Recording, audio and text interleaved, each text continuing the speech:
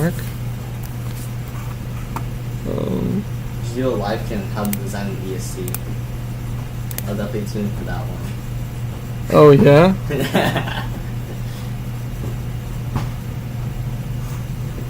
Wait, dude, I don't even know where to check where I'm live, bro. That's ridiculous. What's your profile account name? Miguel Flores-Acton. Wait, YouTube live.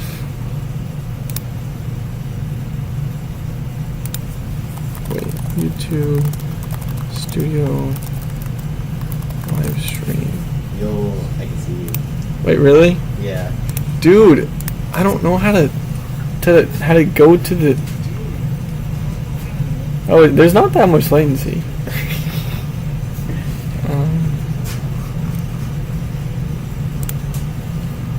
Oh, there it is. Okay.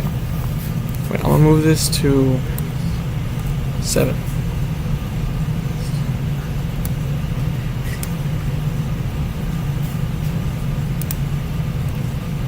Pop out chat. Isn't it possible I can watch it for any? I mean, modular, I don't know. I guess so. How do you make... Is that you? What? No? Of course not. How do you make an ESC? Wait, just come, you have to come into the live stream. You gotta... Actually, you wanna sit with me for like 5 minutes? Okay. I'll take notes. What do you mean? What do you mean take notes? Dude, why is this so complicated? Oh my god, I didn't even change the tile, dude. Oh, that's terrible. Edit. Oh. How I design... Wait.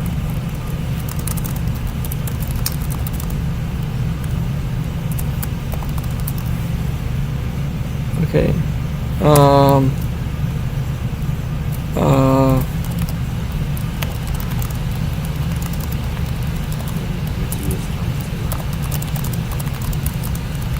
Wait, guys, sorry, 1 second. I'm updating the description of the video because I forgot to do that.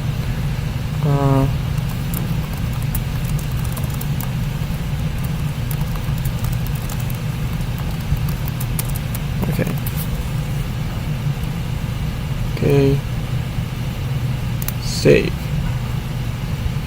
Oh, let me update the thumbnail as well. Dude, I'm not even checking chat right now. That's terrible. I'm not professional, but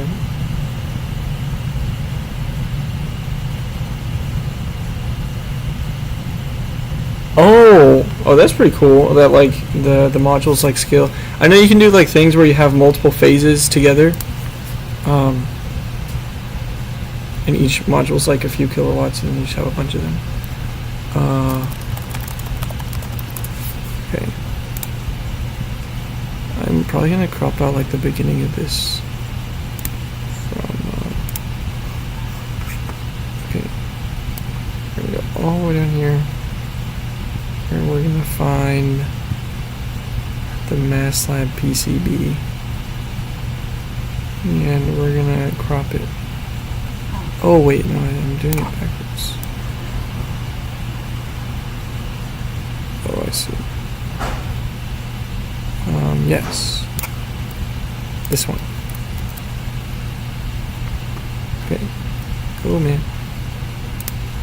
Okay.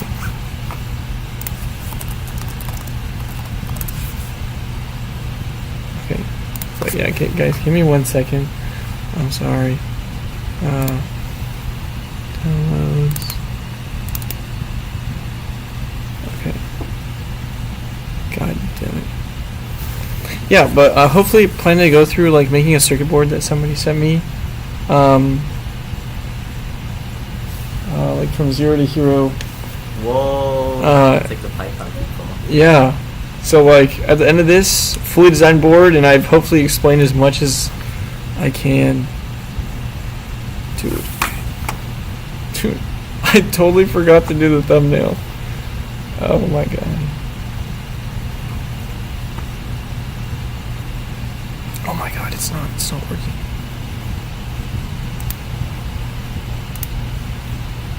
Okay.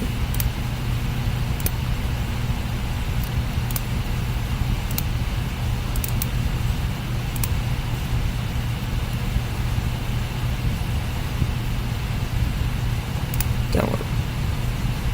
Okay. So now, edit.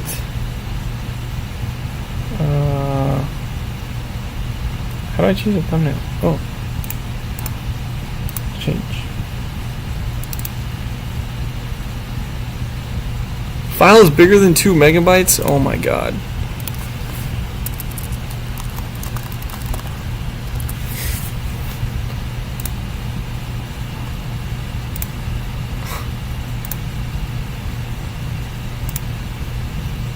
Dude, I feel like stopping the stream and starting it when I actually know what I'm doing, but that's okay.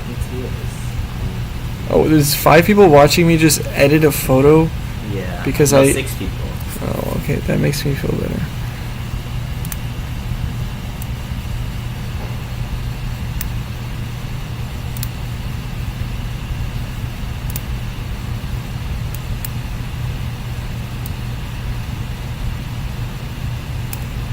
Alright, yeah guys, sorry, I'm editing the thumbnail. This was not planned for. Oh, you know what? I can just I'm just gonna take a screenshot and then I'm gonna put it in Discord, and then I'm just gonna download the Discord photo. Wait, I do this all the time. It works great. Because it compresses it? Well, because yeah, my screen resolution is less. Okay, so change. Oh, perfect. Alright. Guys, don't hate me, but I am broke.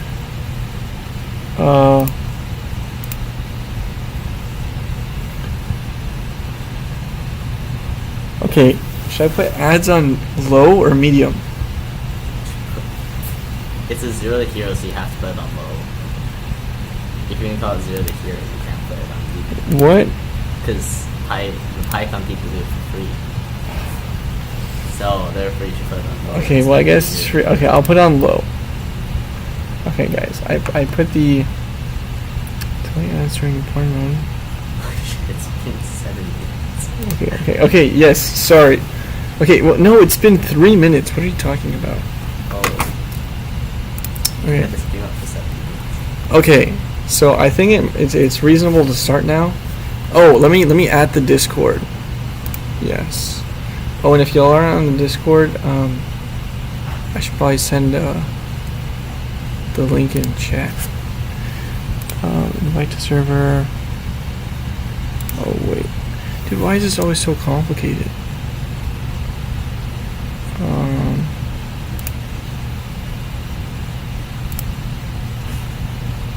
Oh my god, dude, I clicked the wrong button again. Alright, well, this is all gonna get clipped out. When it, okay. Huh? You have to respond to chat. Oh, give me a second. She does have a text-to-speech. Okay. Dude, I don't know how to enable text-to-speech. Here's the Discord if anybody wants it. Okay. Oh. I don't have the schematic though. Oh yeah, that's okay. Yeah, 240 kilowatts is a lot. That's really high. Yeah, screenshot. Is there gonna? Yeah, there is gonna be a replay later. I'm gonna just clip out this beginning part and then it's gonna be just uploaded. How long do you think this will be? Is that you again? Okay, he keeps asking if I know how to make an ESC because I will make a video. Oh, how long do you think this will be? Oh, probably like 2 hours or something. Yeah, I mean it's like it takes a little bit to make a PCB from like scratch, or like design one from scratch, but hopefully it's like short and sweet. All right, let's start. The first thing, I keep all my projects on GitHub, so I'm gonna make a GitHub repository. Yes, there will be a future video on how to make ESCs. Oh my god. Okay, so I'm gonna call this YouTube PCB. Oh my god. Okay. And let's see. I'm just gonna put it under MIT. And well, it's not even mine, so I'll put Apache. Apache's like the safe route, is what people say. I don't really know. Okay.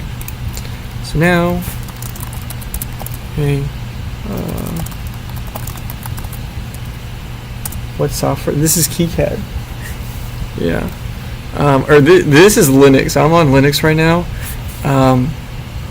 And yeah. Okay. Okay, so we're gonna open KeyCAD. There's a few things I liked configuring with my projects, which I've made into templates, but I'm just gonna start from scratch here. Okay. YouTube PCB. Let's go. What we're gonna call it? There we go. Save.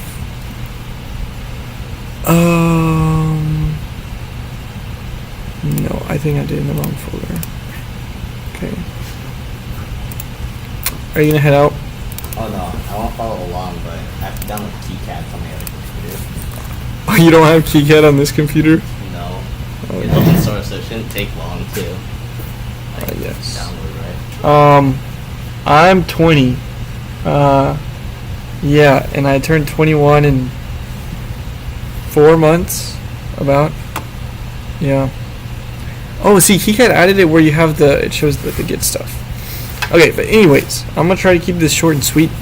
But yeah, if anybody has questions while I'm going along, definitely ask. Okay, so the first thing that I'm gonna copy over from this other project is, like, the first thing is getting your design requirements. And luckily, this is not my design for a circuit board, but this is like somebody else's, or it's like, I'm gonna design it, but it was somebody else's board that they want to make. So I'm just gonna copy over those things that we're gonna put on it and call that a day. Yeah. Oh, nice. Is this UNC status? What does that mean? No, you said you're 20. How does it relate to UNC status? Because like 20 is UNC status. Alright. Alright. Okay.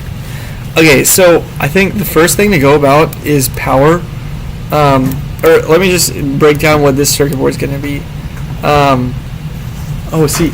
Oh, AJ, do you mind getting me water from upstairs? Do you know where you get water upstairs? Yeah. Thanks, bro. Dude, you're such a lifesaver, man. Thanks, dude. AJ's filling up my water. Such a nice guy. So yeah, the first thing we want is it has a like 24-volt input, and it needs to control a stepper motor, 2 servos. Oh, you know what I didn't put? 2 servos, RS-45 communication between like a PLC, and then you have the microcontroller. So you need a bunch of different voltages, and that's the first thing we're going to look at. But for the time being, I might as well add everyone.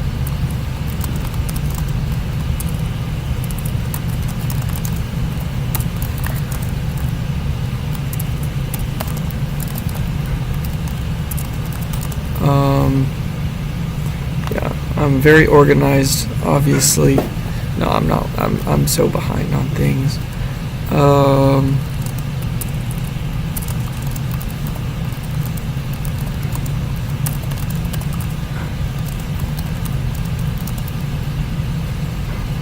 Is there a website?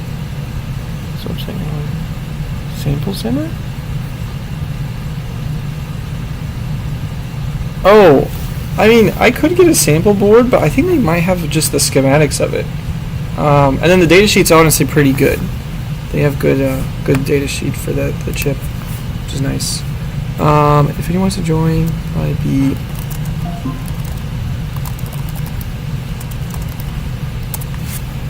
how rigorous would you say the coursework is at MIT?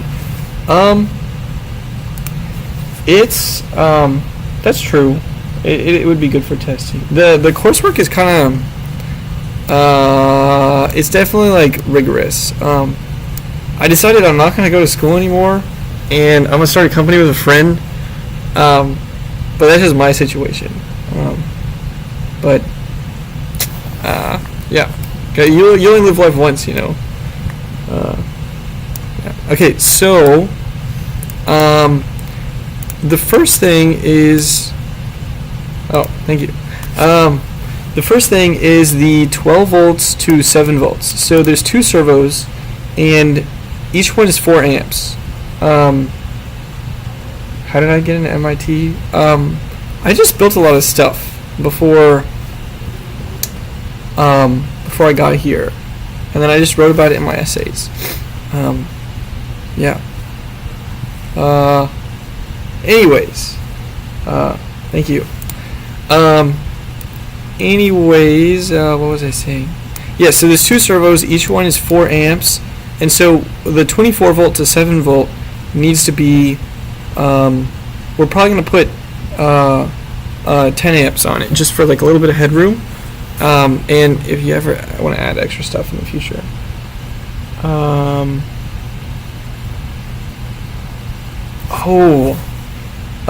Yeah, actually, you can find on the website like the different courses, like electrical engineering or like EECS, and it shows like the required classes and like the option, like the classes you get to choose, and it's all just out there, I'm pretty sure.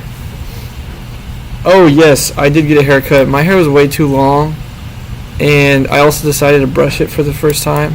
I usually don't brush my hair, but yeah. Okay, so 24 volt to 7 volt. It needs to do 10 amps, and this is like, that's like 70 watts. And this kind of gets into the region of power where it's sometimes you find buck regulators that have internal MOSFETs, but kind of at this level it's easier to find ones that have external MOSFETs. So step 1 is like finding the MOSFETs you want to work with. Thanks, dude. I feel like a maid. What? No, it was just water. How do you get to MIT? Hey, was that you that asked that? Dude, that was you. Oh my god. AJ's just trolling me by asking random questions in chat. Oh my god. He's literally a freshman. Oh my god. That's ridiculous. Okay. Well, yes. So for this, this is going to be the first thing we're going to do. Schematics-wise.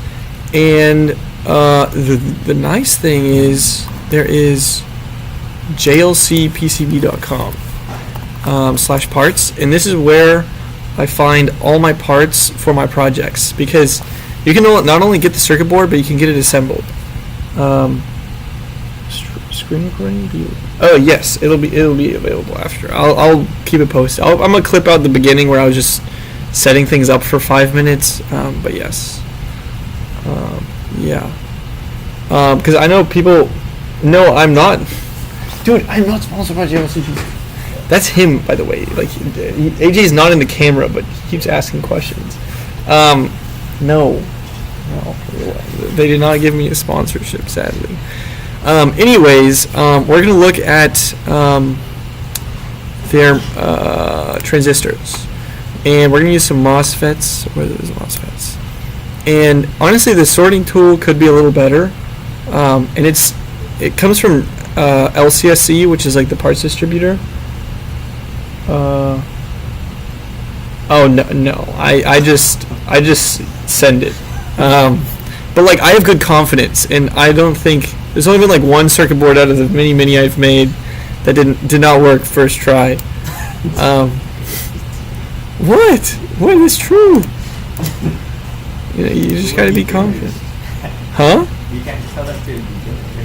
No, but I mean, you'll get the, you get the, cause my designs at the beginning were not very complicated, and so there was minimal things to mess up. And then I started getting more confidence with more and more circuit boards. Oh yes, so because we're designing a 24 volt to 7 volt, we want FETs that are rated between 35 and 40 volts. I mean, higher would be fine, but then you're just spending more money. Because you want a little bit of margin there.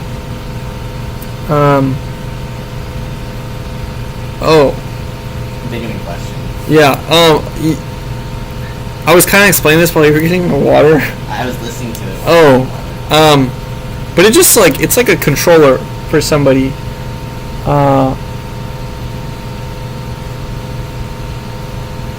I mean, we have Cruft here, but if you can get it for 10 cents, might as well just get the 10 cents ones. Yeah, but then you can't get them reliably if you want to make 10 of them, And then you're gonna need 40. But yeah, so this is basically just it's like a controller, and it has some communication inputs, controls a servo, some steppers, has some switch inputs. Yeah, it's not super complicated. So yes, so this is the voltage we want, and we want N channel, and then I already kind of know what the RDS on I'm looking for is, the range, because I was looking at the datasheet, but usually it's a trade-off between resistance and this other column, which is over here, the gate charge. So if resistance is really low, then you have very low conduction losses, just wire heats up because it has resistance. It's I times I squared R. But then if you have low resistance, you're probably going to find a FET with high gate charge, which means that it'll switch slower, and the switching loss is worse. And switching loss comes from every time you switch the MOSFET, you lose some energy, and because you're doing that at 300 kilohertz, you multiply that by 300,000 times a second. And so, yeah, the optimal of what I found is it's between 3 and 4 milliohms. So I'm going to select all of these. Yes, RDS is the resistance. Yeah. And this will be pretty efficient because it's only running 10 amps anyways. And so, I mean, if you do it, it's 10 times 10 times 4 is 0.4. So it's 0.4 watts dissipated over 2 FETs. That's 0.4 watts is not very much heat. So it'll just get slightly warm, and that's about it. Yes, and then I always filtering by price here, because who doesn't like cheap circuit boards? And this is the this is the MOSFET I found earlier, because I was doing a little bit of prep work before this, an hour before, just seeing kind of what things I would design, or how I would go about the design. And the cool thing about this MOSFET is it has 3 milliohms basically. In the resistance slightly increases with temperature, but not a significant amount, especially if it's not losing. It's like a runaway condition. If it gets hot, it's losing power, and then it gets more hot and it loses more power, and then there's a term for that, but I forgot. But yeah, 3.1 milliohms, it'll barely heat up. And the other important thing is if we go to the data sheet, there's this gate charge graph, and this thing here usually it's flat, but it's called the Miller plateau.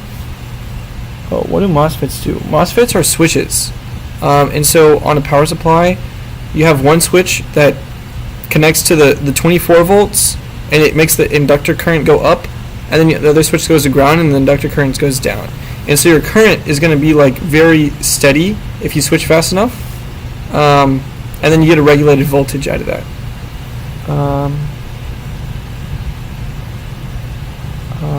Just on raise rate. Oh, that's AJ. I mean, AJ, was that a rage bait question? No, I actually. Oh, okay. AJ's, a freshman. You can't blame him. Okay. What are you designing for this, this project? Okay. I did. Oh, can you go over SOA for switching continuous? I don't know what SOA means. If you want to explain that. What are you designing this project? It's like has some motor outputs, some sensors. It's like just a good base project that someone else asked if I could help with. Oh, safe operating area. Oh yeah. So the real thing about these switches is that it's all like everything boils down to thermal limitations, and so they will say, if you look here, it'll say 45 amps, but that is not, that's like, those numbers are just not real. That's like if you cool it in liquid nitrogen. And so the actual stuff you have to pay attention to is over here in thermal characteristics. It'll give you two numbers in degrees Celsius per watt. Oh, the inverter is basically done. I'm going to make a video about it soon. But yeah, it came out very nicely. I haven't built it yet, but I'm going to send it out soon. And I've been working on the battery electronics, and I spent the last week learning controls because I needed to do some controls for something. But I will probably talk about that later. Thank you.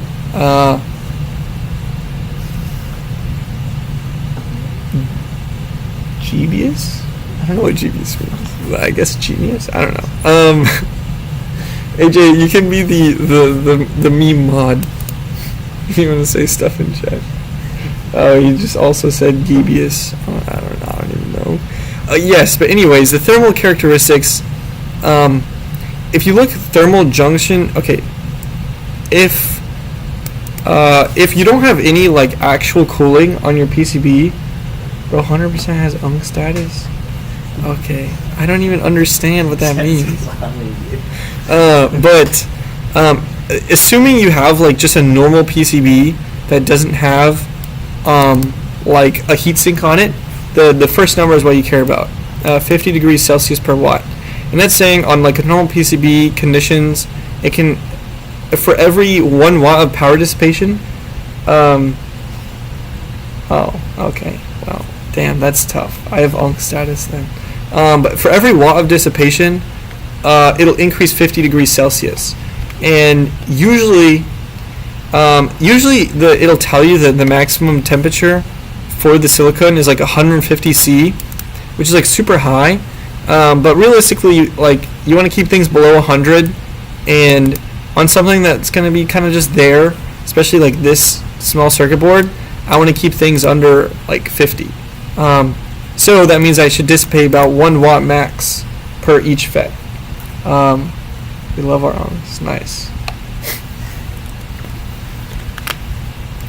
And so, usually whenever you're designing like some power converter, the main two, if it's a lower voltage and it's like typical MOSFETs, you want to split it. The main losses are going to come like about half from switching losses, or you want to design it to where half switching losses and half conduction losses. And so, looking at the on resistance, we have 5 milliohms. It's going to be 10 times 10 times, because we're running 10 amps maximum, or we're designing it for 10 amps times 5 milliohms. That's half a watt. So that's the right resistance we want. And the gate drive, I might as well pull up a gate drive chip. But before I do that, I'm going to copy the part number, and I'm going to move it over here temporarily. Just so we can search it up later. But the next thing is looking at the actual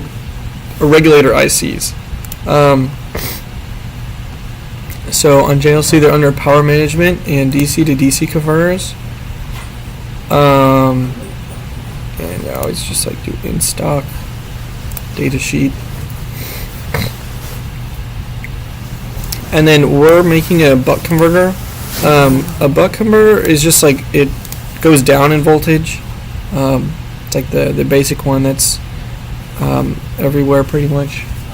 So you let's see. Yes, and then I'll just do that for now. Oh, actually, and then oh no. And then we can pick the output current to be 10 amps or above.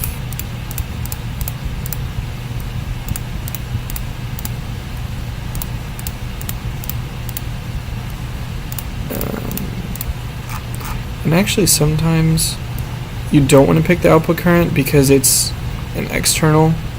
Well, you know what, we might as well do that. So because we're using external FETs, there's an option here for the external switching. Well, I guess not. Well, okay, I'll try the current. Yeah, it's hard to find the right options to filter from, but that's just life. And like DigiKey and Mouser have better parts search, but parts from there are more expensive, and usually parts here are from like the Chinese supply chain, which a lot of the times don't exist on DigiKey or Mouser. So I'm going to filter by price. Yes, so the reason for gate driver is because the MOSFET, the main MOSFET itself, needs quite a bit of current. It's like usually around 1 amp for mid-level stuff, and more for higher power stuff, like 4 amps for high. Like the inverter I made, the 10 kilowatt inverter, has 4 amp gate drive, and you can't drive 4 amps from a microcontroller.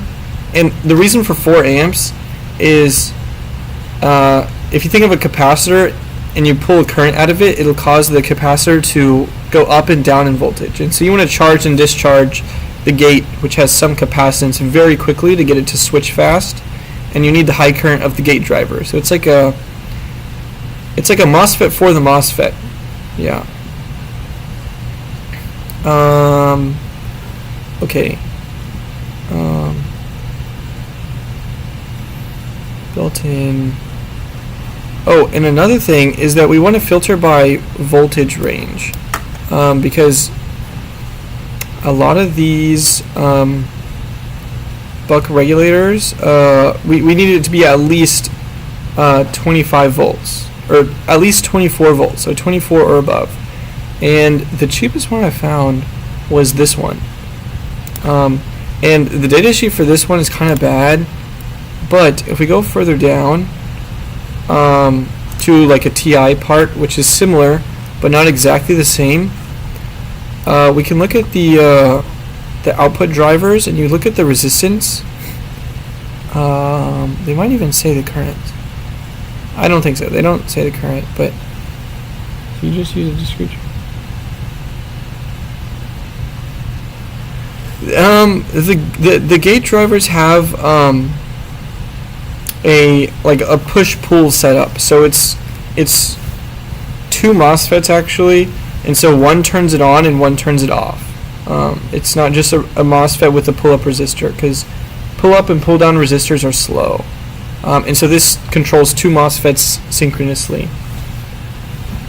Yeah, so if you look at the internal resistance, it's like 2 ohms, and because the gate drive's usually 5 volts on these chips, that's about 2 amps of peak gate drive current.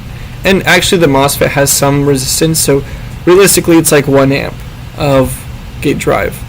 And so with that kind of estimate,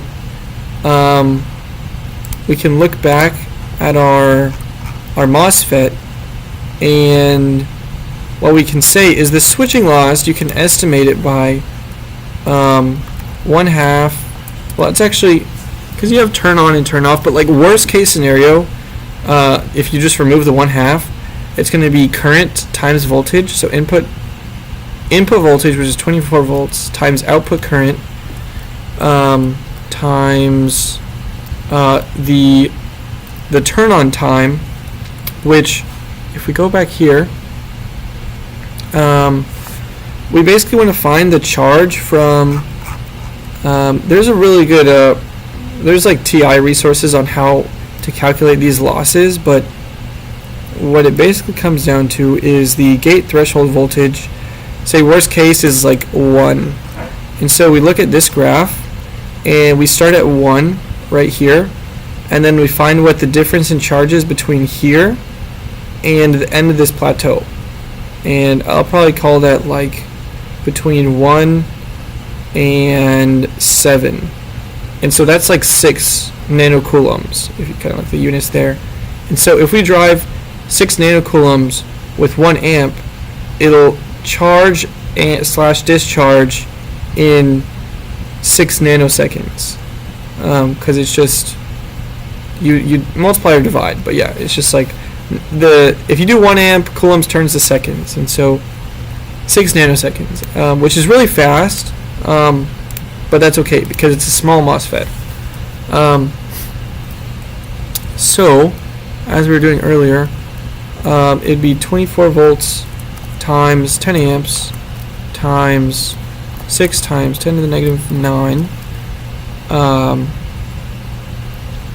and then times your switching frequency, because every time you switch you lose this amount of energy, or this is like the upper bound, so you lose this amount of energy but you switch 300,000 times a second. Yeah, and so this actually comes out to pretty much 0.5, and so this means we have the right FET which has a good balance of switching loss and conduction loss. And if you look at the optimization, if you have them roughly equal, that's like the best efficiency you can get, or pretty close to it.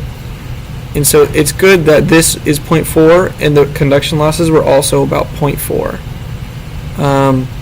And then this is actually this is per FET, but the thing is 1 FET turns on and 1 FET turns off, and really this should be like a half. And there's a lot of subtleties where, like, I think turn on is way more losses than turn off.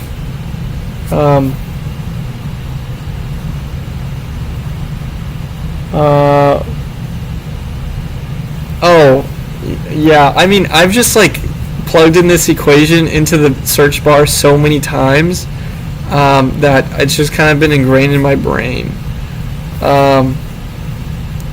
But yeah, like I was talking to one of my professors one day, and he didn't know the equation off. Like, knowing the equations off the top of your head is not that important, because for the longest time I was just always asking ChatGPT for the equations and looking at like resources on the internet and making sure like actually getting the equations from that. Oh yeah, I mean, I never do units, I just assume they're okay. There's a TI. Yes, this I might as well just send this in chat, but this is gold. This right here is gold. This has a lot on what I was talking about earlier with the turn on and to the end of the plateau, and then doing the it shows like right here where it's like the you have the 2 times because you have on and off and stuff. But yeah, I mean, all the equations, that's the switching loss stuff. Oh, here's the equation we were talking about. So it was Vin times I out times switching frequency times the charge divided by the gate current. And this was the 6 nanoseconds right here. So 6 nanoseconds, 300K. Oh yeah, TI has great application notes for the most part. And then here are the conduction losses. Yeah, and you can kind of see how. But did you subtract it? Oh no, I added it. Or I added. It's basically from here, what they're adding is from here to the beginning of the plateau and the length of the plateau. So you add that, but I just subtracted the beginning of the very beginning to the very end to get like the distance of like when it starts to when it ends. Yeah, and so you can see here, if you're wanting to design for like peak power better, you might want to have a little bit lower switching loss than conduction loss. Well, actually, I don't think this is not really accurate. I think. Oh, this is frequency. I thought this was with current, but with frequency, switching loss gets way worse. But with current, the conduction kind of has the exponent because I squared R. But usually you want to be in this point, and there's other losses like the gate drive loss, but you can always just assume that's significantly lower than your conduction and your switching, and so you want to hit this like this crossover point. And then it's talking about like body diode stuff, but for MOSFETs it's pretty low. With low current, that type of loss is pretty low. Yeah, and there's like more stuff to look in here. And there's actually some stuff they don't cover in here as well. But yeah, this is a very good starting point.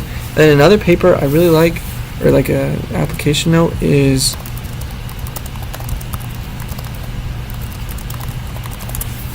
this one. Is it this one?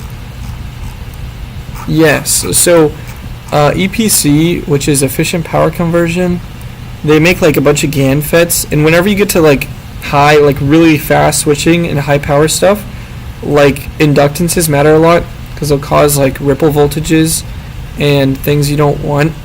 And yeah, it gets pretty messed up. What is the main point is above switching?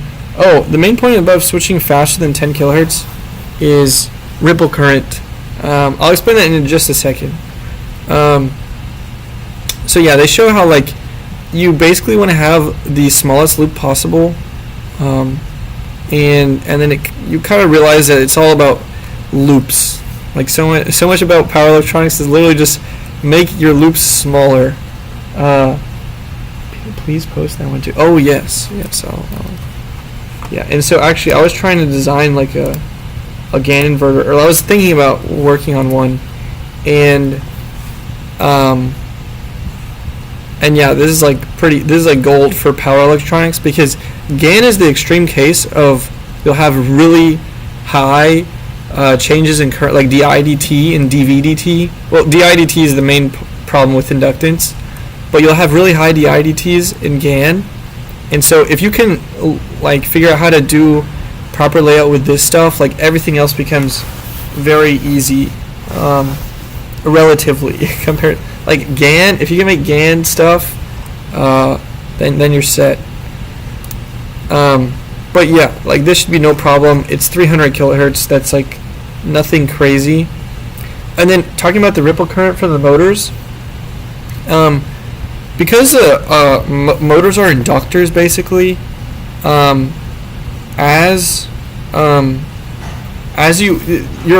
what you can do is you can only switch the voltage, and so if you switch the voltage to the high side, the voltage difference over the inductor will increase to whatever your voltage, or like half your voltage or something. Oh, I might have seen that Hans Rosenberg video. I think I have actually. My friend sent it to me like a month ago.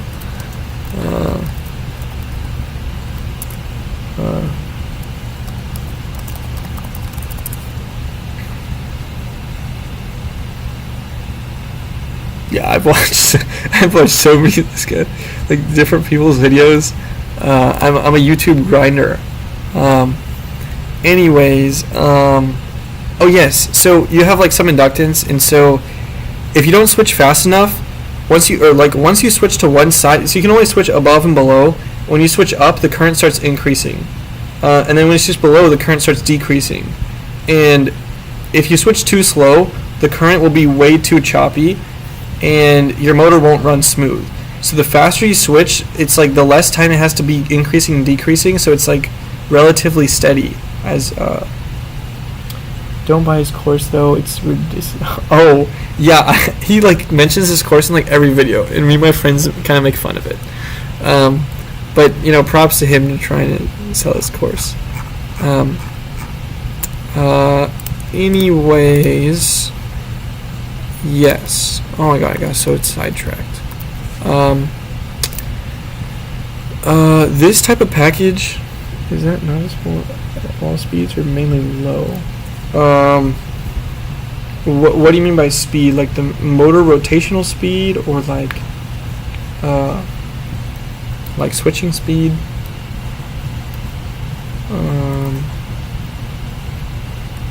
Okay, let's see if motor. No, it's at all motor RPM.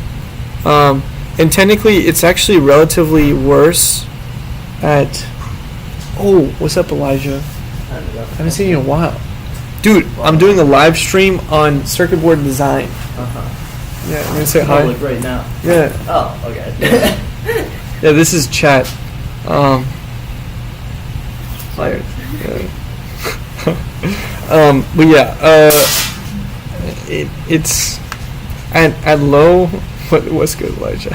So somebody said what's good. Oh, I think he left. He left upstairs. But yes, at low frequencies or at low RPMs, your current is low, and so your current ripple is always it's roughly constant regarding whatever RPM you're at, and so well, that's not true. That's technically not true. I'll explain why in a little bit, but it's like roughly the same, and so at low RPM, anything is true. Yeah, at low RPM, your ripple current relative to your actual current is really high, and so it's hard to get like your percentage error is high, and usually you care about like a percentage error, I think. But also, well, the worst case ripple current is whenever you're at 50% duty cycle. So if your motor is spinning at half of its maximum RPM, that's when your kind of voltage is somewhere around half of what it can be driving. Well, actually, I don't think that's true, because motor controllers usually have, it's like the plus rail, the minus rail, and the center of the motor stays here, and so you're never actually at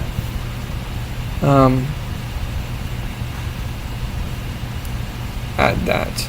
And so yeah, actually it is worse. It's the worst case at low RPM, I'm pretty sure. And it gets better as your motor spins faster. Not only because percentage wise, but because ripple, the duty cycle gets further from 50% in both sides. Okay, so what I'm gonna do is we have this part number and put it back into JLC. Actually, before I do that, this is the part we're going to use, and you know, it says 20 amps, but the thing is, if you look at the data sheet for it, it just uses the external FETs. So the real current rating comes from what the external FETs can do realistically. And these are small. Also, size has a good impact on gate charge, because these are small, physically small. Their gate charge is really low. So that's another way to tell kind of roughly what the gate charge will be. Okay, so this one is not in KiCAD. KiCAD has a lot of default just like default components, but sometimes a lot of these from JLC's part library just don't exist, and so might as well go through the process of making a symbol, because I always make my own symbols because I think it's nice to do. And so there's the symbol editor. Yeah, I'll just move that there. Okay, and we can create a new symbol library. Yes. And make it a project library, just so it's all bundled together here. And we're going to call this symbols. or we'll call it project symbols. Okay. Here we are, and then we can create a new symbol in here and put our part number. And then comes the not very fun task. What is the benefit of a project library? Well, I have. It's about easy to. I mean, I just do it myself. I don't use the TI Power Designer. I honestly didn't know that was a thing until like not too long ago. But it is nice to know like why the reasons are. I don't know how much it like just does it for you, but yeah, it helps you like think about everything. But it also takes a little longer if you have to think about everything. I usually do global libraries because I have like a GitHub repository with all my libraries, but because this is like an example and most people aren't going to have that, I'm just doing a project library instead. And doing your own library is because the part doesn't exist and I don't want to import it and it'll look weird, so I'm going to go here and make it myself. And so yeah, we're just going to go here. Pin 1 is VN, and then you set the set it to power input. How long have we been going? It's 50 minutes. Oh my god. See, I thought this was going to take 2 hours, and I don't think it's going to take 2 hours. High side MOSFET driver. Okay, so pin 2. I think we'll just call that an output. Yeah. And then pin 3 is the switching node.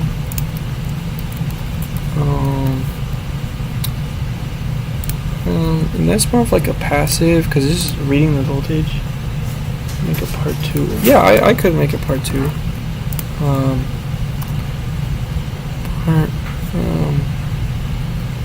Switching pin connects with an inductor. Okay. 4 is the boost strap pin.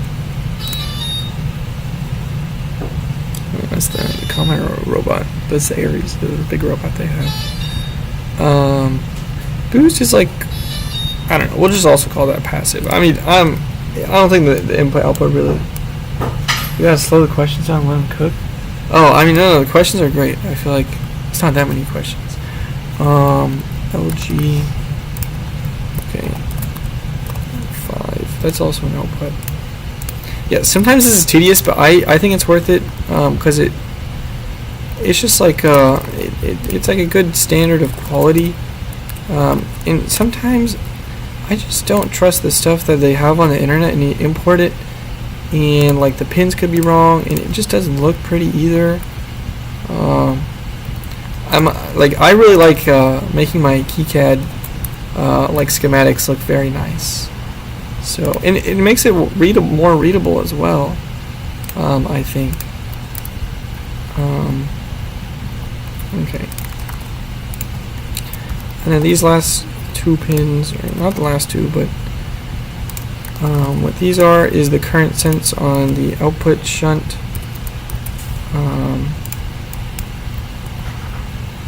Negative, and then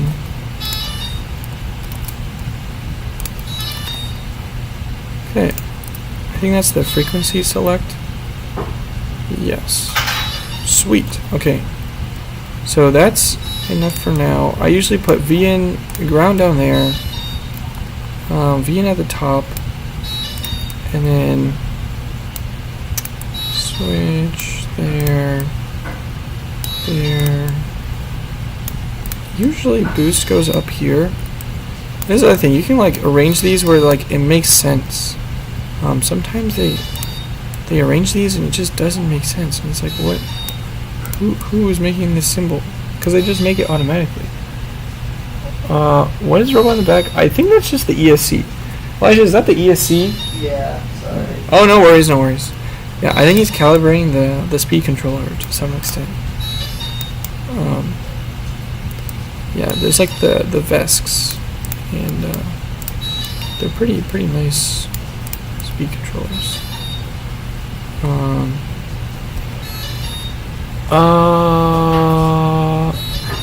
No, actually, okay, hear me out. Even though, okay, that was like, anything where you mentioned Altium was like a rage bait question for me, because I had to use Altium once, and I just like condemn it severely, like, but like my inverter, I will show you an example. Okay, I'm sorry guys, I have to show something here. Okay, so like, okay, you know what, I'm gonna open. Okay, I use FreeCAD as well as my CAD software because I'm just like open source all the way. But anyways, okay, you just gotta like, yeah, I mean, the thing is like do you really need FreeCAD as well? FreeCAD is, yeah, dude, I use open source software. But what was I saying? Yeah, you can just import into CAD and look at this based assembly. Look at that, it's beautiful. Foss supremacy. Yes, exactly. Okay. I think it's an orthographic projection right now, but that's just because I was taking some photos. But yeah, this is the inverter, and I mean, as long as you just have like between different PCBs of like the dimensions right, like it's totally fine. This is like the bulk stage.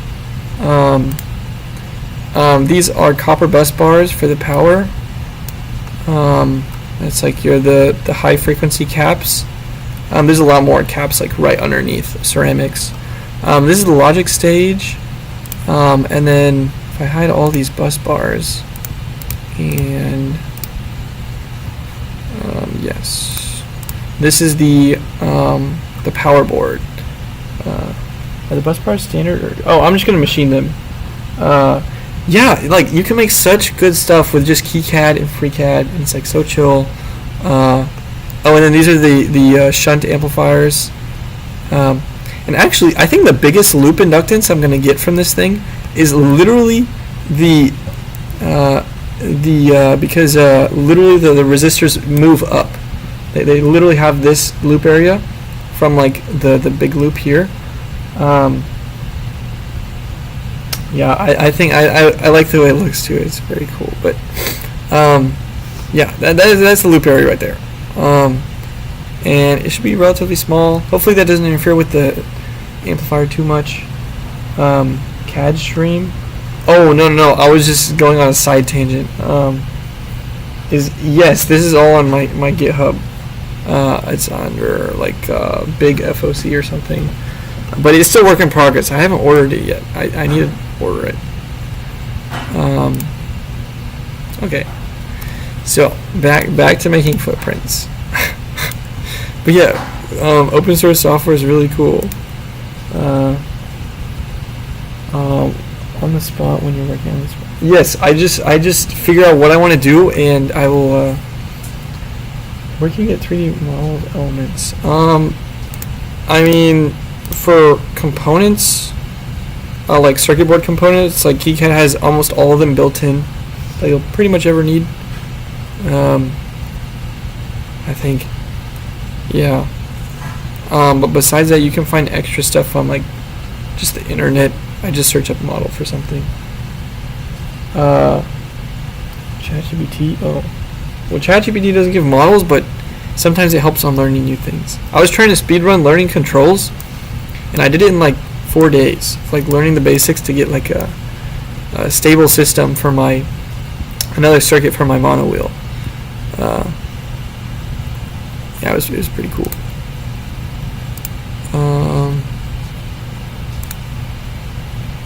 Yeah, we're gonna actually call that an input. Okay, so yes. Yeah, sometimes it's not great at finding resources, but YouTube and just the internet, you can search up.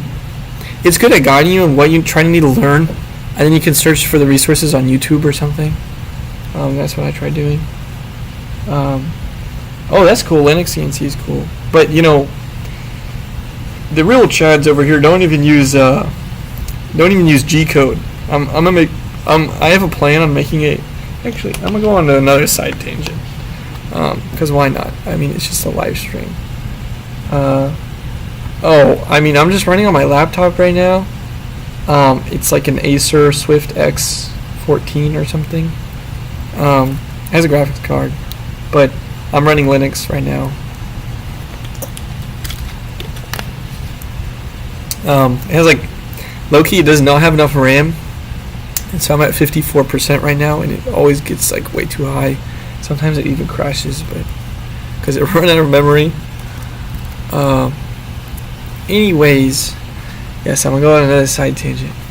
But me and my friend had this idea of, like, I had the idea, and we decided to work on it together, of an autonomous factory. Oh no. Oh, it's lagging on me. Oh no, this is the wrong assembly. This was a cycloidal gearbox I was working on. What do you use Blender for? I mean I have Blender, but I've never really used it. I wanted to try learning it. I just haven't installed though. Oh yes, okay. This is the actual assembly, and what we're gonna do automated manufacturing, and we're gonna start with like CNC precision parts. And so the idea is like China is way better than the United States right now, and so why is because labor cost and machine cost, right? And so step one is making it automated, and step two for like this kind of stuff and a bit gaming. Oh, this is fire! If anybody wants aluminum CNC parts after we get our first CNC machine up and running, definitely let me know in Discord or something. But what is it just for? CNC content. I'll probably post some stuff eventually. Okay, yes. But anyways, I made a little cool little. I have so many things. Yeah, I don't. Yeah, like imagine JLC CNC prices, which are like CNC aluminum part for $20 and next day shipping, and what else? Yeah, next day shipping for $20. I mean, you can't go wrong with that.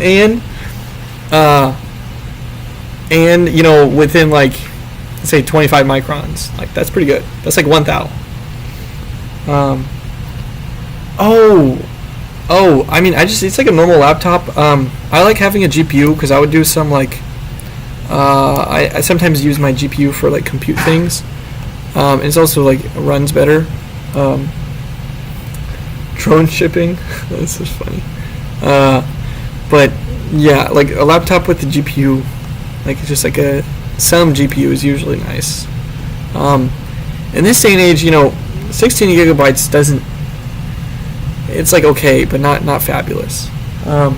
Anyways, so the factory is gonna look like it's like a grid, and so you have like, for example, these are 3D printers, and so each grid size is 500 millimeters, and so these are CNC machines, and then these are 3D printers, and it's like 2x1 and 1x1. I want to make a CNC machine.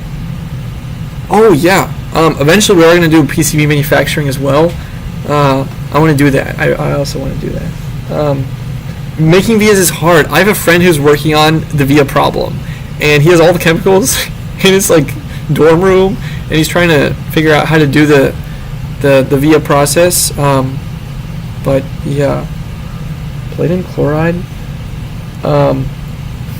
Yeah, I honestly don't know much about it, but I just know that the via part is hard. Anyways, so like these, like this is example of a, well, it's like a mixed CAD right now, but this would be like one CNC mill or like one CNC surface grinder, and all of these machines are made out of steel tubes, and so the plan is like you make the machines out of steel tubes that basically have holes in them. Oh yeah, I mean, I think you lost me at silver nitride. You lost me even before silver nitride. Actually, I don't know much chemistry. That's the one thing I don't know much about. But the machines, CNC mill, CNC, surface grinder, and then you can basically drill the holes on all these tubes and then surface grind the mating surfaces so you get high mating stiffness, and then you fill all the tubes with epoxy granite, and you can get really good performance. And because it's a long ways long, you can machine most of the parts for the machine itself on the machine. And so the factory, once you have like more than like 3-4 types of machines, you can start making parts that make the factory itself. And so it's like, you know, like software scales by just scaling, right? So you just input materials into it and it'll start building a factory, you know. And so the whole premise is as simple as possible. And so, you know, do everything from scratch, because things in reality are simpler than most people make them seem. And the steel welded frame. Well, yeah, I was about to say, once I saw welded, I was about to say stresses are going to cause warping over time. And so actually bolting is not a bad option. And yes, nothing in this factory is going to be really aluminum, because aluminum's just like, you get thermal coefficient difference problems with the linear rails. It's just not as stiff. And it's more expensive. There's so many reasons. But yes. There's only steel. Yeah, it's not stiff enough. I mean, you can add more mass, but then you just it gets like 2 or 3 times the price for the same stiffness. And steel is just like way stiffer. Yeah. What else was I saying? Vibratory stress. Yeah, that would seem hard. Oh no! No. PCBs and processors is totally different. I had a friend who actually try to do vibration stress relief, but I don't know how well it worked out. You don't make the chips; you just make you just connect all the chips together. And so yeah, for these CNC machines, my own PCBs, they're not even going to run G-code. They're not going to run anything. Like, it's going to be all custom firmware over like an Ethernet network that I'm gonna make.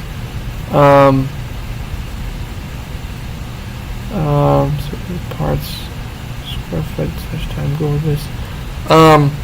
The goal is to have an autonomous factory that can do any parts autonomously, that, like, within reason. You know, somebody can send you a really cursed part. You don't have to manufacture that. But yeah, and then hopefully we can get it up and running in like 6 months or something. Yeah, it is. I mean, for PCB milling, it's actually you don't need as much stiffness for PCB milling, I feel like. Oh, etching stuff. Yeah. I actually think it's not, like, if you retro rig, there's like a club here, and they retro rig a bunch of stuff, and they're able to do like 1 micron lithography, which is pretty cool. Oh, no worries. And then the part of automation is you have machines on top that move across the rails because it's like a grid. No, well, I am gonna write. So I'm gonna write my own CAD software. I sound crazy, but I'm gonna write my own CAD software. And with my own CAD software, you get to integrate your own write my own CAM software. And so, like, as soon as an order comes in from like the website, like there's like one big server. So usually machines have like 1 Raspberry Pi computer for each of them, but instead of doing that, that's inefficient.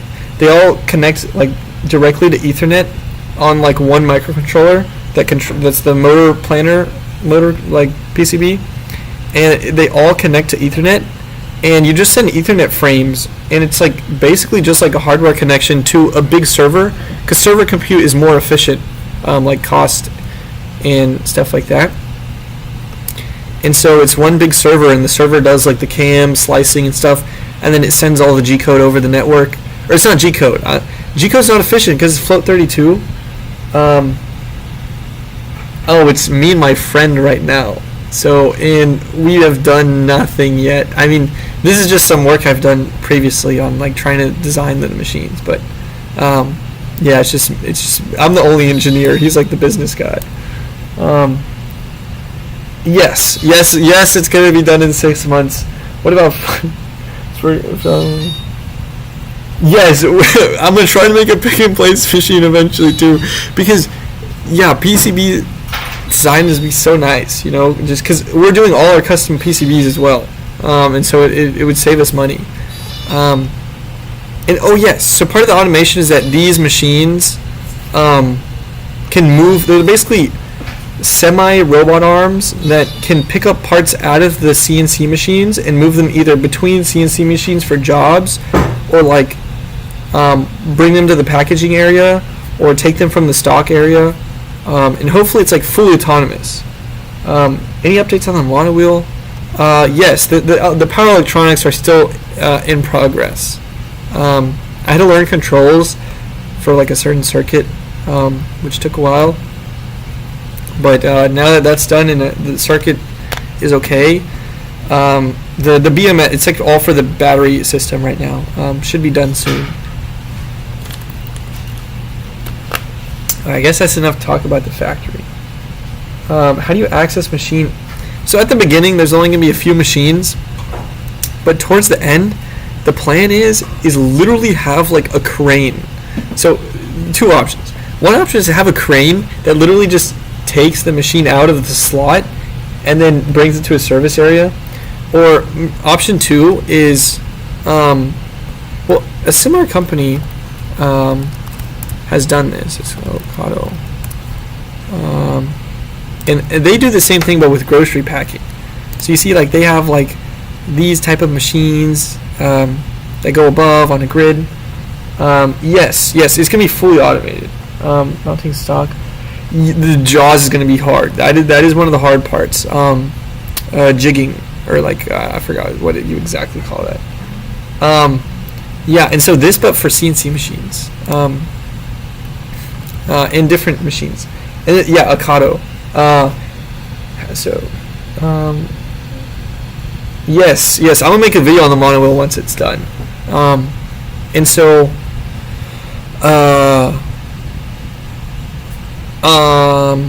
what is it? Yeah, these machines, and then there's also gonna be machines like vacuum machines to get the chips out and then like replenish the. All these machines are gonna be flood coolant, so they can get better temperature.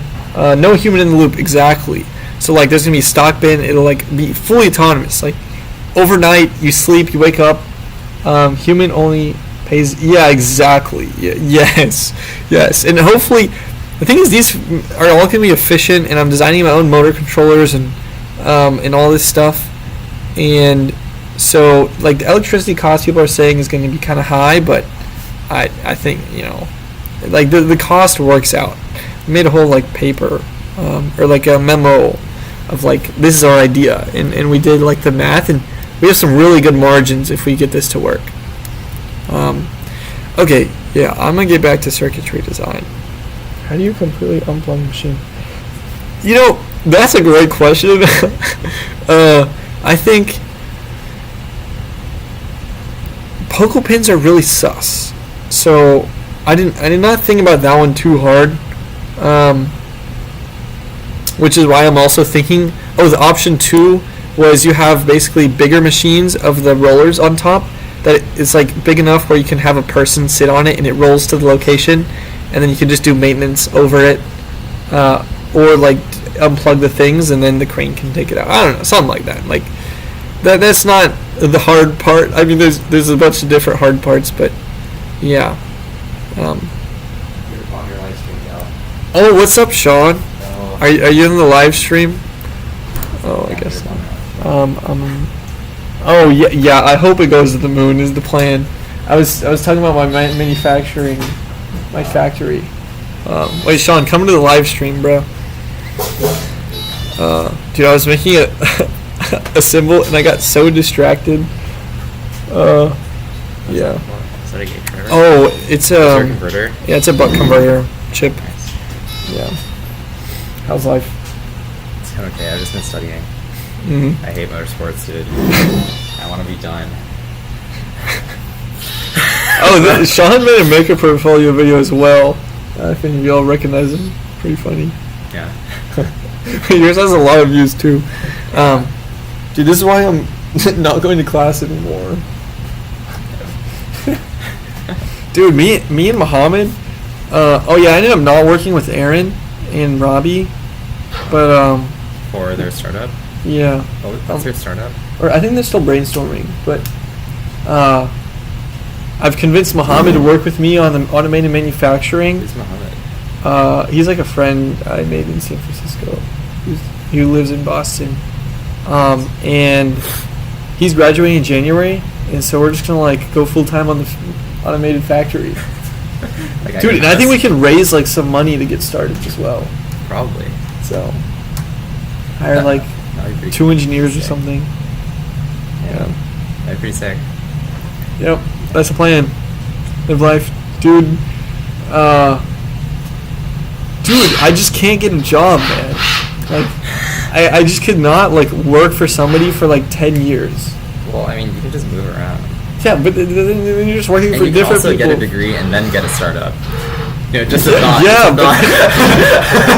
just a No, thought. no, Bro. not worth it. Yeah. You'd be like, have the Zuckerberg moment. Yeah, dude, I just can't sit in a HAS class ever again. But yeah, and you can like. Yes, dude. See, this guy says YC. Like, oh yeah, I did YC last summer, and they'll throw money at anybody. It's true. Yeah. Not that much for hardware And- though. It's kind of hard to get into YC for hardware, right? Oh well, we're not doing YC again, but like, Or, like, yeah, okay. yeah. Apparently, Muhammad's like really good with the investors and stuff, and dude, he's like, these guys are so brain dead that you can you can just like put something together, and they'll. Oh, dude, let me show you the white paper that he helped me put together. You guys wrote a white paper? Or it's just it's like a memo. Oh, is that you, Miguel? No, that's not me. That's the. Oh my God! Why is Dude, it so how good is small? your vid? Do you have glasses? Okay, okay. Yeah, no, it doesn't even. Oh yes. Wait. Wait, is this guy still in SF? No, he's here in Boston because he goes to school at some Boston college. Northeastern. But I can send this to you. Anti-factory? Yeah, antefactory. Dude, ante means before in Latin. Oh, that's deep. That's deep. Yeah, and Yeah. ant. You know, ant is small. Ah. And it's, dude, it was not, the domain was not taken. Did you get the domain? Yeah, I got the domain. Cool. Yeah, A I lot do of know viewers. Vietnam. I don't know how many people are watching. Oh, is this monetized? Oh yeah, I turned on monetization. Just because I'm broke, dude. You can't blame me, man. Okay. Wait, Yeah, Leon makes hell dough. let's Oh, see. yeah, you're Oh, right. there's 100 people. Damn. Hello, everybody. Okay, damn. Popular. But yeah, small parts build the world, and then why small parts come from China, and then betting on radical efficiency. Dude, of course, gonna put the inverter. You're bro. you just put photos, Bro. and the investors will love it. And then why we're gonna make our CNC machines good, building the mill, and then dude, this is the mill, the one we've designed compared to one of the Haas machines. Look at how small it is. Wait, is the build area is large? Dude, the build area is not even half. It's like almost the same size. Seriously? Because the thing is that if you move the bed, you basically lose twice the area of the Haas. But this moves the tool head, and you keep the loops small, and then the mine carts I move on top, and then the factory builds itself, and then the factory builds everything. And then the last sentence is one of our names now is to execute. Damn. Yeah.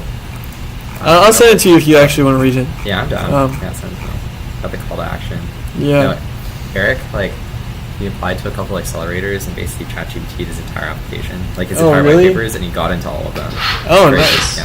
What was his idea? He's doing like Strata Robotics. I can tell you about it later. Oh, okay. Let's No, try. nothing's online yet. Oh. Yeah. Oh, that's what his But, company's he's in called. stealth. He's in stealth. Oh. Yeah. What are they doing? Sum it up in like one sentence or something. Don't tell me humanoid robots. No, it's not human. Nice. Well, I'm gonna keep to the PCB design. Alright, wait, I need to show you we got Limo Connector sponsored. That's Oh, not really? here. Yeah, I'll bring one. Oh, okay. It's so nice. All right. Oh, Actually, no, the cost of automating machines is actually really low. I guess I've closed it now, but each one of those CNC machines is going to cost us like $3,000 at the beginning, and then as we are able to make the parts for the machine ourselves, it'll go to like 2,000 and then 1.5, and that's like with all the automation of it. And so if you think about like a fully automated like I forgot what the really fancy German brand is. But like full automation everywhere else costs millions of dollars. And we're doing it for like $2,000. So like, it's 9 day. And it all comes down to doing everything yourself. But that's the fun part. Is the cart on top the tool changer? There will be carts on top that are tool changers, and then oh yeah, I don't even know what the ads are. I'm sorry if it's like too much. I put it on low, but I'm just like broke. And I was hoping to like pay for like lunch or something. Yeah, I still have to pay my rent, and I have to ask my parents for more money because I ran out. Oh yeah, thanks. Yeah, so there'll be carts that are tool changers, carts that are vacuum cleaners, carts that are coolant replenishers, carts that are move parts, so they have like robot arms kind of things on them. And so you can have different types of carts that do different things, is the plan. And it's like mine carts, you know? Yeah, so I'm going to finish this. For those who came way before I started the rant, this is a buck regulator that I was making. You should make automation of how new cards. Yeah, I think new carts added to the grid. The thing is, like, the carts is not the scaling factor as much as the machines themselves, but that is the plan. Like, I think eventually, when the models get good enough, like the robot foundation models, you can have robots that assemble, not only manufacture the parts, but assemble the parts for the mine carts and the machines. And so it will literally, by itself, you just put the materials and doxing himself. What do you mean? I don't know. I don't know what that means, but yeah, it'll just like grow. It'll be so cool. That's the vision. Anyways, that's good. Oh, the heatsink size on the inverter is just like for aesthetic purposes, but it'll probably be, it's like 98.5% efficient is my estimate, and so like based on that, at like peak power that the monowheel is going to realistically hit, it's like 80 watts or 90 watts, and that's not too hard to dissipate. Yeah, it should be okay. Yeah, and usually when I make these data sheets, you link the footprint.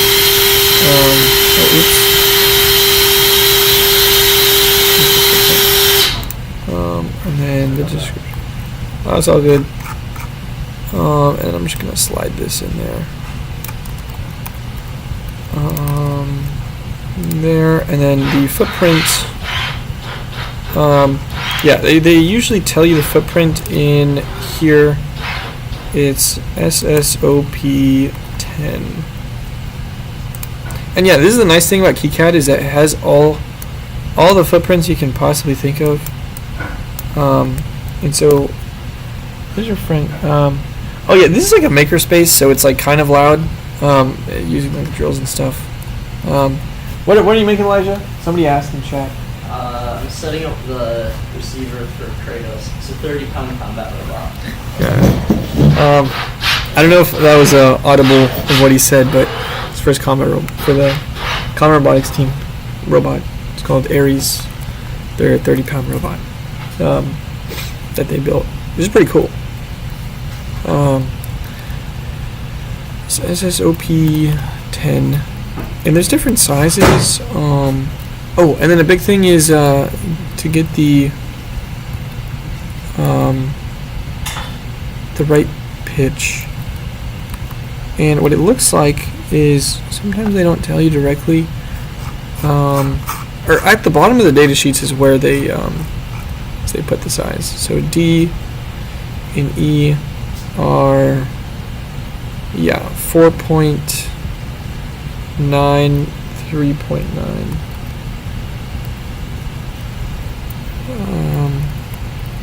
Yeah, so it should be like that one. Perfect.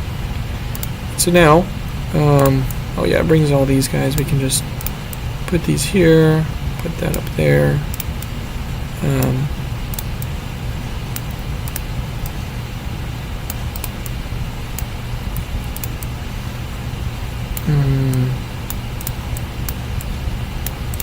Okay. Yeah, the maker spaces are very nice, and we have a bunch of tools here to use, and could not be nicer. That's one of the very nice things about MIT. Alright, so now that we made the footprint, we can go ahead and close that, and it should just show up here. Voila! And look at how nice that looks. It looks great. And I always like doing my stuff in like 2 segment offsets, and so it's quite obvious like what is connected to what, and there's always wires between things. Another thing that I'm about to go into is this resistor. Is Keycad just an open source thing? What? Oh my god, that's a rage bait question for me. Keycad is so nice. I mean, the routing is like look, you got pin helpers. Look. Can you do this in Altium? Look at that. You can go on that label. Oop. And then boom. Voila. That was a good ergonomic workflow. Yes, open source is superior. I love it. What was I looking at? Oh yes. So this FS pin, if we go back to here, it controls the frequency, and so usually these chips will give you what switching frequency you can do. Yes, that is true. That is very true. And so I want to go to the highest switching frequency I can, just because it's already like fine. My switching losses at 300 kilohertz are reasonable. And so it says connect 150 kilo ohm to right here, the FS pin to ground. And so 150K. Then actually,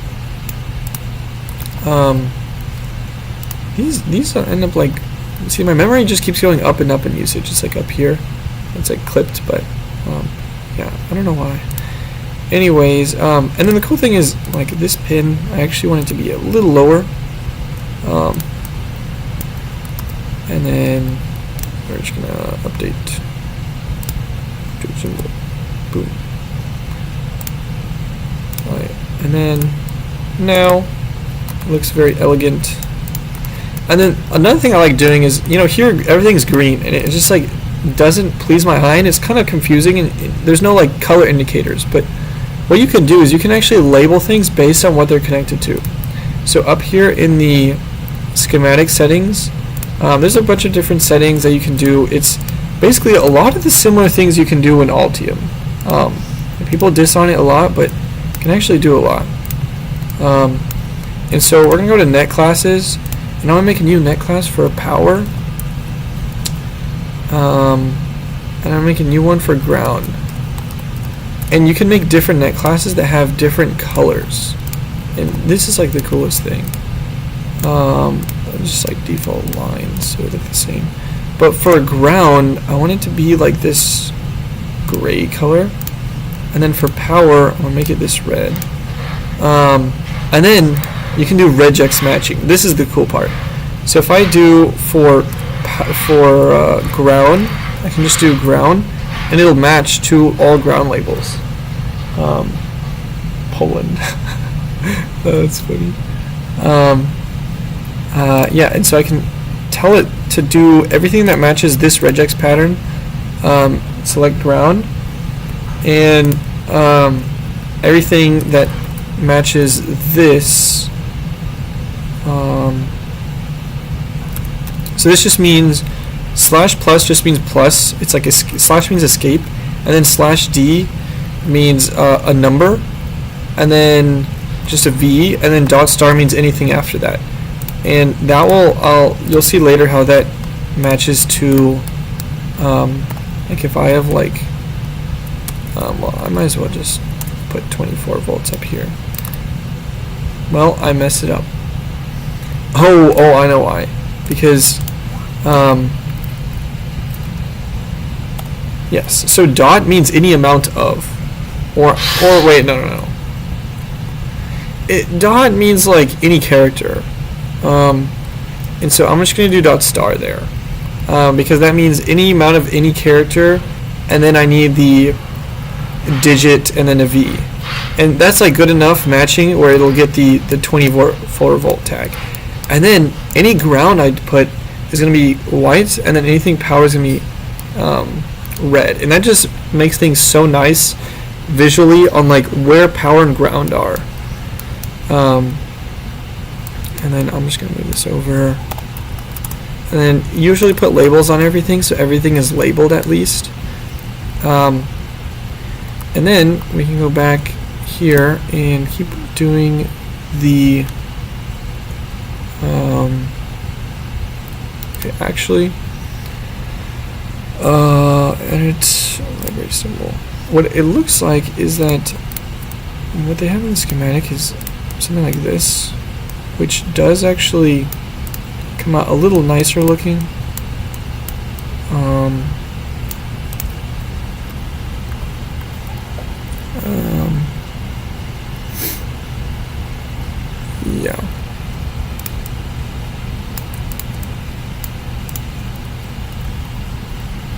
Yeah, and then okay, that looks nice. And then I can actually make it where the symbol gets a little smaller.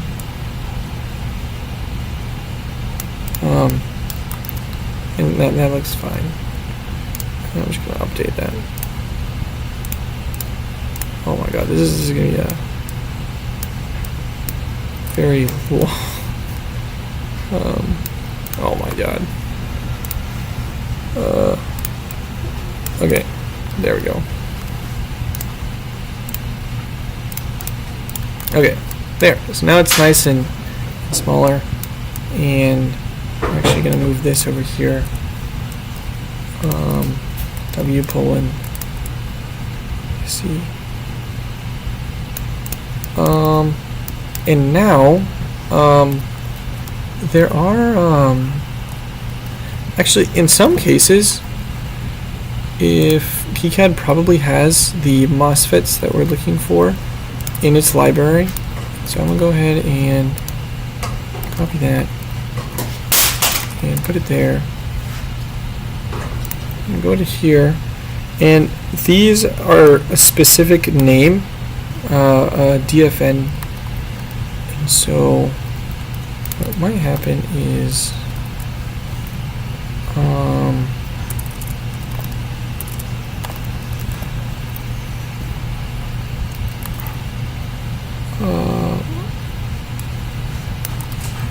they definitely have to have it.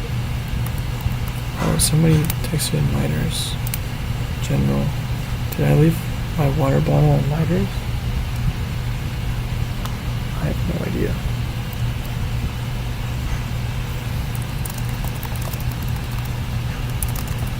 Oh yeah, this place is called Miters. Here's Streamlink. Oh.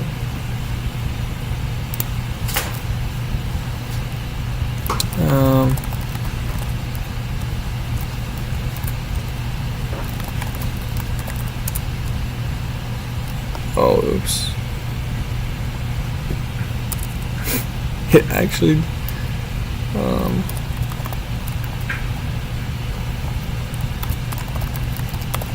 okay. It should be on there. Okay, back to this. Yeah, so KiCAD probably has the, well, I guess it doesn't. So now we get to make another, oh my god. You know, it's worth it. It's worth it. This one shouldn't be too bad. Okay, so new symbol, and then we're gonna call this part number. Yeah, see, these FETs are only $13 or 13 cents. My bad. Well, I hope I haven't lost too many people because oh, there's actually more people watching. Wow. Oh no, there's only 13. There's 100, and I was like so confused. I have like the other stuff on my second monitor. Okay. Yes. Yeah. This has just been a very longer live stream than I thought it would be. But that's okay. I might clip some things later. I'll leave it all up there. That's what live stream is for. So for this, there are, you can say 5 pins. Check out the prices of chips. Yeah, this is LCSC. Like these are the same. Like the part numbers are that JLC uses are like LCSC part numbers, and it's the same price. Well, yeah. Because JLC is like a sub company of the same company that LCSC is, and it makes it very nice. Yeah, so there's gonna be 5 pins here. All right, are you heading out? Yeah. Nice. Did you get it working? Yeah, I think it drives. I don't know how to add proper shirts and all that stuff. Oh, I see. Okay. So looks like gate is pin 4.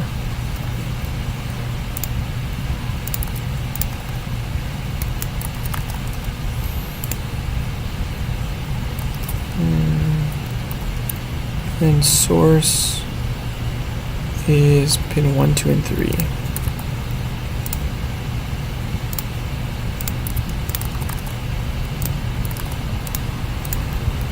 Yeah, and what you can do in the schematic editor is you can make these and then do them non-visible, and what it'll do is just hide them. And another thing in the footprint that you can do is go to settings, or I'm just pressing E and that gets the settings menu, and show pin name, and you can just ignore that. And then lastly, the drain is pin 5. Yep. And the thing here is I don't have the MOSFET symbol, but you can take it from other KiCAD components, and so I can say NMOS. Oh, it's like Q NMOS. Yeah. So what I can do is I can just boop, copy that, and then go back, and then I can paste it, and what it gives me is this very nice looking symbol. Oh, I already had it placed correctly. What do you know? And then boop, and then it looks perfect. And then last thing to do is we're going to add the value again, and then the footprint, or the data sheet as well. Oh, nice.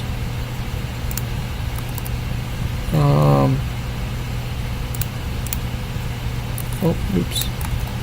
Data sheet, and then the description. Sometimes they don't have good descriptions, but I'll just say NMOS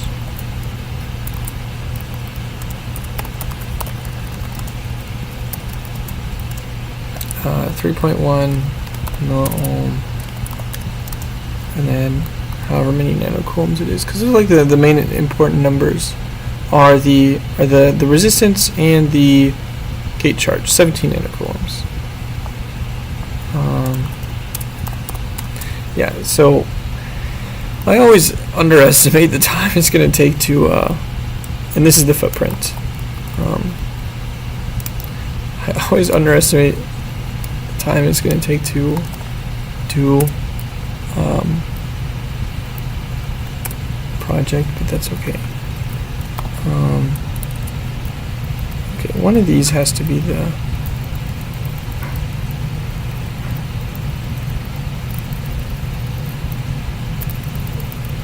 there's no way KiCAD does not have the footprint.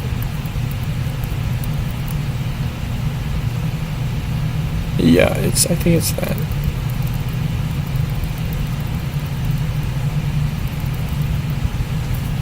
With power.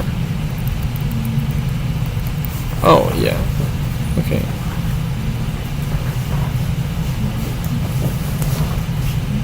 Wait, no, that's so power 3.3. Oh, yeah. Okay. I think it's this one. And see, sometimes it's hard to find the KiCAD footprint, but they definitely exist. Because it's right there. Voila. And actually sometimes the pins are separate. Yeah. And the ordering could be different as well. It varies sometimes. And so whenever we look at this, just ensuring that it's the same as the datasheet, because you don't want to accidentally have the wrong pins. So it should be source, source, source, gate, and then drain. And yeah, looks like that's happy. Okay, okay. Okay, I don't know why that's supposed to be a D. Okay. Alright, and then that's our MOSFET. That took a little bit, but it's worth it. And then you get a nice symbol, and then all the info is already linked to it. And yeah, I mean, it's just, and the thing is, like, it's annoying for doing this like per project, but because I have a global library, it compounds, and any part I use on one project I'll have for another project. Okay, so now I'm just gonna place that, and you need 2 of these. And this is another reason you need a proper gate driver, is because this MOSFET, I'm gonna go ahead and connect it to ground, is referenced to ground, but this MOSFET up here is referenced to the floating gate of this MOSFET. And so what happens is that it needs like a floating reference, and so what this chip does, it has some isolation on these 2 pins, or I guess 3 pins, and it uses a capacitor to store the energy it needs to drive it, and it can like move up and down voltage and not worry about it. I think it'll be more clear whenever that part of the circuit comes together.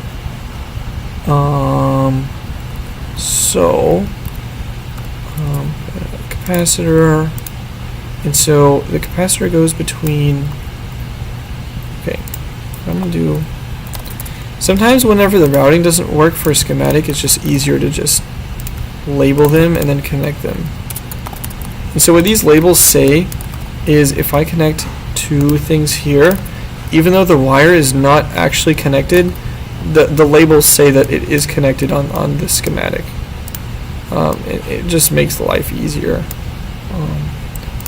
And so I'm also going to label this switch.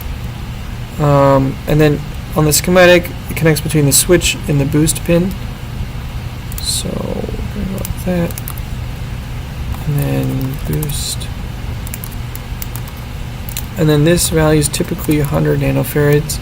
And sometimes you go larger for, oh nice. Well, I guess you missed the part where we were talking about the automated factory, but that's okay. That was just kind of a side tangent.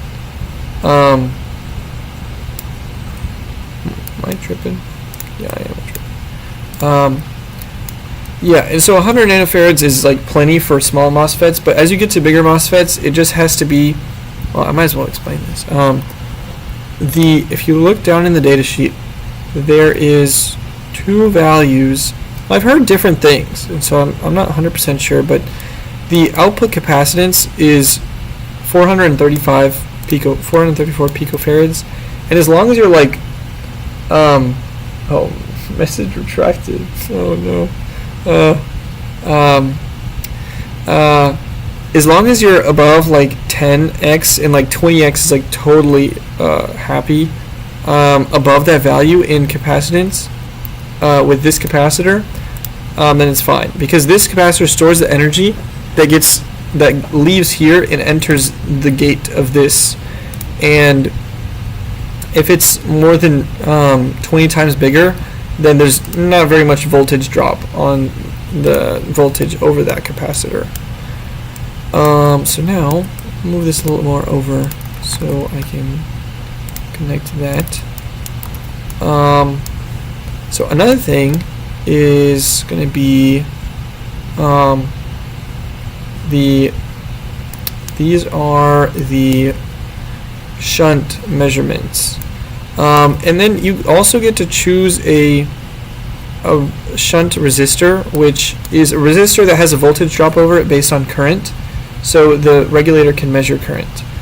And usually, oh, I can send the Discord link. Oh, it's actually at the very beginning of the live stream chat.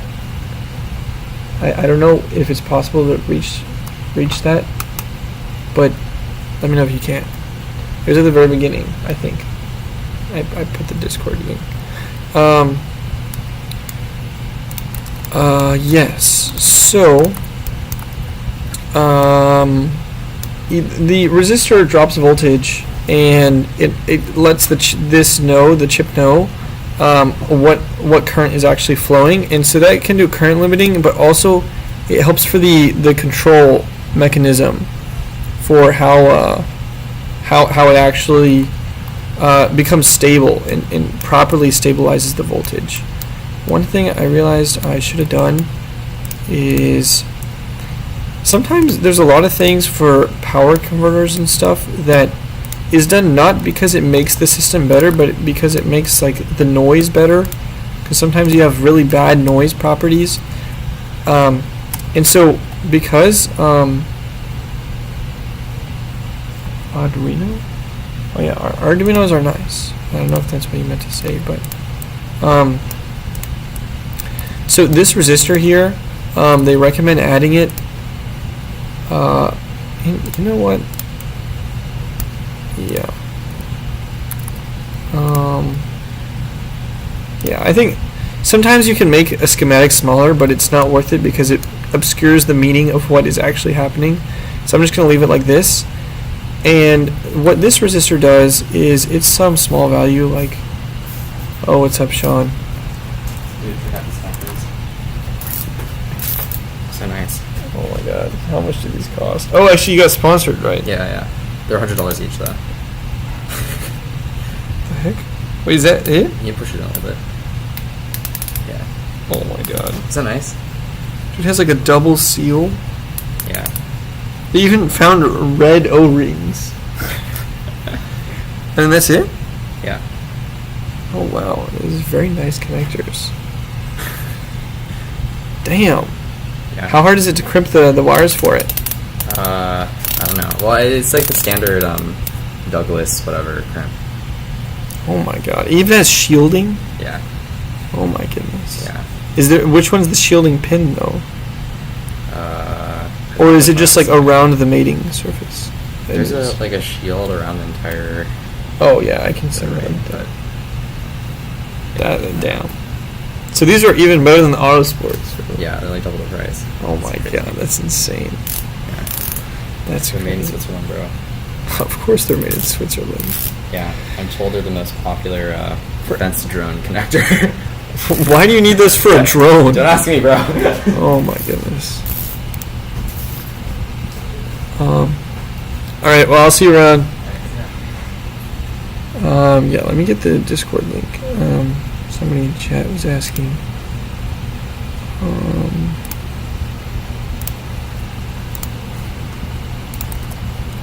Right there, yeah, I see the other one. Yeah, and so usually, like if we look at this one, It's 3.9 milliohms for 15 amps. And so what's reasonable is to just put a 5 milliohm one. Also, whenever I do stuff, I don't put nanocoulomb, like I don't put the C, because that's implied by the units. And then usually I just do an R instead of the decimal. So this is 4.7, and if it's not any factor, I'll do that.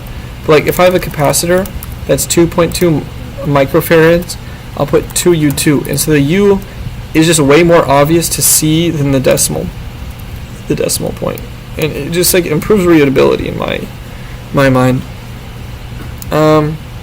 Okay. Oh yeah, and this resistor is just, it limits the current inrush from the chip here to the capacitor, and it's just so that it's not as noisy and the transitions aren't as harsh, but it actually doesn't increase increases EMI, which I guess you could consider performance in some aspects, but it's not like making anything faster or work better. Or I guess it does make it work better. Well, fine line. I don't know. But yeah, it just helps with EMI stuff, is what the datasheet says. So, but you don't really need it. Need it. But it is good to have at least a little bit of resistance. And then the other thing that actually does get pretty annoying is now we need to find the inductor. And so the problem with this datasheet is that it did say inductor selection. This datasheet isn't very detailed.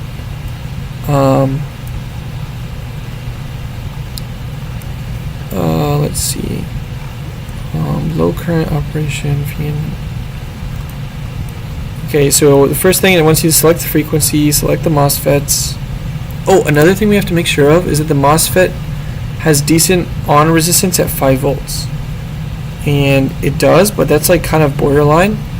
And so we can look at like other MOSFETs, but I think that's okay. And it's a standard footprint, so if this MOSFET decide it's not okay later, I can always change it. So it says some things about their constant voltage output. And so it gives you the equation on how to calculate the output voltage. And because we want like 7 volts, let's see, VL equals feedback. Oh, so the V feedback is 1 volt, and so we can just ignore that.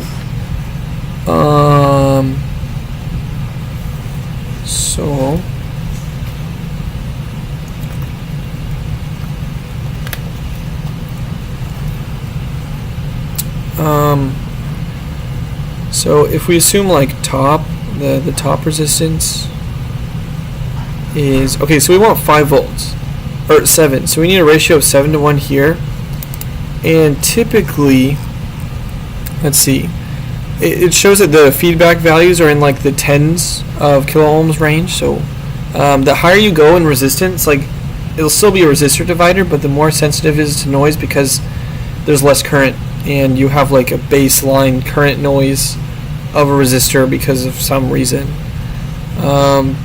And so usually like in the 10 to like 50 kilo ohm range is good for like the bottom resistor, because the bottom resistor is always going to have less of a value. Because it's getting this to 1 volt from 5 volts, which is like lower than half. And so, since we want 7, let's just start with like 10. So if this is 10, that's 10, then that's going to have to be 60, which is not very common. So 12 times 7 minus 12. Well, actually, there's an easier way to do this, I think. Because this equation just comes out to top divided by bottom plus 1. So if we just subtract 7 minus 1, that gives us, the ratio is 6. So one resistor is going to be 6 times the other resistor. And so common values are like 12 times 6 Oh, so you see that would work pretty well, because 12 and 75 are common values, and 12 divided by 75 is like 6.25. Like, that's close. And looking at the data sheet, is this one? Yes. That's 4. So yeah, if we do 6.25, the output voltage will be 7.25, which is a little bit high, but because these are for servos, the servo rating is 7.2. I don't know if it has any. Yeah, so 7.2, so that would be too high. We do want to keep it at 7. Yeah. Let's see somebody's. Oh, advent of code. I don't know what that is. But so let's keep looking at values. Sometimes 15 is common. But 85 is not, or like 90 is not a common value.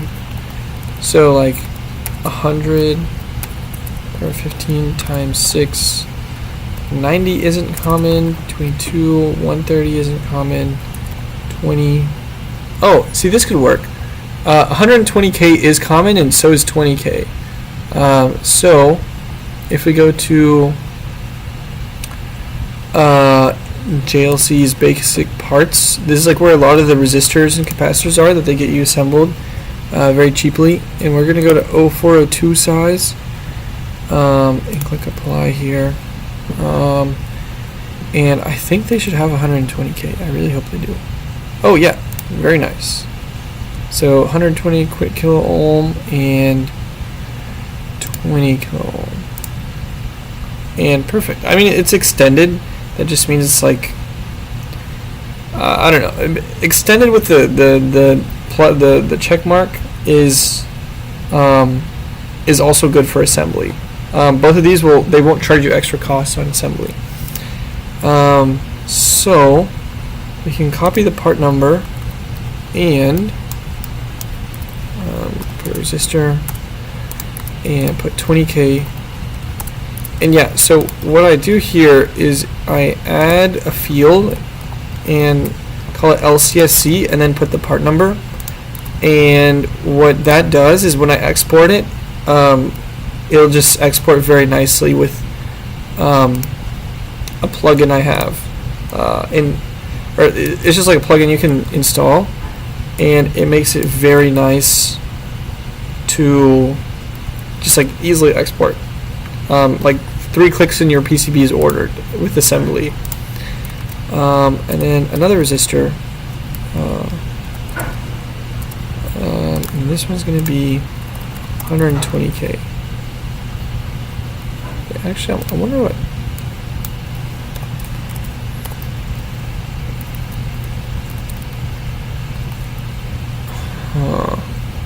I'm wondering if.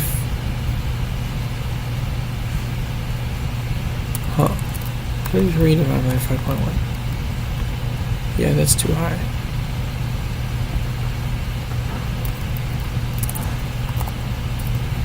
That's a bit too low. Okay. So let me go back. And then the 120K, copy the JLC part number. And then let's see, put that in. Another thing is that resistors come in different sizes, and I'm a fan of these ones called 0402, and that's basically the smallest like reasonable size that resistors come in. You can see it's like not even a millimeter long here in the picture, but yeah, they're small and they're cheap, and I like using the 0402 size. And so you can select the footprint here, and I'm going to type in R0402, and I don't know why, I think it's just because I'm on Linux that it keeps doing this, but this is my first time designing it, so which is why it's going pretty slow. I did some thinking about it beforehand, but I'm still just designing it. And so, yeah, select this footprint. I'll copy it for later. And then also put it in there. And then connect it between ground and what I'm going to do is right after the output voltage. Is that hard? Is what difficult?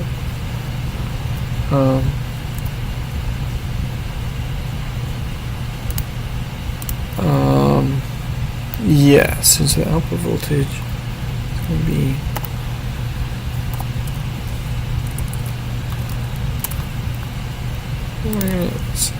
it's not 5, but you can change the label and change it to 7 volts.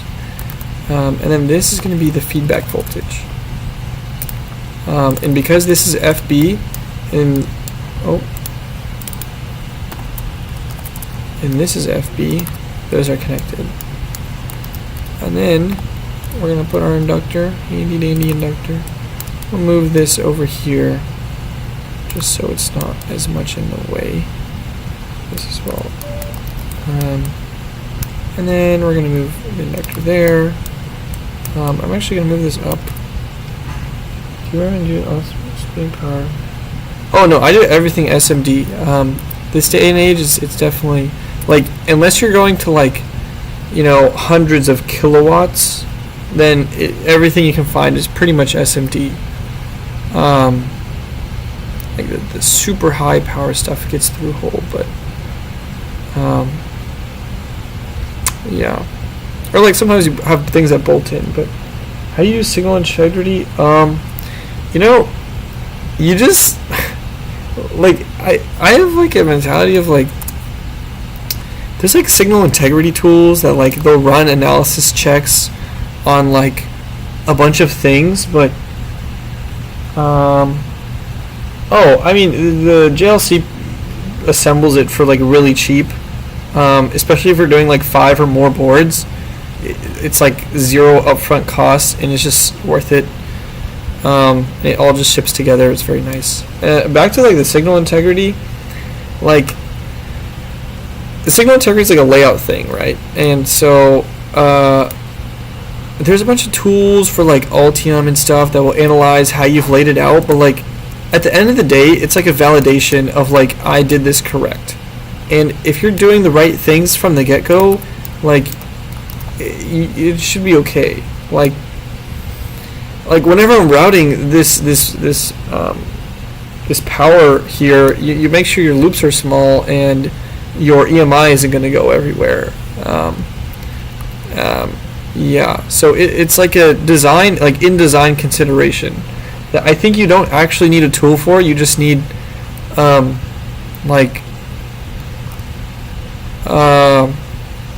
yeah, just like to know the good principles and the good habits. And then the other thing is, there's so many things about EMI that are just not really modelable, and you can run it in simulation all day, but it's way less effort to just order your circuit board and for like $50, and then just that's like fully assembled and everything, and then just test it. Like testing is the best signal integrity thing. Well, like especially for high power stuff, like you just can't simulate it really. I mean, I guess you could if you buy like the 100K software.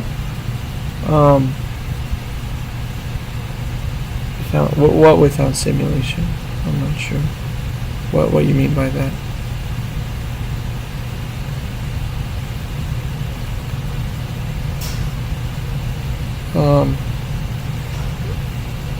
Okay.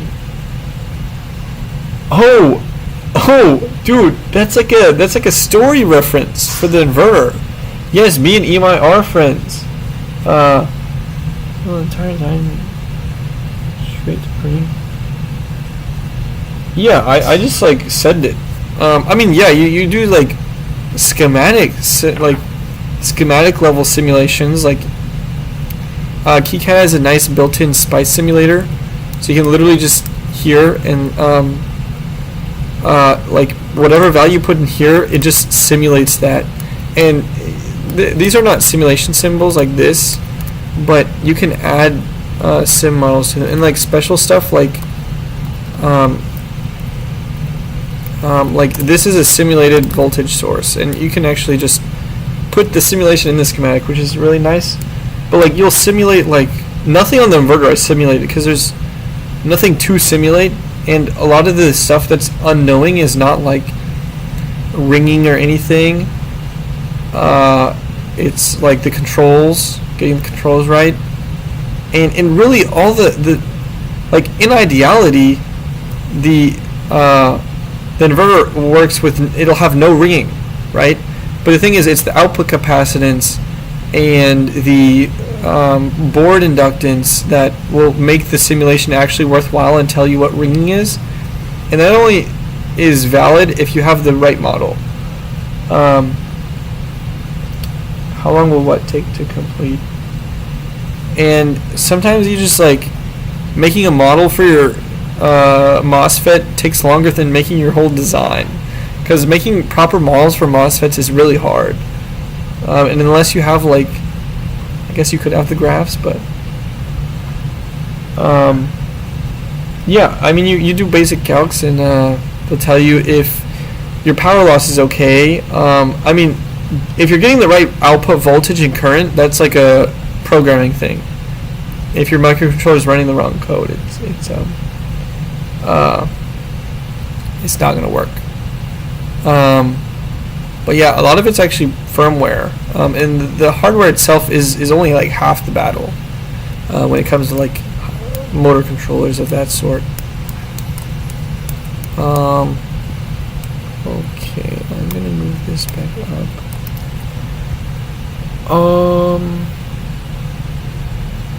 Yeah, that's a great point. Yeah, Phil's lab has great stuff on how to like do proper design of like buck regulators, for example. Like that's a common one. But like I had a friend who like did a lot of studying of like EMI and EMC stuff, and he taught me like a lot of good things. And there's like Altium Academy has great videos on that type of thing as well. Okay, so back to the buck regulator. Current ripple. So here you can choose what your current ripple is, and TI. Yeah, I never looked at too much TI stuff, but they probably do have good stuff. I thought you had.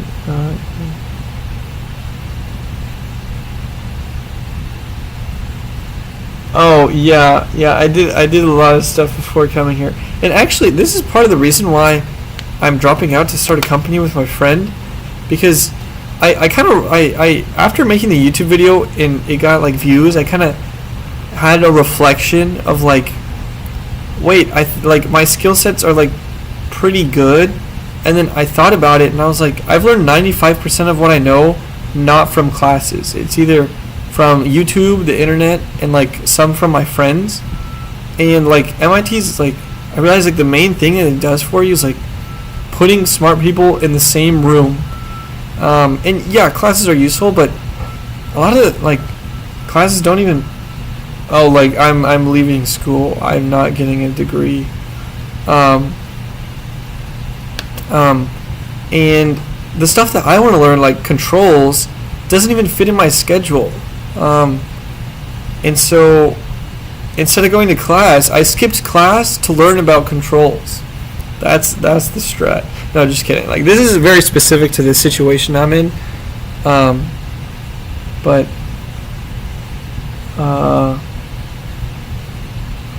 what do you mean by professional engineer designation?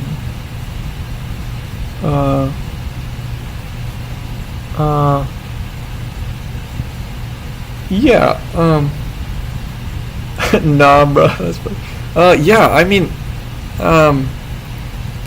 I think it's just like the best move for me, because I want to be like very successful, and I have like these aspirations for being very successful, and there's a certain point like of success. Like my parents came from Mexico and became citizens, and then my dad, became a doctor, and he did like that was very successful for him, and helped me and my sister do like pay our college and stuff. But like the successful is like I want to build on that, and I want to start a company and stuff, and continuing my classes isn't like aligned with the goals that I want to achieve, and so I just think that's why it's not for me. Designation for what? I don't care what they label me. The thing is, labels don't necessarily matter. If you're an engineering thing, you're an engineer. Yeah, I agree with that statement a lot.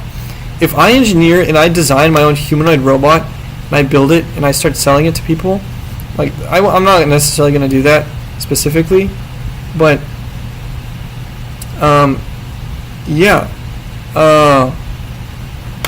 if I just start doing that, then I would call myself an engineer, right? I don't need somebody else to be pointing fingers of like this person's an engineer type of thing. The thing is, I've always just had been doing my own thing, and everybody in high school would go to parties, and I would be there working on my circuit boards like a nerd, and just enjoying my circuit boards and watching my YouTube videos. And so now that all my friends are telling me dude, don't drop out, it's such a bad idea, what about your degree? I'm like, I'm just gonna do whatever I want. It's my life. I live once. You live once, a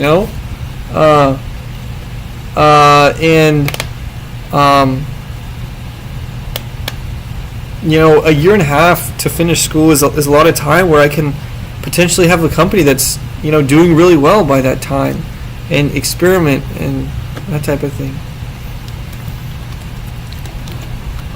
Well, I guess that's just more ranting. But all right, let's get back to the inductor ripple. Usually you want the inductor ripple to be 20 to 40%. These data sheets want you to think their chips are better than they are, so they always say 40%. But realistically, if you want to be smooth with it, let's do 20%. And so 20% of our 10 amps is 2 amps. Oh, that's pretty far. 700 volts is a lot. My friend made a 50 kilowatt 700 volt inverter, but he used SiC FETs. I don't know if you're using IGBTs or not. Go Harcon. Yeah, but the thing is, how much better it sounds if you say MIT. The coolest thing about MIT is they give you this ring your junior year. And I already have it. That's way cooler than a piece of paper, in my opinion. And I went here. I had the experience, right? Just because I didn't finish the last year, I don't think it means that much. So many people just suffer through their classes. And it's what is the point of suffering through your classes if you could just live a free life and do the things you enjoy? And the thing is, because the things I enjoy, it's reasonable for me, because the things I enjoy are learning more about the things that I find interesting.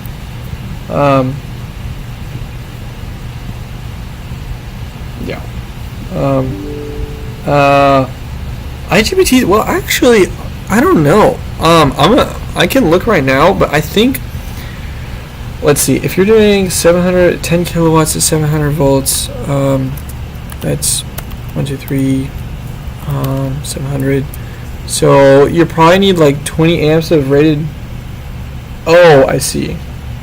IGBT. I got big transistors. I thought that was actually this is a meme. Yeah. Interestingly, though, if you want a 10 kilowatt continuous inverter,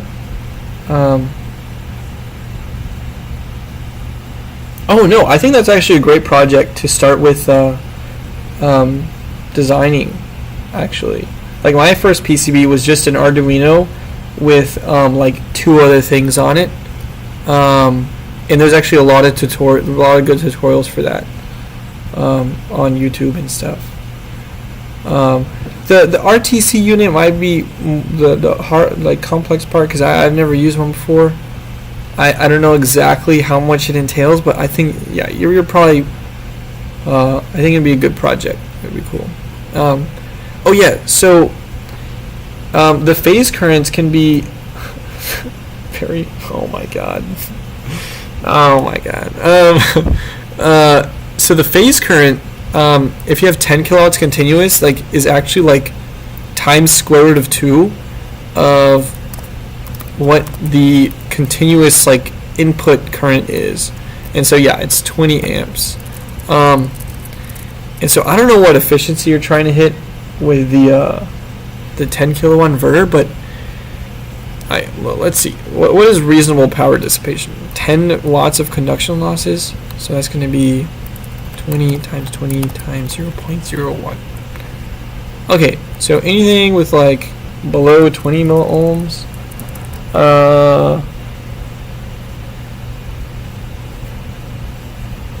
No, I would say try going to the AT Mega directly. Like it's really not that many components. You need 2 capacitors, the crystal for the clock system, and then I think a few more, like some more components, but that's about it, I think.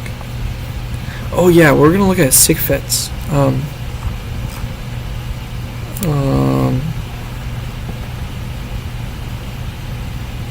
Silicon carbide. Where is it?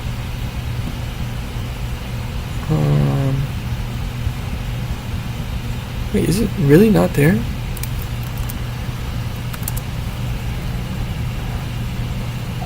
Oh wait.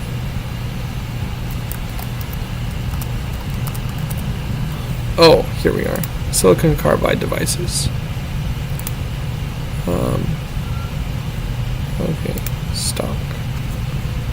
1 mil.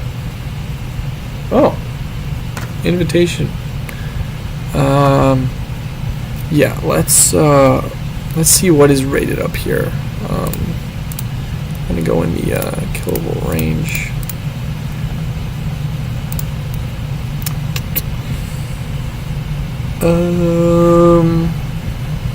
That's too high. Let's yeah, SiC FETs are cheaper, but oh my god, you can get such fast switching with SiC FETs that it's really nice. Yeah, all of these, because they're cheap, their RDS on is really bad. That's getting closer. Like, this one isn't even that bad. That's 80 milliohms. Could be worse.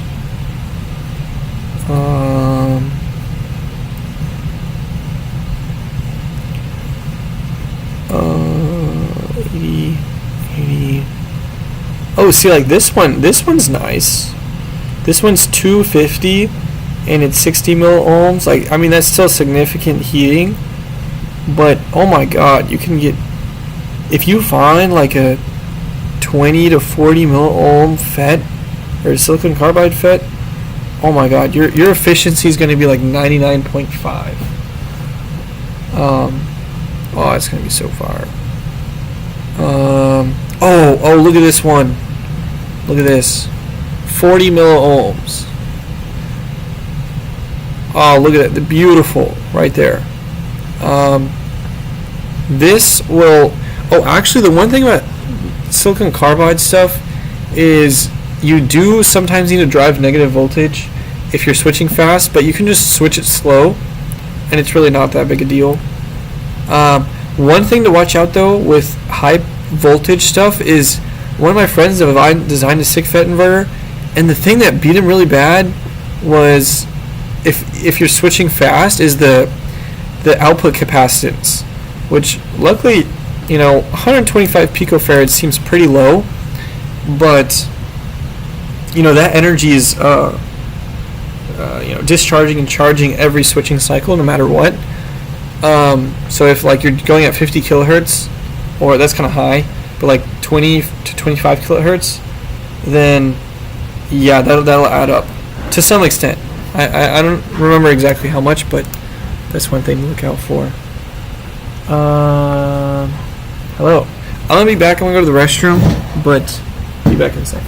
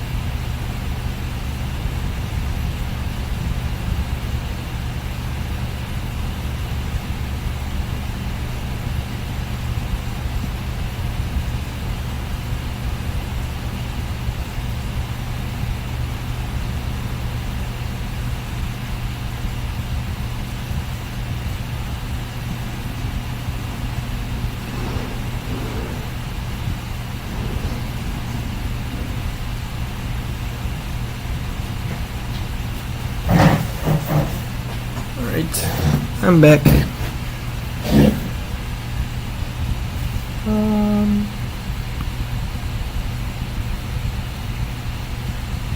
Oh, I think like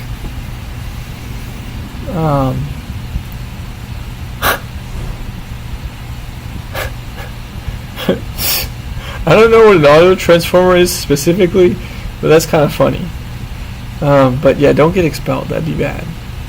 I think another thing too is like I agree with reason, like don't go like in like if you don't know anything about electronics, right? Saying you want to make a 10 kilowatt inverter is like something like that type of thing would be very difficult. But one thing that really got me to learn a lot is just thinking that it wouldn't be that hard, and then realizing it's that hard, but I already made a lot of progress, and I just kept going. And it's like the further you dive into the deep end, the more unknowing, like the more just like confused you feel, but the faster you learn. Like I was learning controls, and like in the past like 5 days, and like I was just so confused at the beginning because I never learned anything about controls, and slowly like I started understanding, and then you just figure out like what is what and like how everything comes together, and yeah, I mean you learn so fast, but you also feel like an idiot for a little bit, but it's okay, and nobody's judging you, right? The only people that judge you for learning are the people who aren't learning that and are jealous. Like I would always help people to learn things and stuff. What resources do you recommend? Oh, there's MATLAB Tech Talks, and then there was like a speed run like 5-hour playlist of just controls videos, like Control Boot Camp, something called like that. And then just like a bunch of more videos. I watched like 20 hours of videos in a few days of just have you ever used for my inverter I am going to machine some copper bus bars or aluminum. Aluminum's still pretty good, and those will be fine, but yeah, surprisingly you don't need that much surface area to handle like 150 amps. Yeah, like it's pretty happy, especially if it's like solid. Should be okay. What controls are you talking about? So controls is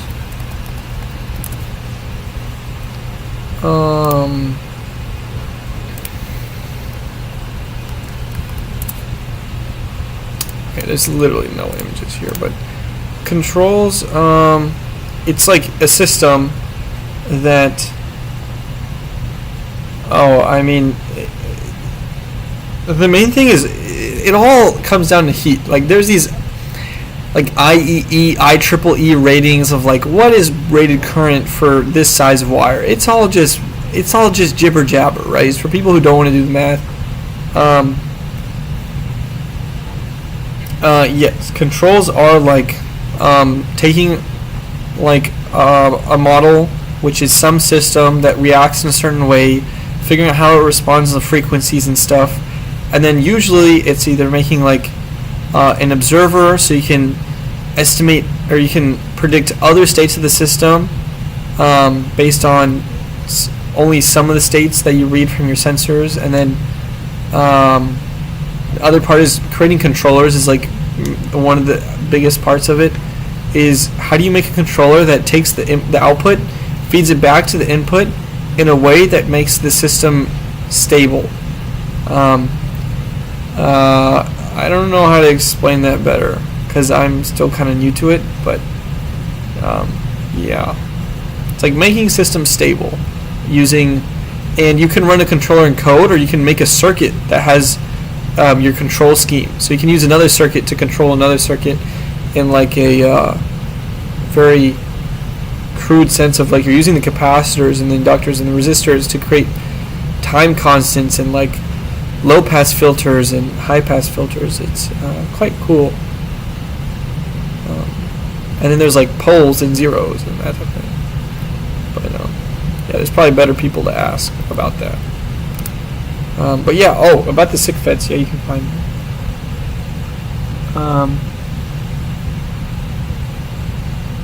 Well, it's not related to code at all. Like, you can have control running in a microcontroller, but it just relates system dynamics. So, well, I might as well pull up an example. So this is one of the controls I've been doing for a little bit. This is the battery management system that's coming together. I have like some regulators and different things, but this is the braking system. Yeah, it's just like, it's a lot of math. And so what this does is, it looks a little weird, but this here is just it's, you notice like it's the diode, it's like an N MOSFET, but it's backwards. And what it is, because I want it to conduct only in the direction towards the inductor. And I have this chip here, which whenever it detects that its current is flowing forward, it'll turn it on. And so this acts as like an ideal diode that has no voltage drop, or like very, very minimal voltage drop. And so because this is taking 150 amps, and you know, the 0.7 volts over 150 amps is, I don't know, like what is that, like 95 watts or something ridiculous. Like, it's way too much heat. And so that's why I have this actively rectified. And then this is an inductor, just to smoothen out the current. And then I have this big capacitor here to kind of also smoothen out the voltage. And then what this is this is the main switch, and it switches this big, like, this resistor is like, in the schematic looks small, but this is going to be a very large resistor. And it switches this resistor to discharge this capacitor, and it's like an LC filter. And then this is just a flyback, because this resistor is going to have some inductance, and so this is just to like, these are out of like these are like inverted, and so whenever this switch turns off, this one turns on, so it just takes out whatever's left from the inductance. But yeah, no, this resistor during peak braking has to dissipate like 7 kilowatts. That's just like a lot of energy for like, I don't know, 10 seconds or something.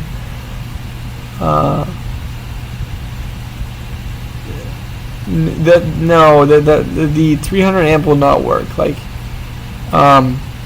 because the problem is that this is half an ohm, and so what happens is that what you mentioned is 300 amps, 75 millivolts. This is 150, or like 150 amps at 70 volts. So it's like, it needs to handle like 1,000 times the amount of power dissipation for those 10 seconds. Let's see about the bus bars.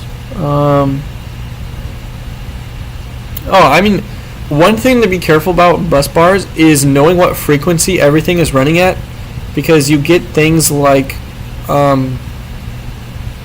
skin effect, and there's another effect, I forgot what it's called, but even if you have Litz wire where it's all separated, the magnetic field of one wire curls into or goes into another wire and causes eddy currents in that wire. Proximity effect, yes. And that's actually like one of the main things that you can't really do anything about, except for have really thin Litz wires. It's cooked. Like, if you're going to the really high frequencies with high power stuff, it's just a sad day. But if it's like DC stuff, you can just get thick wires, and then kind of, if your wire is mounted to something like aluminum, it'll like take the heat away, and then you kind of just dissipate how much heat can the wire dissipate reasonably, if it's, you know, in air, if it's isolated, that type of thing.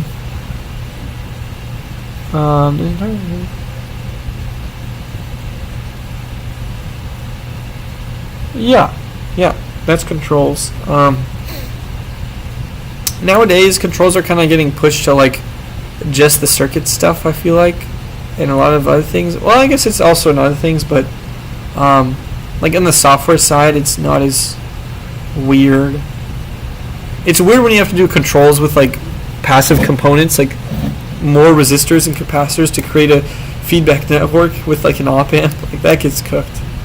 Well, it's not that cooked, but just different. I don't know, different. Yeah, and so this is my 7 kilowatt braking system, and I had to do the two things for this was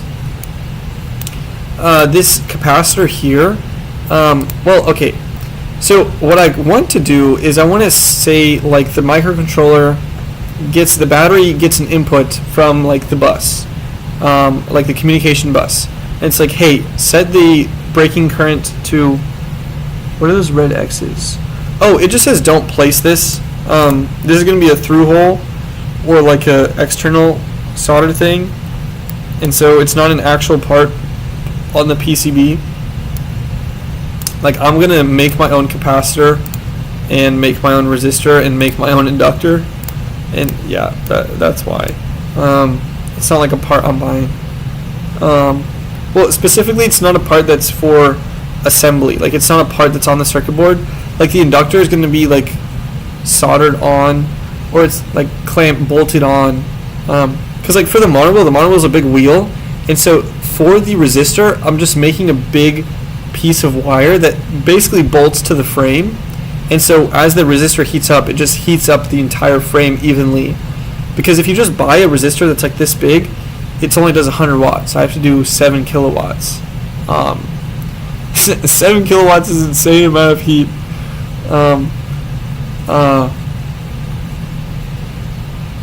Nichrome wire, but the problem is that I don't want things getting too hot.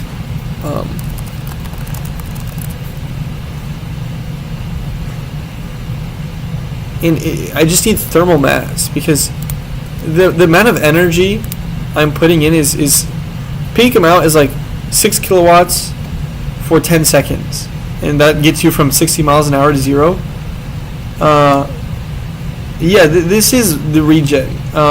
So the inverter regens power, and so there's at peak regen there's 6 kilowatts, 7 kilowatts going into the bus, and if the battery is full, the battery can't handle any of it, and so you just have to dissipate it as heat. And so this is just dissipating all the regen into the resistor. Oh yeah, lock in. Yeah, sleep is very important. My sleep schedule's messed up, but that's okay. Oh yeah, I just have a lot of my repos public, and hopefully it's like a good reference point. My designs are like somewhat okay, hopefully. I mean, no, I think it's pretty good design, and I like keeping my projects clean, so I hope it helps.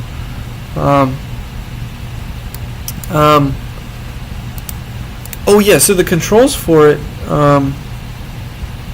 yeah, see you as well. So the controls for it is so I can set the inductor current to like, hey, I want 50 amps coming out of the power bus, and it'll keep regulate that to like 1%. And actually, you can measure the current through the inductor if you put like a shunt resistor. But what you can actually do is, if you know that the values of LC and R, you can make a model, and then you can make an observer that just reads the capacitor voltage, because it's way easier to read voltages. You just use a resistor divider, and it'll estimate really well the inductor current. And then, because that's the way you care about, as the inductor current converges, the voltage over the capacitor stabilizes. And so if you just control the inductor current,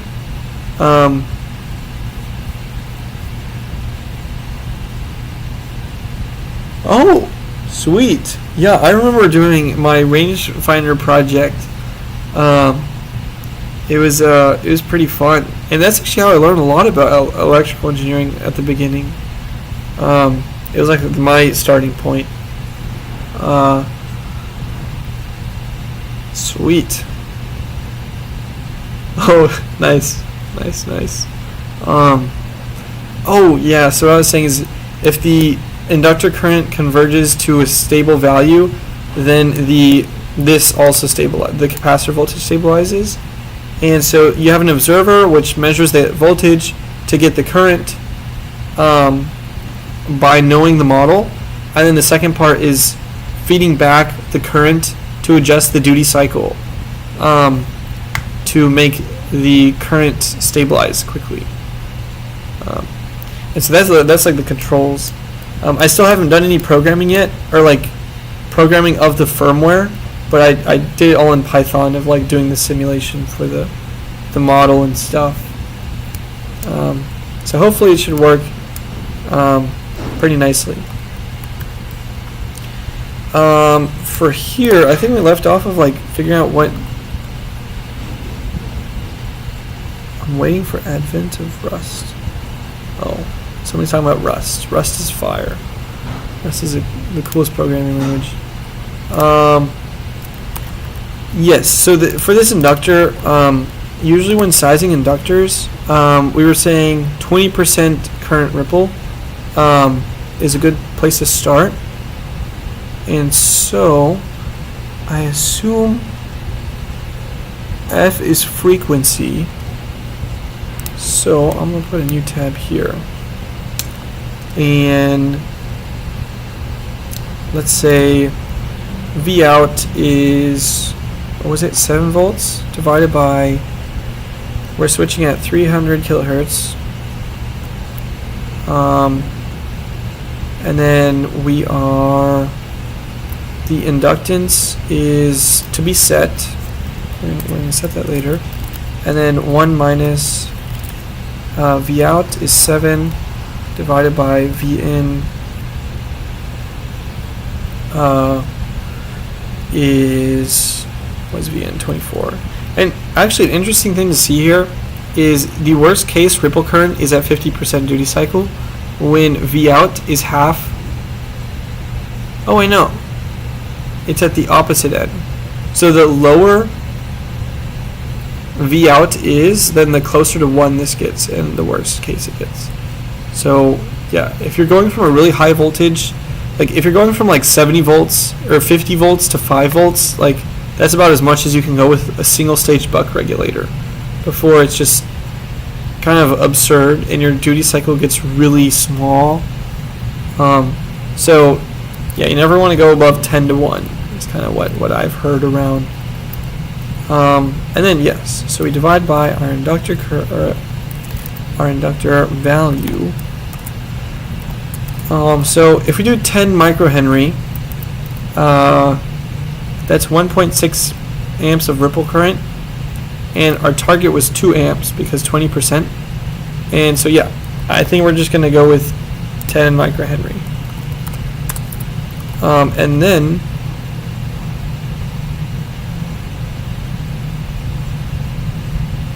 oh yeah, it just rearranges the equation. Unfortunately,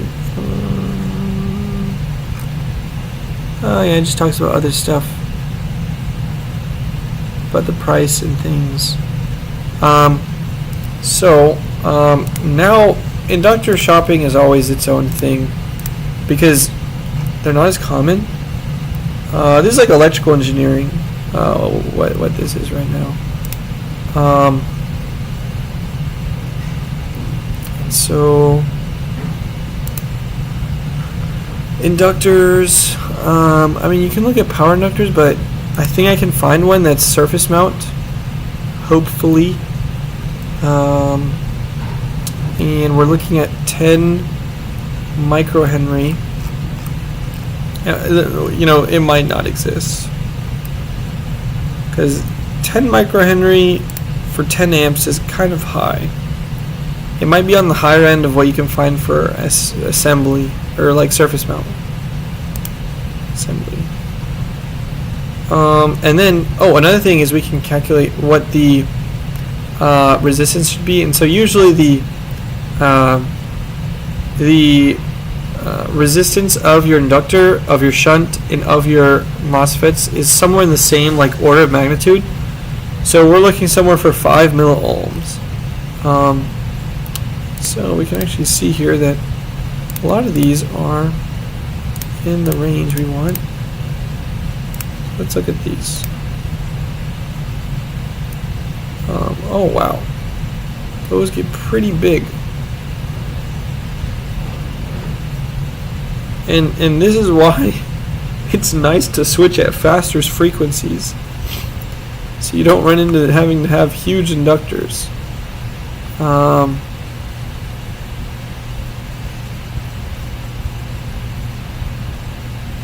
Oh my god, that's so large.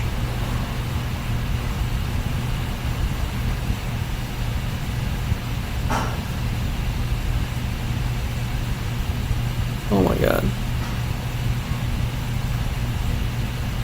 You know, this one actually doesn't look too bad. It's a shielded inductor, and it's 9.2 milliohms.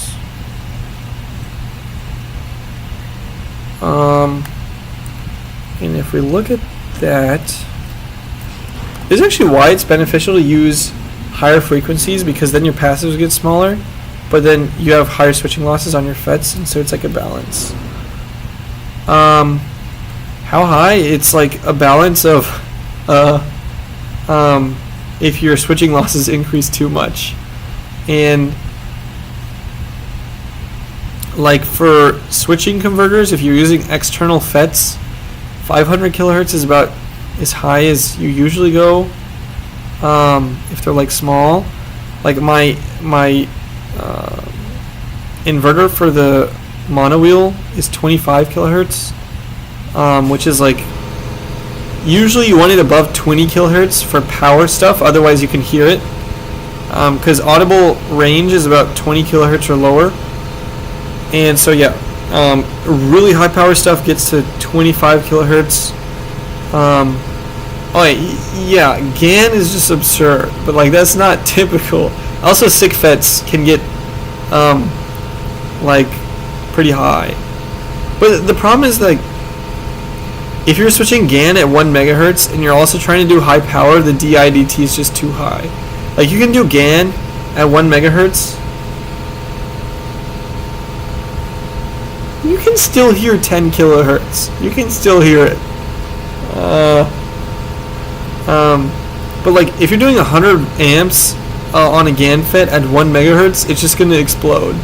Like, that's just too high. Well, okay, the thing about GAN, if you're doing 1 megahertz, yeah. GAN is for low voltage, the SiC is for high.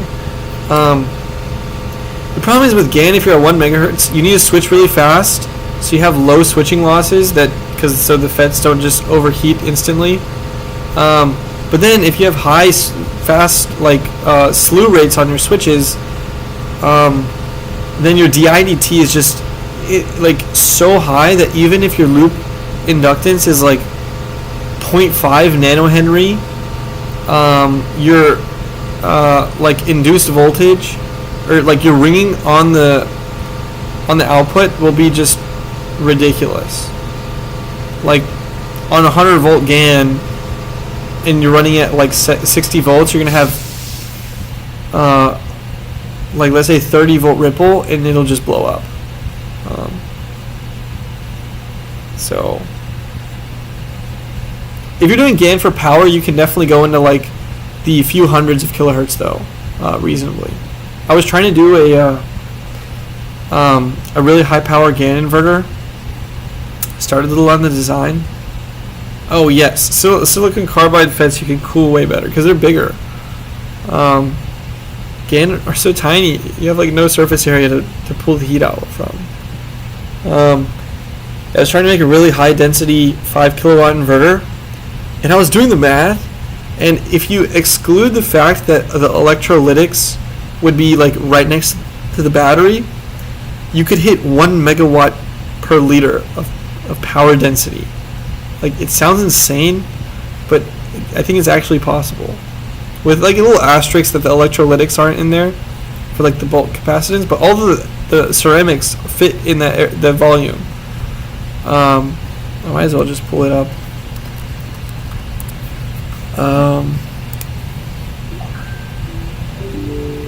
Is this even on here?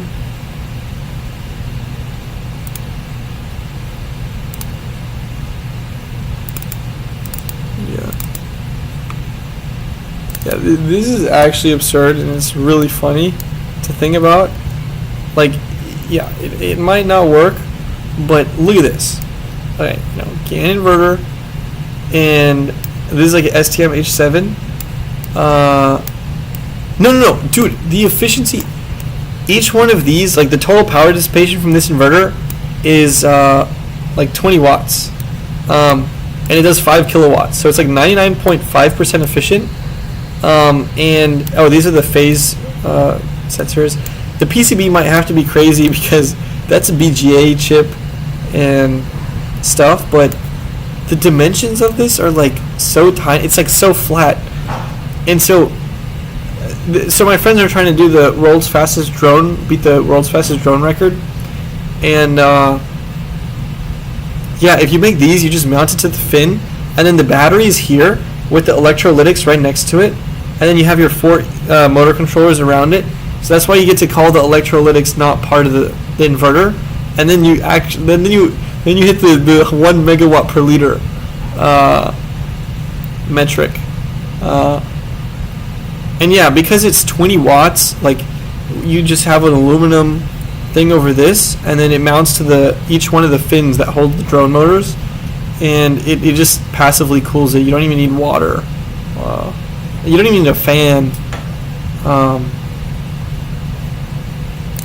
Yeah, but I don't know if this is actually possible. This was kind of just for the memes, but the layout might, it's not impossible. It's somewhat attainable, it feels like. But yeah, the funny thing is that like in technical research papers, like sure, this is because this doesn't have any magnetics, and the magnetics are technically the motor, but usually they do per kilogram, but another unit of measure is per liter, and this is like 30 by 35 by 5 millimeters or something, and that comes out to 5 milliliters for 5 kilowatts. So that gives you your 1 megawatt per liter metric. And like, sure, there's no magnetics, but like nobody's even made an inverter that comes close to 1 megawatt per liter. Like not even close, even in research, which is really funny. Like the other inverter I made, even with the electrolytics and everything, and it's not even GAN, just normal silicon MOSFETs, is 55 kilowatts per liter, and that's already like pretty close to state of the art stuff. Like, well, okay, Liang's my friend Liang got one that's like, I think somewhere in like 200 kilowatts per liter, and like his is like I don't think anybody's ever had. He's on the motorsports team, and he made this, and it's literally, I think, one of the highest power density inverters that exists, possibly, especially for the efficiency he got it to. But yeah, if like with this, I would beat him by like 5 times or something. But yeah, this would just be for the memes, low key. I don't know how efficient I would make it, because this is all really close to each other, and so the noise would probably, the EMI and the noise would almost be unbearable. But if it does work, that would be like so funny, and that would be the highest power density inverter that exists, which would be kind of cool. But that's a project for later. The thing is, the MOSFET or the GAN FETs for that design are out of stock, and they don't stock until January, and so there's no point on working on it until then anyways, because I have my other projects to work on.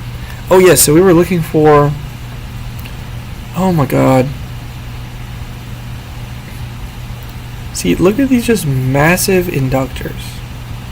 Oh yeah, so for like this one, 9 point. Realistically, if we're doing 8 amps, and just being that, yeah, like that's not very much heat. EMI will be a microwave. It'll be bad, but as long as, like, I think I can get the loop inductance to like 0.5 nanohenry,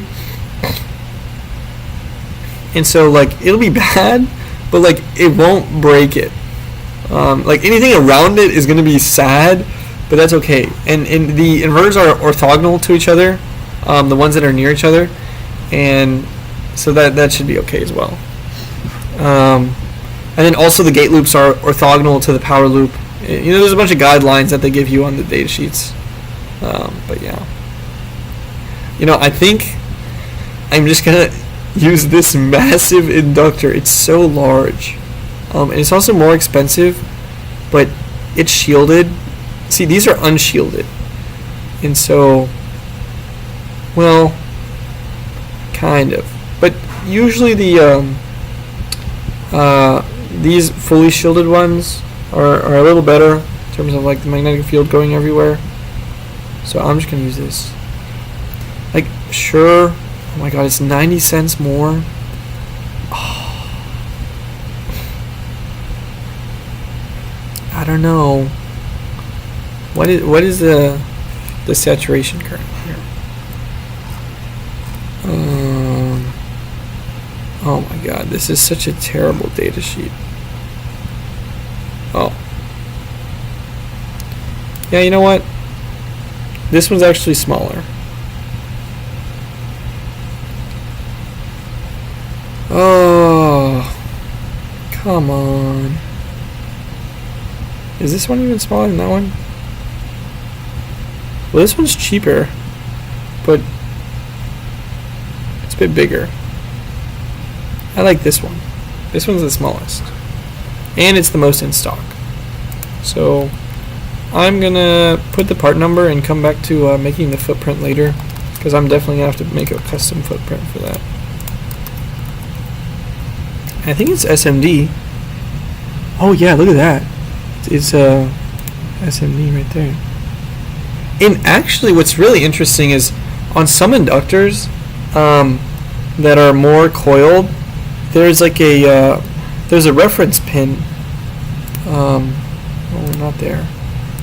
But they give a like pin 1 and pin 2, and it's coiled in such. Oh yeah, the dot. And it's coiled. It tells you the coil direction, but it also the main point of the dot, if it's just an inductor and it's not like coupled or anything, is if the coil is like one layer and then a layer on the outside, the switch node will be connected to the one that coils to the inside, and so that's where usually the highest noise comes from, and so it's more inside the inductor than outside the inductor. I learned that like last week, and I thought it was cool. Yes, so back to here. We now know what our inductor value is. Oh my god, this live stream is probably going on for, oh my god, it's like been 3 hours. That's crazy. I wonder how many people are still here. Oh, hello, 12 people. What's poppin'?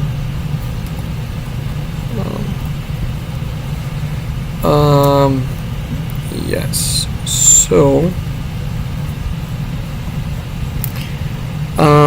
it says to connect CS negative to 7 volts. So, you know, I might as well just do this. But actually that's like unclear that like that's meant to go here.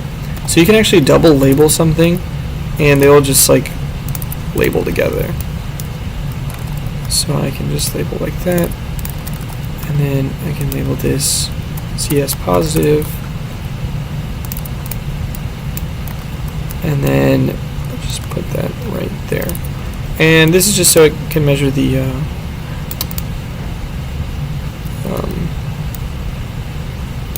resistor current. Yep. And everything else is starting to come along. Oh, it says to add this snubber thing here, which isn't like that important, but I might as well add it.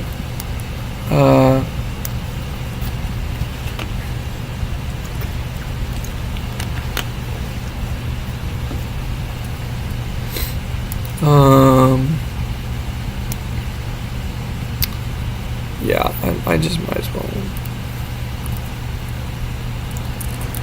Wait, let's see here. Oh. And there's just like a snubber, so the oh, there's 15 people. Well, I guess it changed. I have like the yeah, it is. And then once you get to the PCB part of the design, it's like it's like flow 360. Yeah, it's pretty similar to that. It's kind of funny. Okay.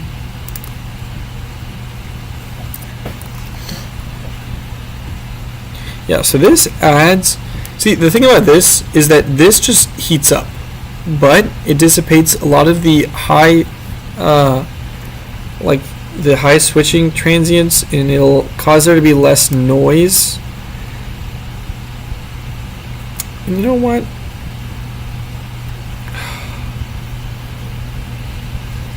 The thing is, I should add it, but I know I can do a good enough layout job where I probably won't need that. So you know what? I'm just not going to add that. And this is where it's cool to know the circuit theory behind things, because you can just look at a schematic and say, nah, you know, I can route it better, and so I don't need to have these passive components. Oh man, why did I? No.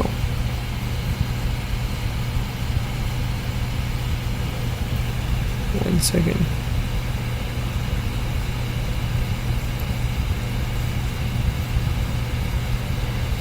Yeah. Always add the cap spice. No, this is a different type of cap.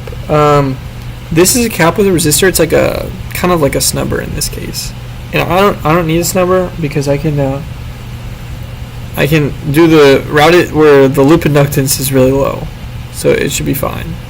Like I definitely need to add, like, but always on the bus caps and the input output caps. Always add them or more. Those are critical. Like I think the calculations. Let me just see for really high frequency noise. Yeah. So the higher the lower the capacitance, the higher frequency noise, I think, that it would filter out.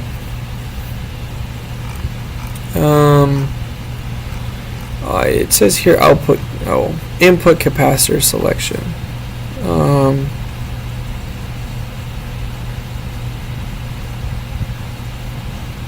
Okay. I mean, that's kind of true.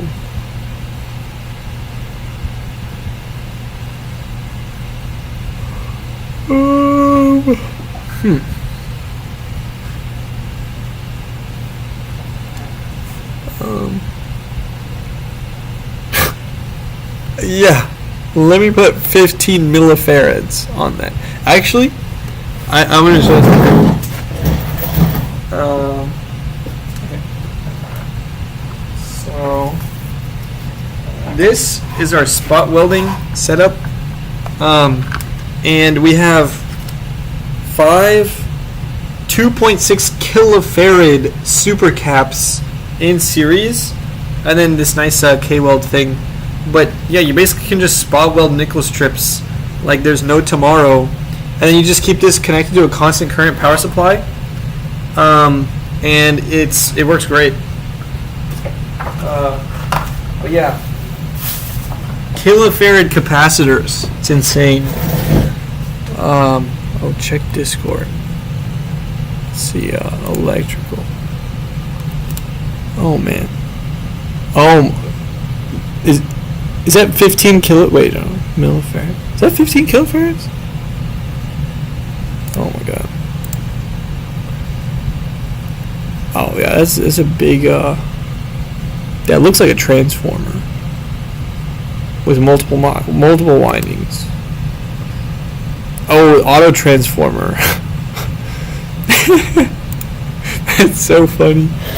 Oh man. Wow. Yeah, that is a big capacitor. Yeah, we have a bunch of these really big caps because we do a bunch of power electronics. Yeah. Well, there's like the Tesla coil over there has like a massive bank. Wait, let me look at how many.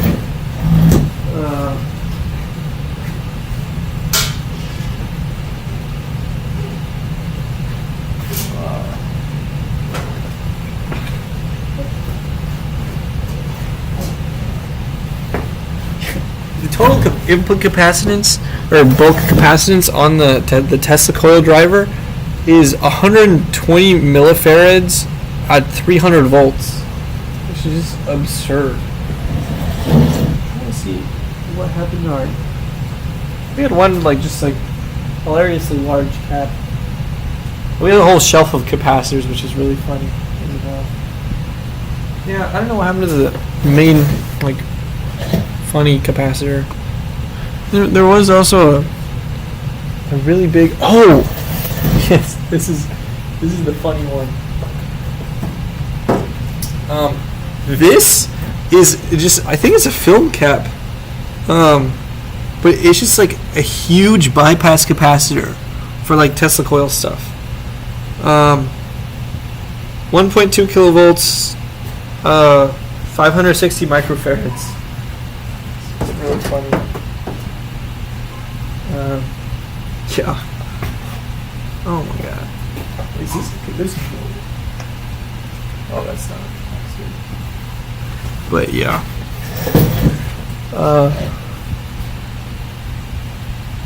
Yeah, that's crazy. Electric chair, yeah. Literally. A workshop tour. The problem is it's on my laptop, so I don't know if I can. I don't think I can live stream from my phone. That's the problem. Well, you know what?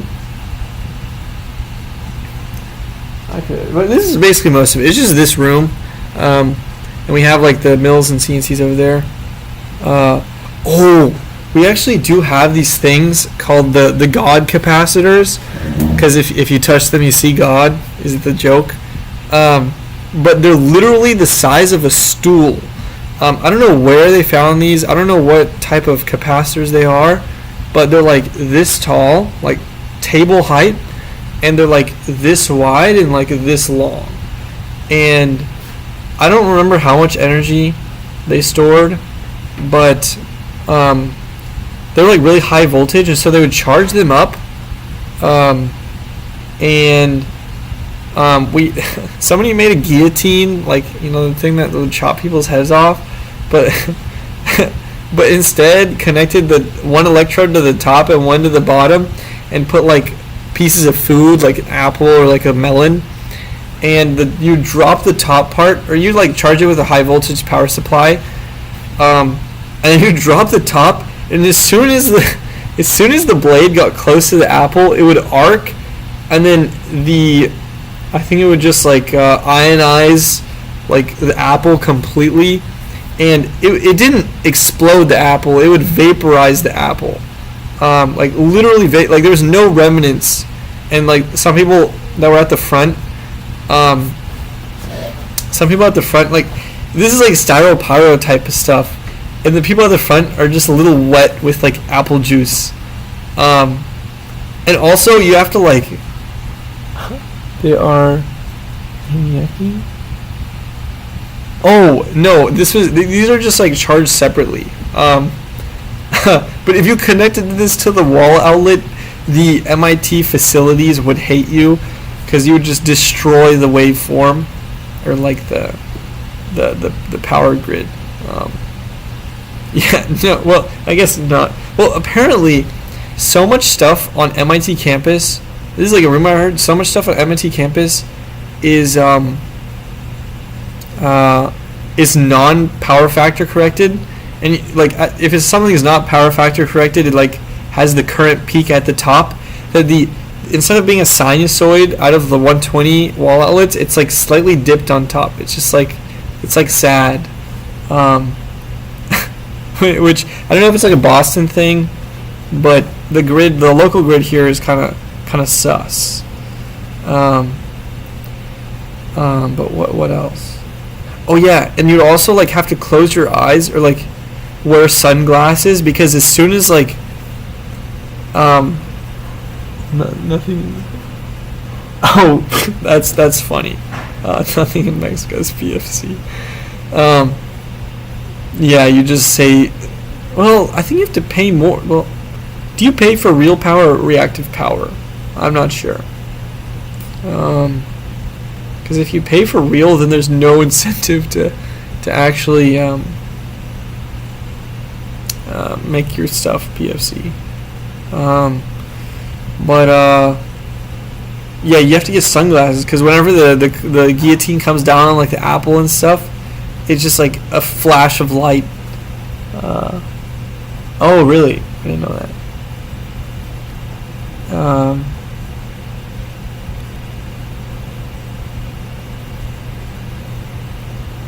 Oh, I mean, the lecture halls are just like normal lecture halls of any college, I think. A lot of the money goes into the research labs. Like the other day, I had a friend who's like working in a quantum lab, and they literally had like 2 quantum computers, and I got to go in the room and like see it with my own eyes, like right there, and like all this crazy stuff that's like hidden away that most people don't see. And there's like videos on online where people like tour of MIT, and it's like gets 1 million views, and it's like literally showing the outsides of buildings, but like that's just like any other college campus. The cool stuff is what's inside that you need like special access, or you have to know friends to get in there. But all the nerds hang out, and so yeah, the inside is what's really cool. Yeah, we have a lot of very nice stuff. Okay. Oh yeah, that's funny, because in my first factory, I was thinking, oh, what if I just make it in my dorm room? I don't have to pay electricity, and then you're just like using an insane amount of electricity, and what are they going to say? It wasn't in the contract, so. And yeah, here we don't pay electricity either, so we run this massive Tesla coil that it's so much power that we have to take one of the 3-phase wall outlets from this side of the room, and because it's on a separate breaker as one on that side of the room, we combine. One of my friends made a breaker combiner, so you combine the 2 wall outlets so you get double the current, so the breakers don't trip. I think it's like they're like 15-20 amps, so it's like, I don't know how much power is 3-phase 35 amps.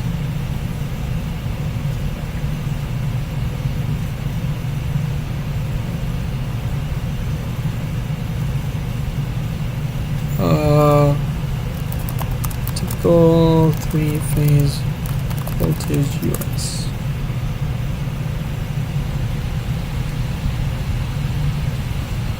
I think we have 208. I don't think we have 480. So it's 12 kilowatts. And there's no PFC on it. Just pulling 12 kilowatts with the worst waveform, or the worst current. And it's pretty funny. And it still trips the breakers. So it could go more, but it's actually the toroid that's like somewhere back there in the background. Big donut looking thing is the top of it. But yeah, it's pretty funny. Okay, let's calculate the input caps.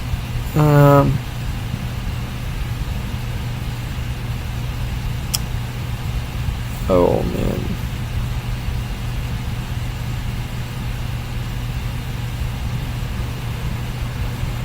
What it I don't know.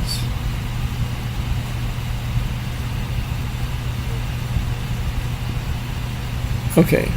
Well, I'm too lazy to actually think about this, and so I'm just gonna ask chat. Do you follow? Yes. Oh, I subscribe to him on YouTube. I haven't seen many of his videos recently, but he makes cool content, and he's actually really smart. One of my friends saw him at the airport once, and he was talking to him about electrical engineering stuff in the TSA line. And they were like going opposite ways, so they would see each other talk, and they would go the other way, and they would see each other talk.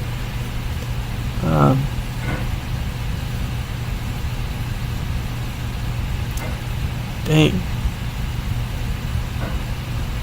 Yeah, my uncle, like all my family lives in Mexico, except for like my direct family, like my cousins, or like my cousins all live in Mexico, and my uncle does a bunch of like farming, and like now he's getting into more manufacturing and like solar panel like stuff. It's kind of cool.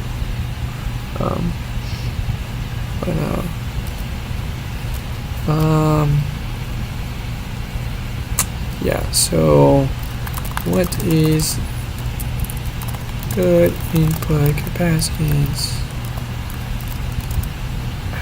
I've only been to Mexico twice because usually my cousins come up here, but I don't think it's that bad. I mean, it's kind of bad. As long as you just mind your own business, I think you're fine.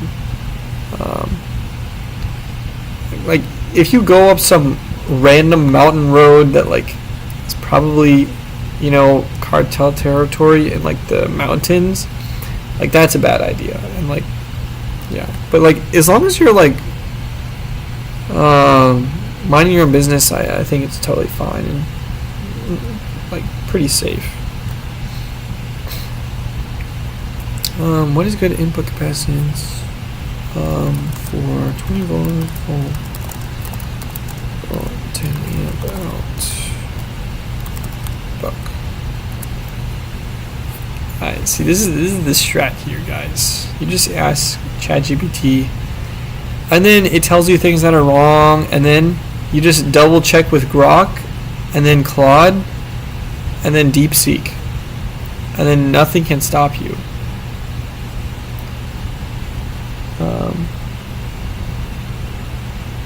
Oh yeah, no, you don't necessarily have to watch videos like that. Oh yeah, Claude's not. The problem is though, Claude sometimes like it just can't do math. Like one time it said e, like I was having it help me with some probability homework. It said e to the power of 0 was something that was not 1. E to the power of 0, and it did not say it was 1. It was like it equals something else. Yeah. I think there are things that can switch up, but then you have to pay for it. Like I don't pay for stuff. I use free plans. Okay.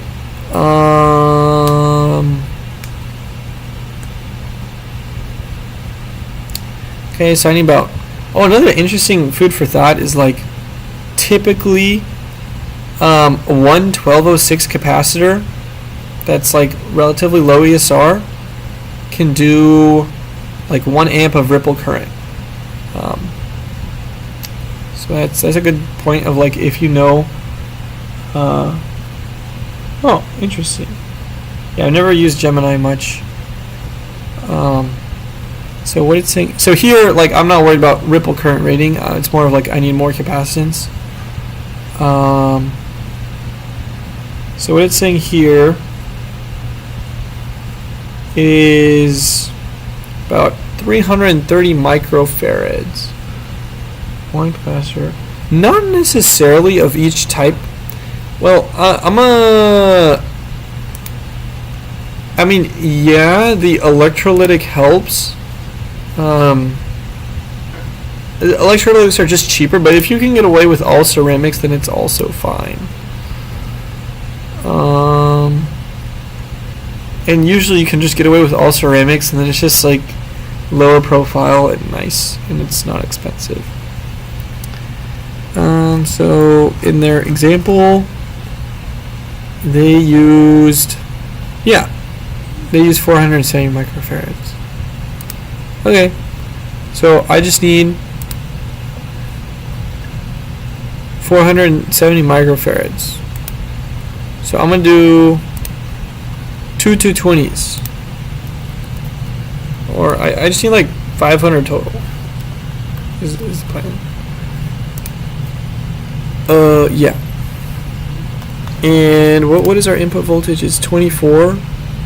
So, oh my god, I think this is going on for like, oh, it's 3 hours 15 minutes. This will probably end up being like 5 hours or like 6 hours. I don't know, crazy. Nowadays, like, I think it's like, I don't know. I just use X7R caps now because I've realized that like they're just better and they're not really more expensive significantly. Especially stuff that's going to be getting a little warm with like power electronics, for sure. Oh wait, no, that was the wrong one. Okay. So this is actually pretty easy to filter. I've realized that the best cost per capacitance for ceramics is 1206. Or for like high amount of capacitance with like good cost in there as well is 1206. And then we're 25 volts. Yeah, might as well go to 50. I feel like 35 volt rated is too low because they derate a lot, which is kind of a bummer, but it is what it is. Oh, and then also make sure to select the oh my god, for the longest time I didn't realize I could click and drag. Oh, that changes. Oh my god, that's so nice. And then we're gonna look at the capacitances we have here. We're just gonna select the first top few.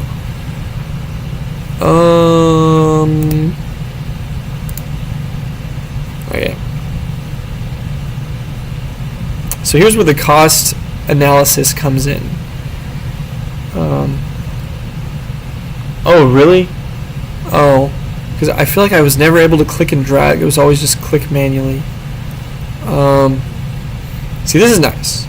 So the 10 microfarad one, oh, see, no, that's the problem. It's an X5R. I'm just going to filter by X7R. Let's see what it looks like. So the cheapest 2.2 is 2 cents, and then so it's worth it to go to 4.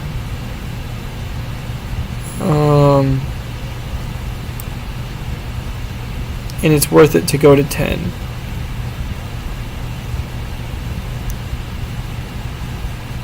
So doing the math here,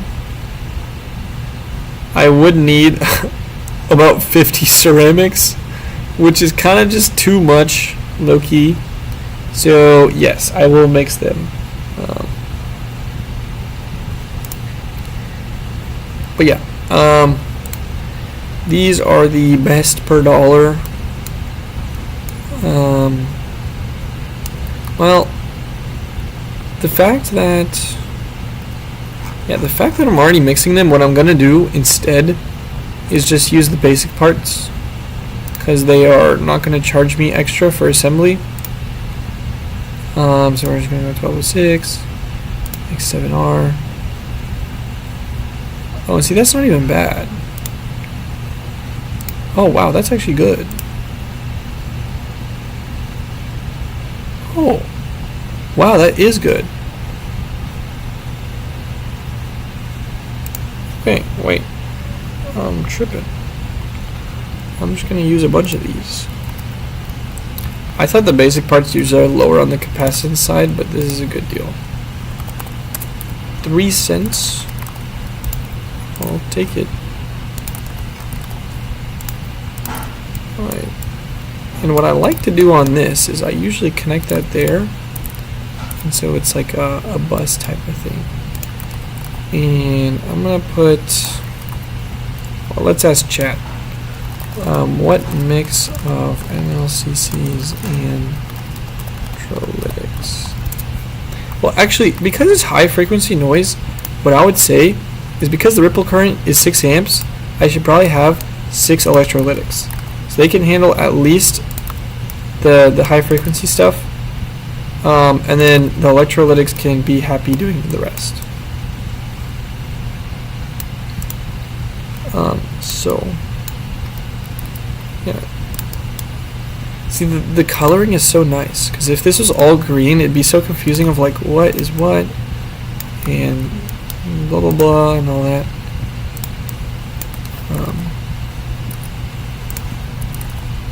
Yeah, because they're colored, you don't even have to worry about it.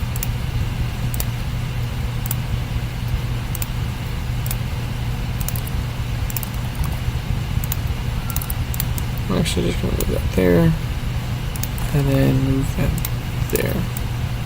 Yeah, so usually you want enough ceramics that can handle the amount of ripple current that you need. Yes. I feel so bad because I've gone on so many tangents, side tangents. So people that are watching this after the fact of the live stream, or even now, are just like sometimes just like it's me ranting. But is what it is. We're doing our best out here. Okay, so that's the amount of electrolytics I need, and then that only gets me to 6 to like 25, and so I still probably want another 400 microfarad. And so for this, I'll definitely just go to the ceramic or the electrolytics.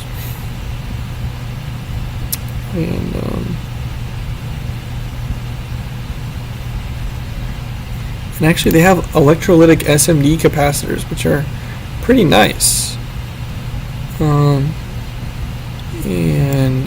yeah, just so I can get the best deal outs here.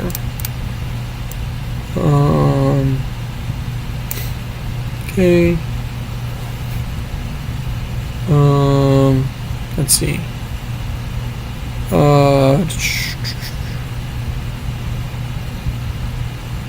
What am I doing?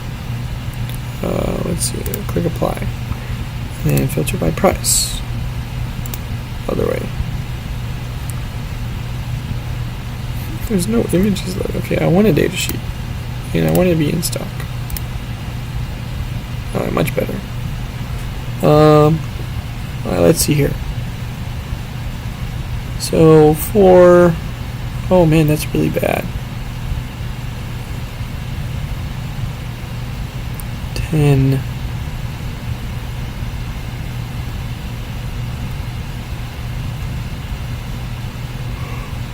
Okay, realistically, I want more than I'm gonna do like this or more. Oh my god, the dragging and sliding is game changing. That's like so much nicer. I would just have to click through everything before.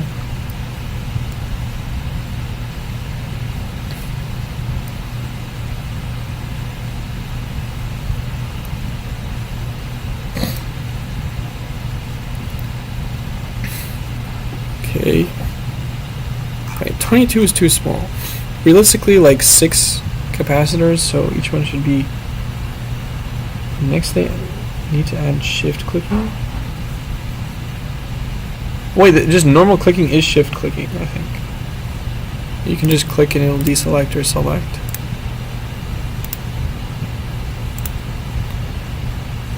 Oh, okay. So they have the 447 microhenry. Oh, that's true. Well, you can just drag, I think.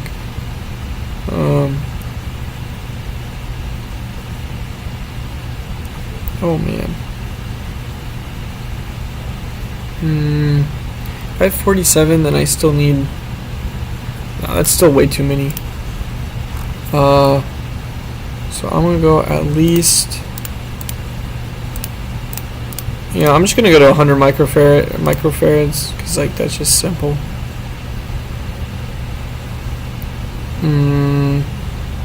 Oh Oh my god, they're actually so cheap, it's insane. What do I want?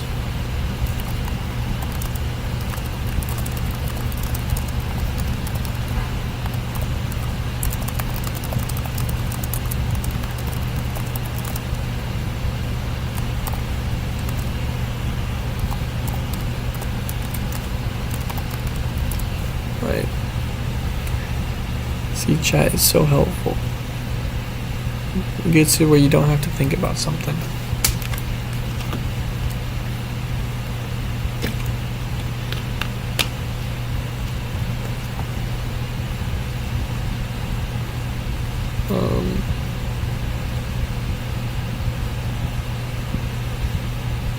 I mean, usually when you ask it this type of stuff, it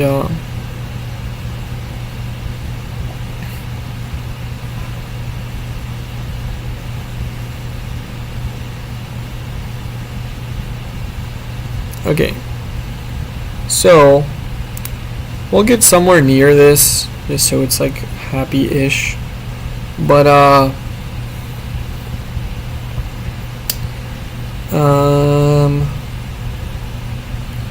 thinking it should say something close to an amp would be asking a lot, so 500 milliamps.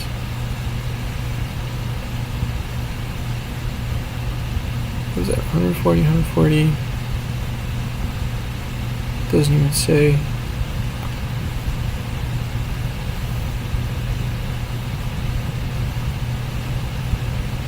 Yeah, honestly, this one says 350 milliamps at 100 kilohertz. And so even though it's a bit more expensive, it seems like it'll be very nice. Yeah, this just looks like a good capacitor. Okay. And now we're gonna have, make sure I write down that part number. Oh, and also they have a special symbol if it's not a C pole. Look at that. Polarized symbol instead. It's usually good because then people know, like, oh, it's an electrolytic. Wow. Let's get to copy that.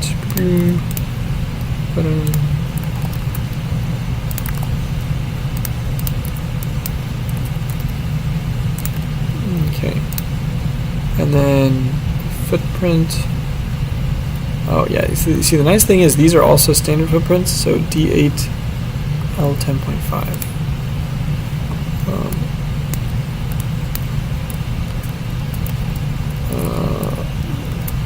D8 L10.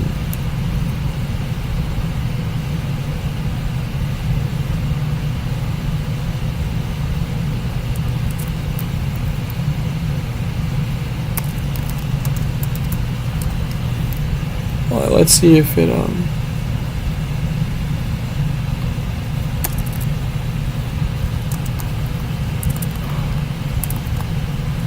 oh, here it is. Okay. So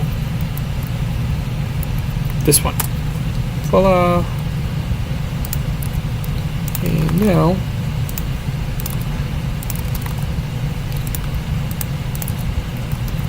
what is it? We wanted 500.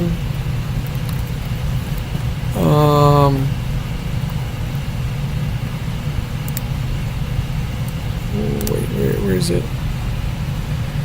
Yeah. 550. So we'll just put. Honestly, in chat said it was quite excessive. Really, I mean, the input capacitors are just to filter the input current. So if you really don't care that much about input ripple, then you can just like put not that much. The other thing that I know is that I'm gonna have another regulator on the same voltage rail, and so they basically share the capacitance to some extent, and it'll be fine with just 4 of these. And I like it that it's an even number as well. So we're gonna move these over.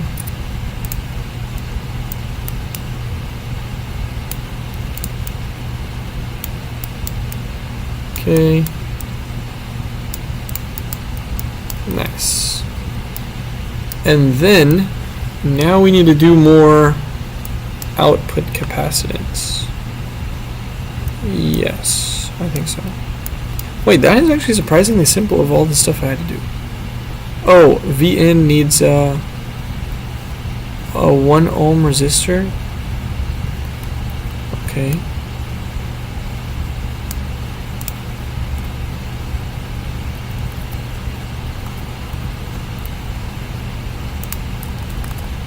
And I like reusing component values as well. So what I'm going to do is I'm going to change this to 2.2 and like compromise a little bit, and then change this to 2.2. And then I get to just use one resistor for both of those. And just to make this obvious that this is kind of separate, I'm going to do that.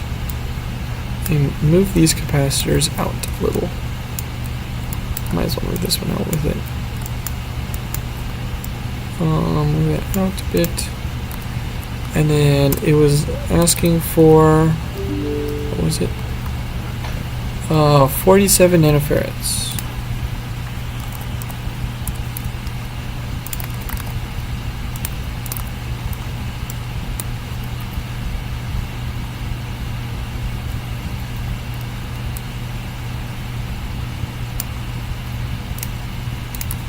And I like moving that over as well. Look at that. Very nice. I'll pick a part for that later. Another thing is that here,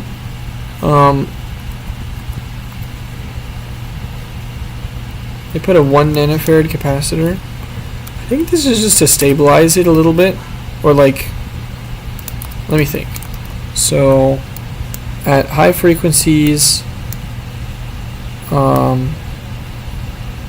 feedback is high.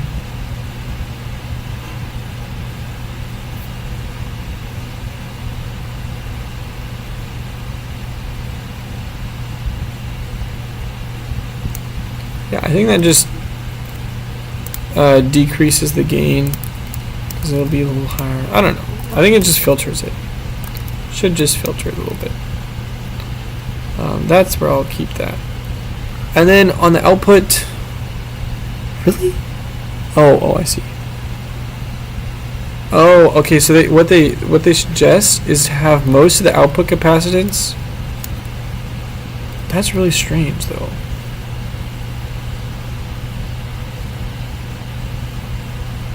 I've never seen someone put the big output capacitor before the... Wait, what is even the point of that?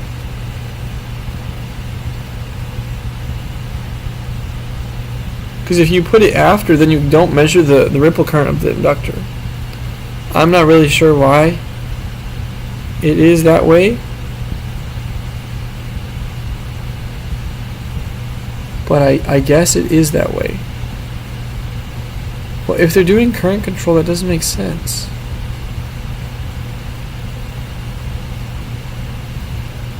That makes no sense. What? You know, the thing is, like, you want to trust what the data sheet that tells you to do. But at the same time, the whole point is that this capacitor is after, and when you do current control, you're controlling the inductor current into the capacitor, so it becomes a first order.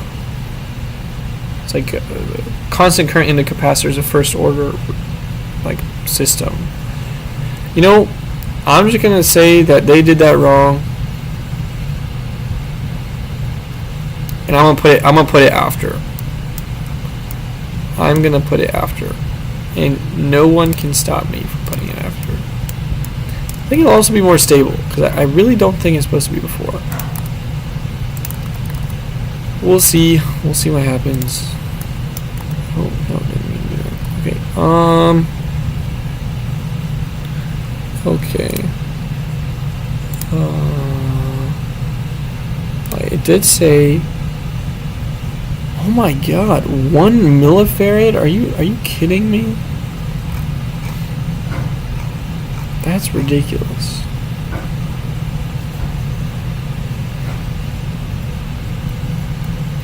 Let's calculate this. Okay. So the current ripple is 2 amps times 1 divided by if you assume the ESR is low, that's not a problem. 1 divided by 8 divided by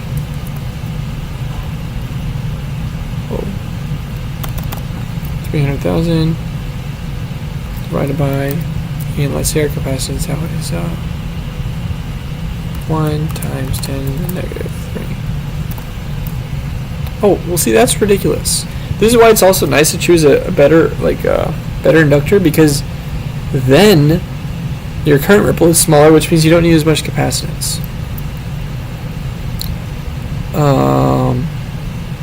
So yeah, they what they got here is just absurdly high.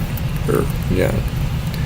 So 4, and you know, honestly, I don't care if I have 80 millivolts of ripple.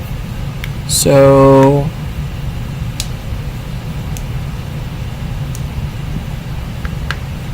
we're gonna just say I need, this is just for a servo drive. Yeah. 10 to the negative 5. What was that? Well, that's 10 to the negative 6 is microfarads. So it's what? 10 microfarads? Yeah, that's actually really nice. That's really nice.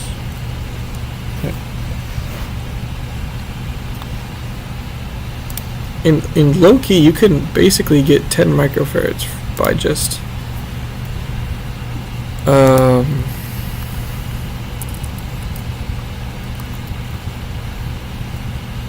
output is 7.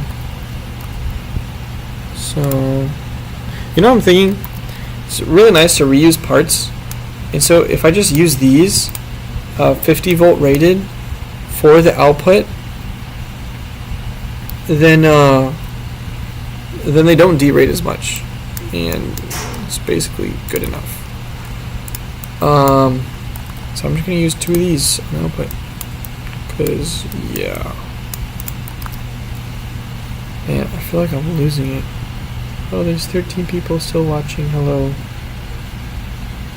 Oh my God, it's been. Or it says 10. But oh my God, it's been so long. I'm gonna finish this buck regulator though, and I'm gonna do the layout. It's been 3 hours 40 minutes. I thought this whole thing, like the entire design of the circuit board, is gonna take 2 hours. Oh, no, like to select the whole range. Oh.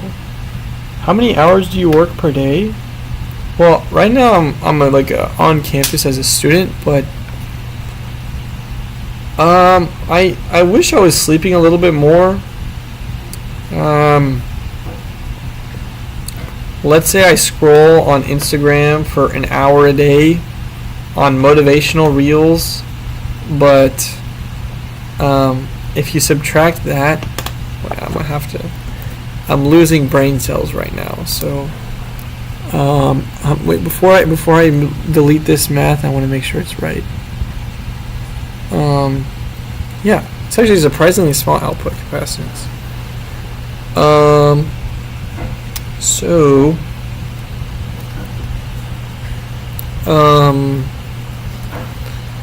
what is 24 hours a day minus 1 hour of doom scrolling, minus 7 hours of sleeping, minus 1 hour of minus 1 of eating food.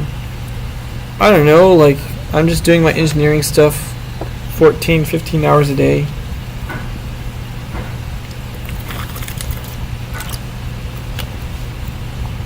Cause like my days now are literally just wake up,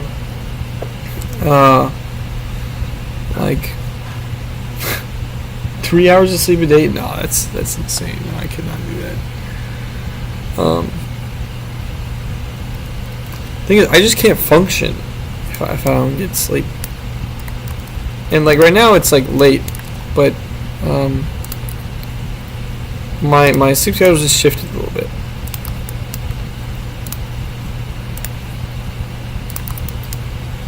Okay. You know, we're gonna just put 3 of these capacitors and call it a day. Look at that. What a beautiful regulator. Okay, I'm actually gonna move this down here. Move these over there. See, you can't say this doesn't look nice.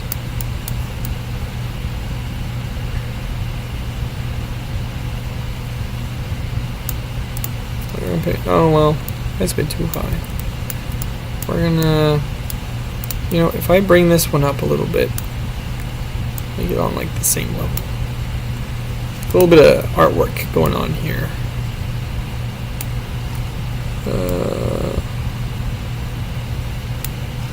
Yeah, I like that.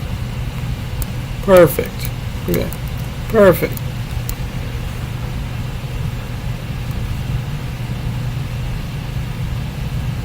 Me levanto, trabajo, trabajar.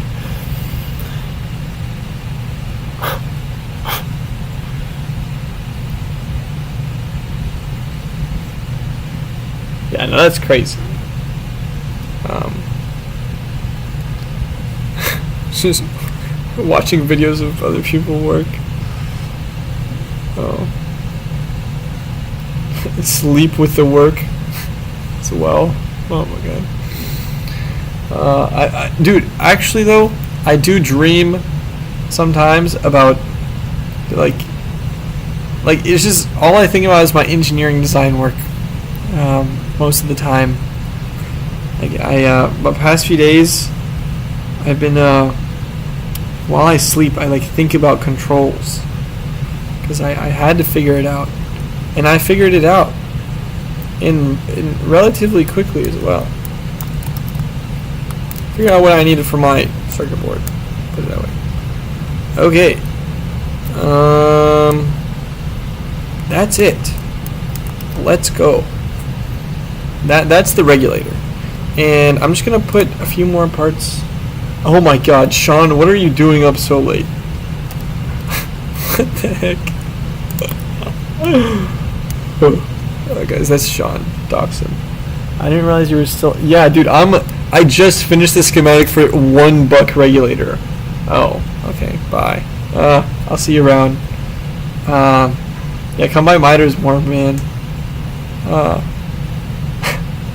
Yeah, dude, I got like so little work. I thought I was gonna finish in 2 hours, like everything, but that's okay. Yeah. Good night. See you tomorrow, maybe. Too much yapping. Yeah, I know.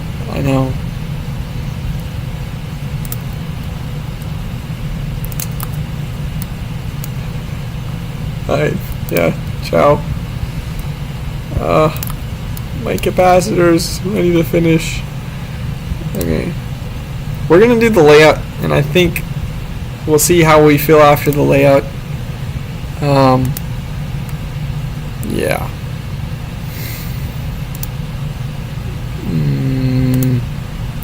But now, sometimes if I really need to lock in on something, and I'm like, I'm gonna finish this.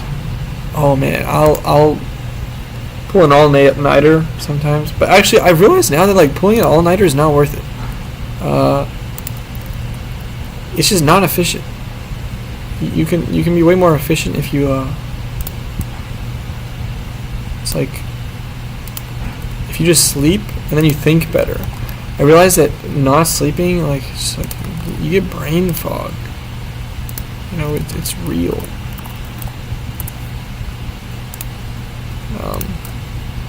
And then you just don't work as well as you would.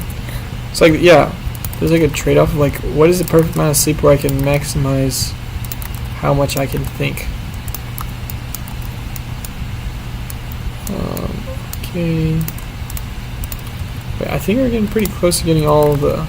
Oh, the reason I'm replacing these is because they have all the part properties already set in them. Okay. I think we have this one set. Okay, the 1 nanofarad capacitor is going to need a gonna be 0402, and this is also a basic part.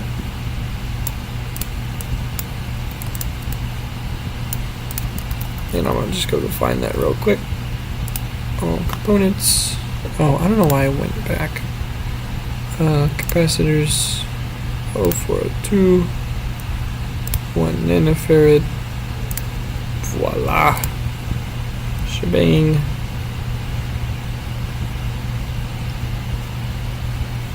Or you could use. Okay, I don't know what that word is. Sorry. Unfortunately,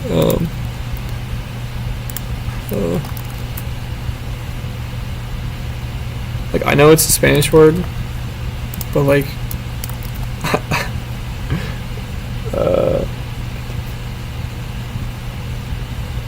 yeah, I don't know. I've never heard that word. Cause like it was just my mom who speaks to me in Spanish, and like the vocabulary that gets thrown around is not like. There's no 47 nanofarad capacitor? Are you serious? Oh, stimulant. Oh. What? Really? Okay, you know what we're gonna do? We're just gonna use another capacitor. Well, okay, because this is originally 1, and that's too high, then this.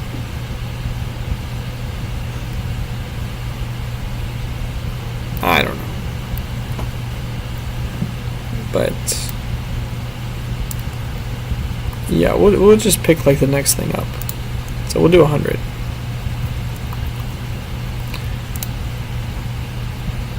Oh, you know, this is what bugs me. There's 200 nanofarads, and so they give you a choice of like, which 100 nanofarad capacitor do you want to use? Just why don't they like? Having too many options is sometimes a bad thing, because then you think about the design options too much. But we're just going to pick this one and roll with it, because it's literally 1 cent more.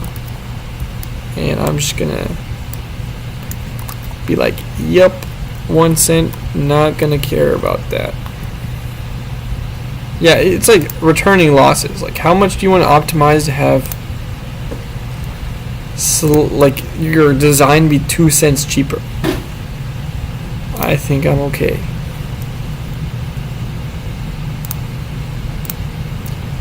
Okay, we're gonna get our 150 kilo ohm resistor.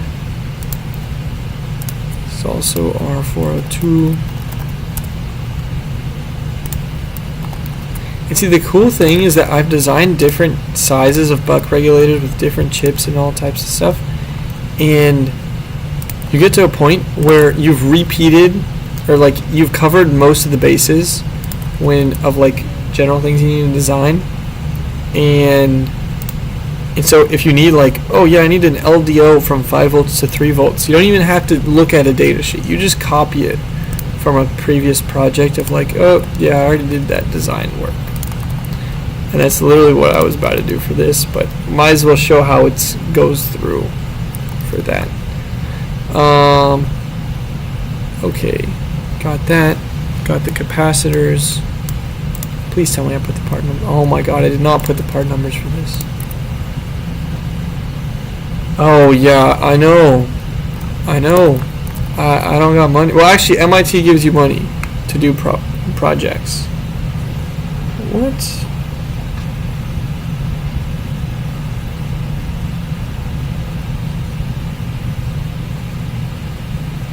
Oh, dang. There is a different MOSFET. What is the voltage rating on this? Oh, it's only 30 volts. So I have to use the B variant. That's okay. It's still 13 cents for my MOSFET. Wow, 13 cents, I'm gonna be broke. You know what? I just copy and paste the. Well, you know, it's okay. I'll just type that in. Oh my, what? Oh. So I copied that. Alright. Boom. Done. Oh, I still need to put the inductor. Oh my god. I'm just going to copy this capacitor here. Alright. Next thing. Oh, wait, we're actually almost done here. Let me get the resistor.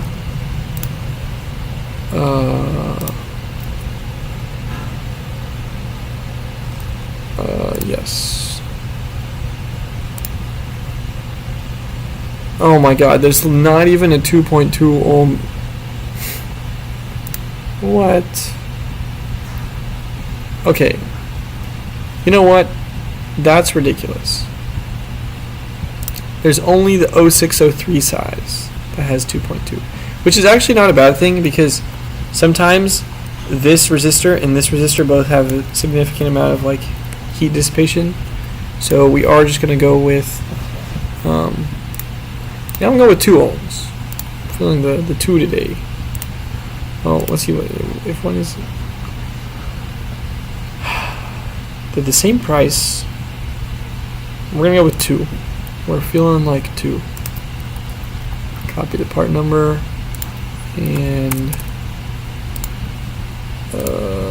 just say this is 0603.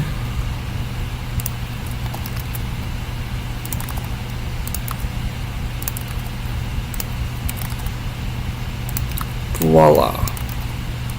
Alright, the last thing to do is the inductor and the shunt. So, the shunt is 5 milliohms, and we're doing 10 amps peak. So we need to be rated at least for half a watt. Which, I mean, everything is basically rated for half a watt. Or like a 1206 cap or 1206 resistor is going to be rated for half a watt. So, we're just going to... Actually, you know what? The basic resistors are rated for... Let me look. But I don't think they're low. Yeah, that's the problem. So they're not low. Well, that's okay. There is a special section here where it's resistors and then shunt resistors. We got current sense resistors. We might even be able to get away with the 0603 or like 0805. Is there really not that many of them?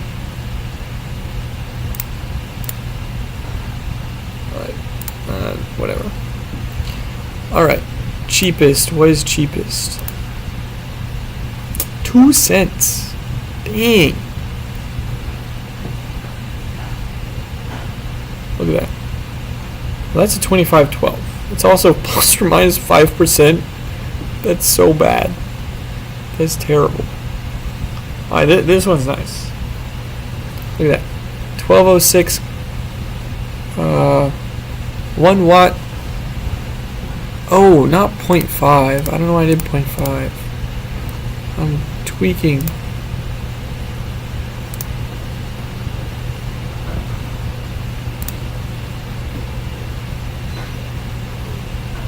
And then we'll put in a few close values here. But usually it's just 5. Sometimes this doesn't register properly, so I'm just going to do it again. Alright. See, the thing about this one,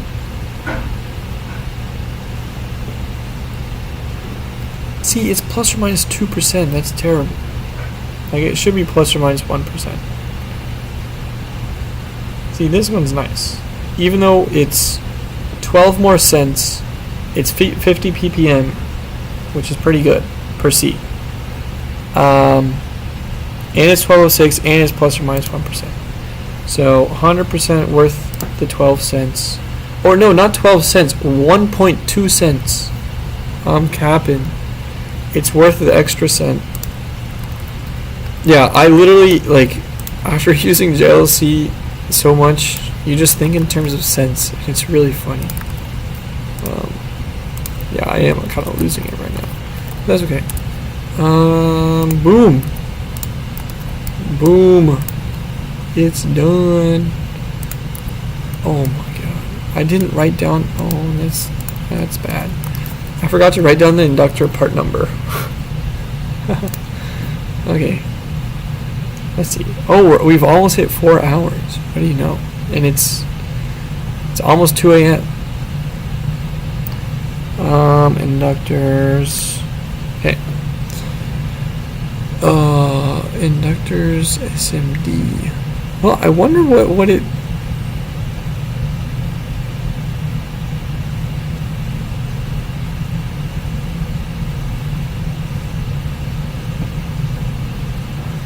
I wonder if the through-hole inductors are going to be better here, which actually I think they are. So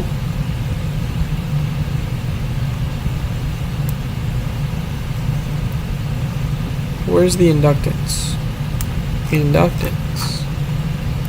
10 microhenry. 10 microhenry. Oh yeah, so the SMD ones go to some power, but then these don't.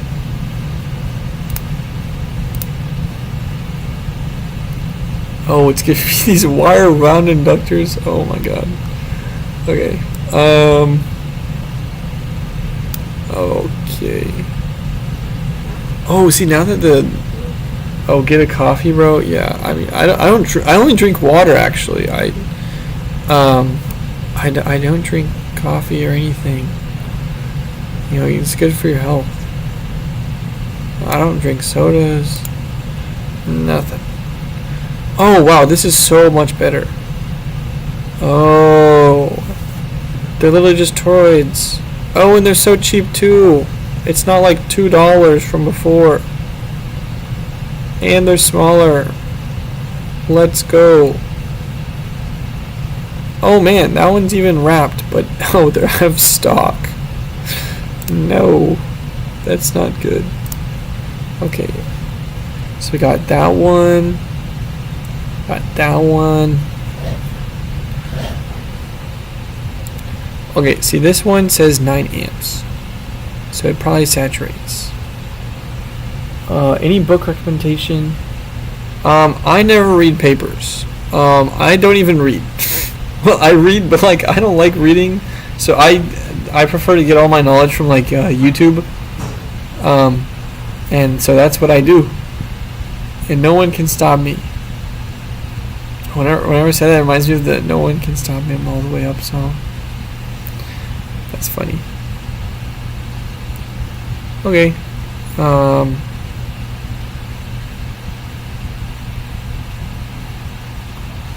This one seems nice. Let's see what it says. Okay, blah blah blah blah blah. But there are good books out there though. If you do like reading,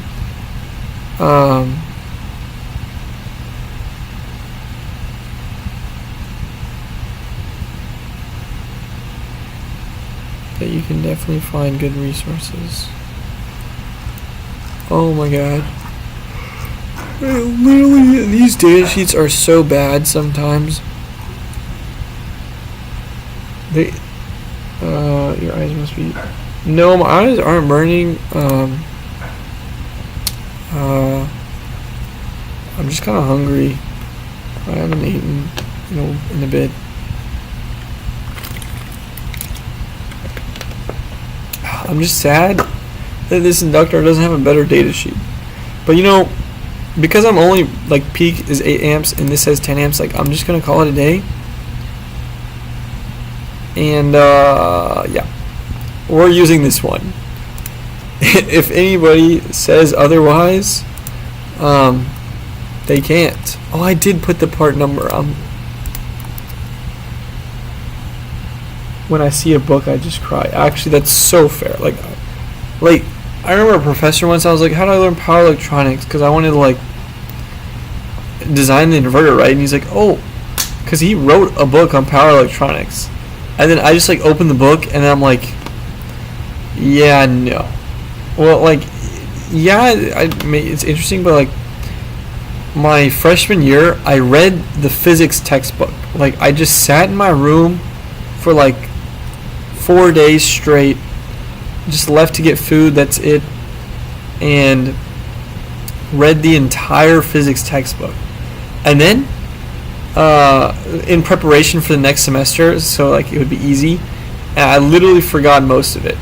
And then I just realized that, oh wait, I don't learn by reading, and I prefer watching videos and doing stuff with my knowledge, and then that's how it kind of sticks. Yeah. Okay. See, the nice thing about this though is that I can make a very easy footprint, because you just make a circle. Yeah. So I can say A. What's A? So 15 millimeter, 14 point. Yeah. What did you say? 14.5. Oh yeah. Now we can try to make a.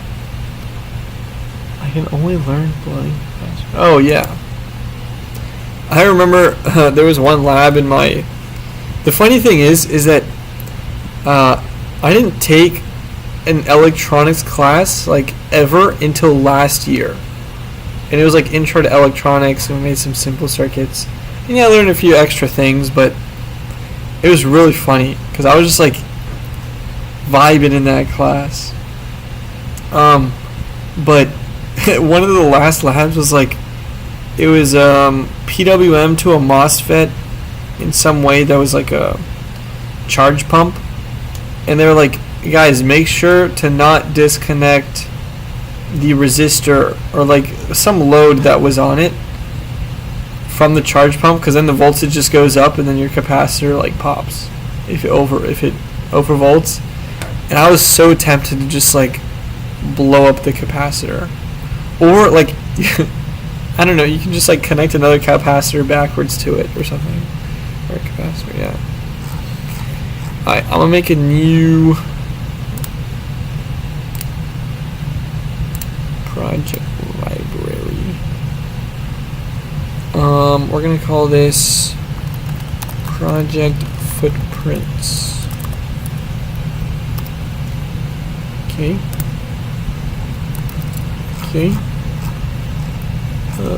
I don't even know where that went. Oh yes. And then new footprint. Oh, voila. This is very similar to making the schematic footprint. Just to do it different. And so in the for a footprint specifically, you want to make a courtyard for the diameter of the part. So we're going to do 14.5 because that's the what it says. It's like type of thing. And then we'll use a Schottky diode. Oh, for the solenoid driver, yes, because the thing is, if you have an inductor and you switch it off, then it has current that can go nowhere and it will blow up. But the thing here is that this is a synchronous buck regulator. So this switch turns on, and then this switch turns on, and they turn on like opposite of each other. And so the inductor is never at a point where it's disconnected from both, and it won't have that condition. So you don't need a Schottky diode in this case. But for turning on and off a solenoid, when you're just disconnecting it, you do need a flyback diode. Yes, and a motor is an inductor. And so yeah, anytime you have an inductor, it's good to have a flyback diode. I'm also gonna put a layer of silk screen here.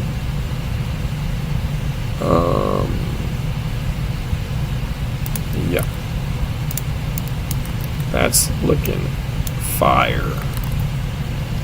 And then it looks like C is 5.5. Well, that diameter is 1. And because that's plus or minus 1,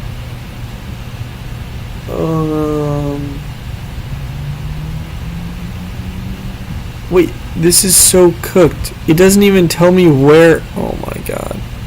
It literally doesn't say the offset of the pins. Bruh. That's crazy. Oh my god. This is like, has to be one of the worst data sheets. That's the price you pay though for 20-cent inductors. Yeah. That's low-key really funny though.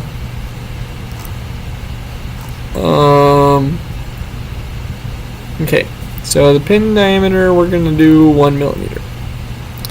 So we're gonna make a pad, put it there, and sometimes you can go through hole pad, but we're gonna do a SMD, or you can do through hole. We're just gonna call this pad number 1. Normal pad shape, do circular, round, and we're gonna do 1. So look at that. Look at that nice pad. I'm actually gonna do 1.5. Well, I'm gonna do like 1.2. Because it never hurts to be a little bigger than the actual part to give you clearance. Because you're just gonna solder it anyways. And then diameter of this, I mean, that looks good. I mean, I don't think it really is that big of a deal how it works. I mean, it says pin 1. I don't think it doesn't even explain anything, but usually pin 1 would be on the inside. So yeah, pin 1's gonna be there. Pin 2 is gonna be there. It says typical spacing is 5.5. So what are we at right now? 6. That should be 5.5. 5.5. And then it looks like it's just like, it doesn't even show like close to the edge.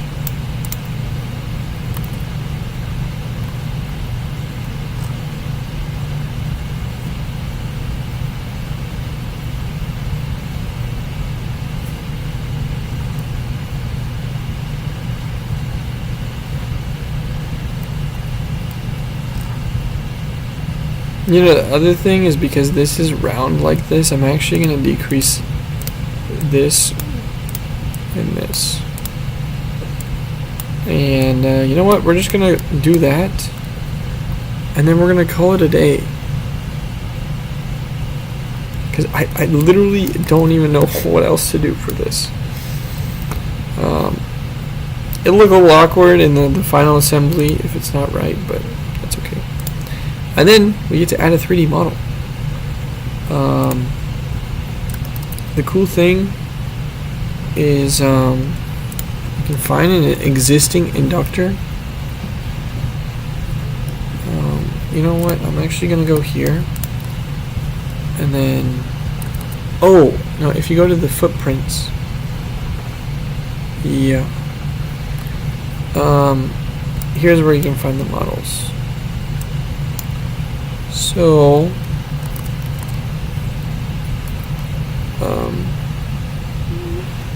see, these are surface mount. I went through hole inductors. So they have so many of the JLC inductors.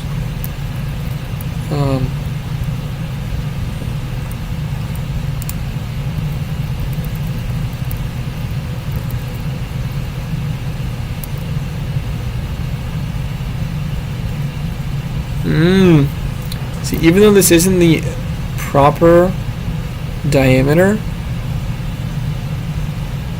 oh yeah, these are different.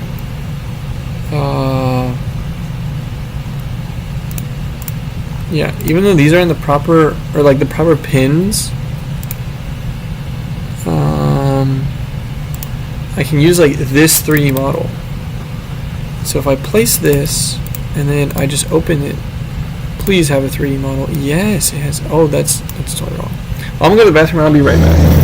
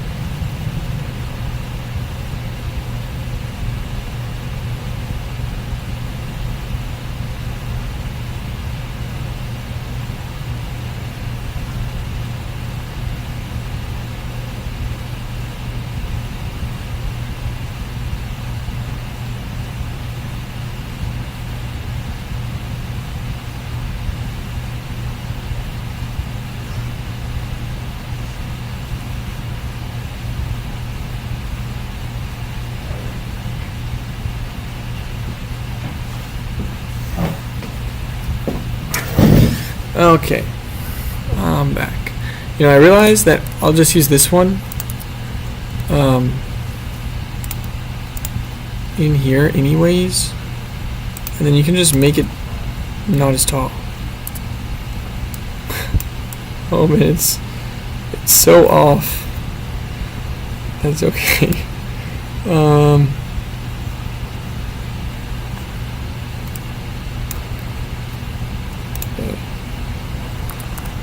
Whoa. Oh, because it's the diameter. Oh my god. Oh, I'm losing it. I measured the wrong thing.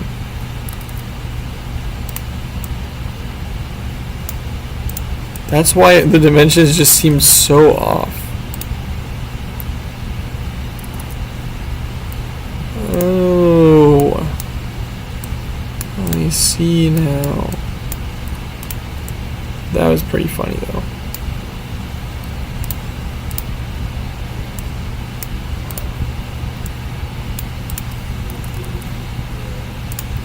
Okay. This one's 15. Datasheet says max value is 14. Okay. And this value is like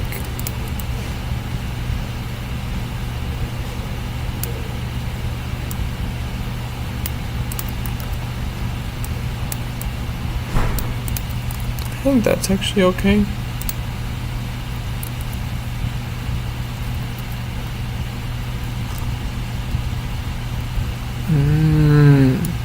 Yeah, I was wondering why it was like so, it seemed so like off. But now I realize it was because I had the wrong thing. Okay, I'm just gonna go around. And stop there. Okay, that's good enough. Right. So now, you can just scale this to be relatively the right size. Nope.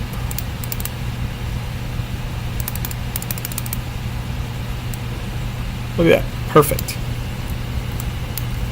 Perfect.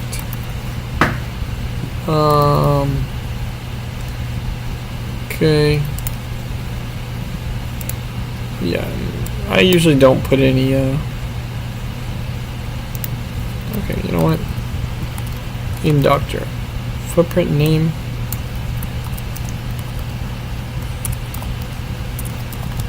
Dr.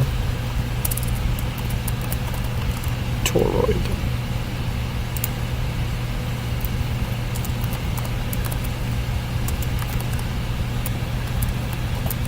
Look at the basis. Have Cyber Monday? I don't know.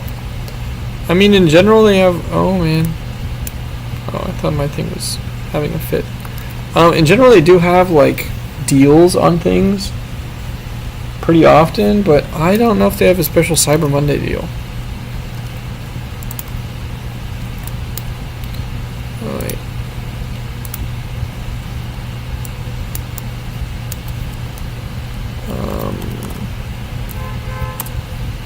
Perfect. Boom. Oh. I realized that. Hope.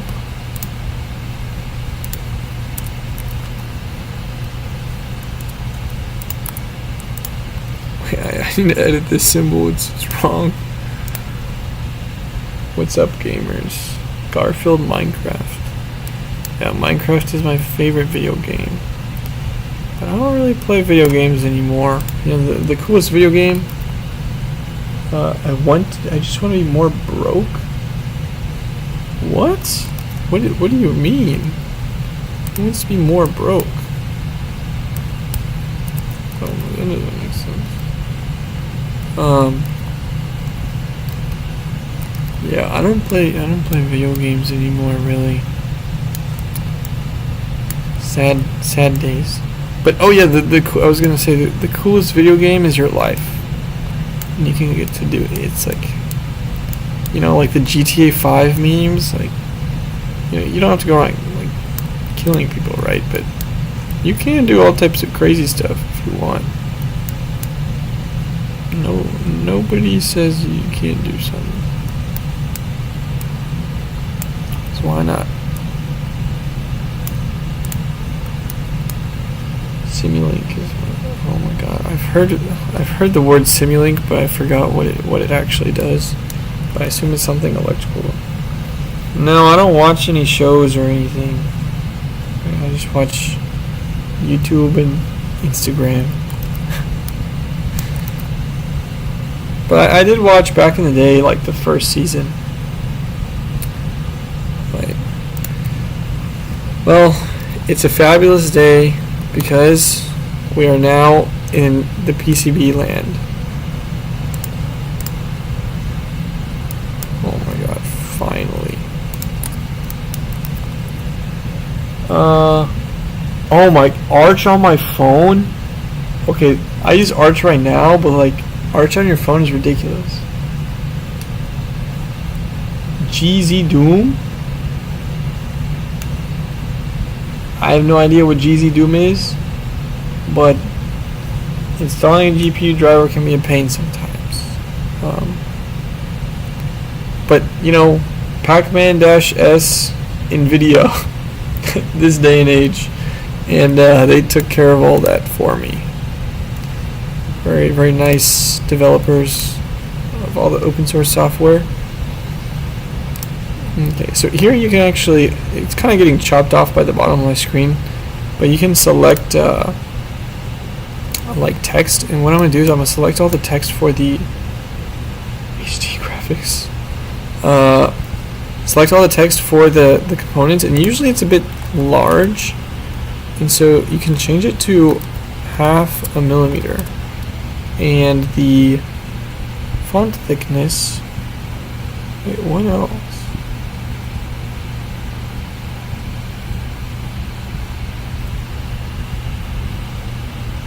To 0.1. Yeah. I am designing this buck regulator as part of a PCB project. And we've already sourced all the parts, and now it's just layout time. Yup. Look at these nice little MOSFETs. They're just hanging around. Okay, so the strat, here's the strat. You gotta put them on top of each other like that. Okay. First I'm going to align them. Yeah. So that's the nice layout. And then Oh, okay, on the other side. Yeah, look at that. And then the other part of the strat, bro, showed me. Have you ever heard about a country? Oh, yes, I've heard of Vietnam. I heard an XC. Okay, that's insane. Using XFCE, like I've heard of that. Circuit is for, it's just like a general project that somebody was wondering if I could help them with, and it's like, oh, what else is a great project to do some design with.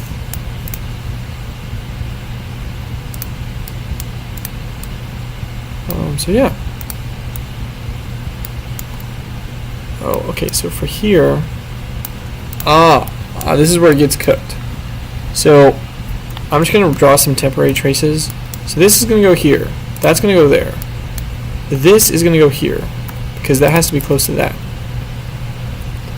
Does it support touchscreens? And the problem now... Oh, wait, never mind. I'm just dumb.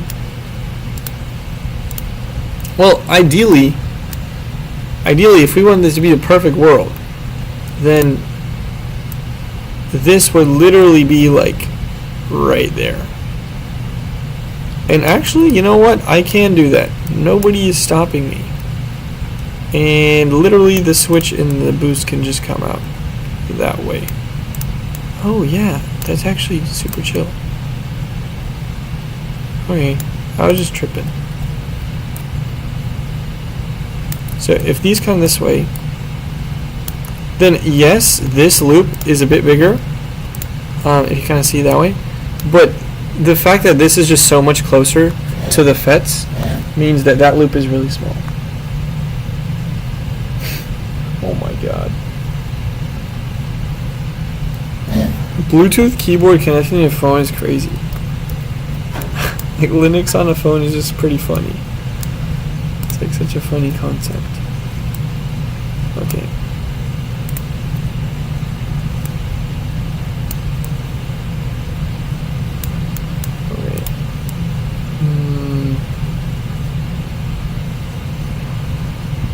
Okay, so this is I like this layout right here. So we can, and so another thing we're going to set up here in the PCB. Where you want, please? Oh yes, I will explain the PCB layers in a second. The reason you're getting them close together is because loop inductance, and the closer they are together, the loop area is smaller, which means that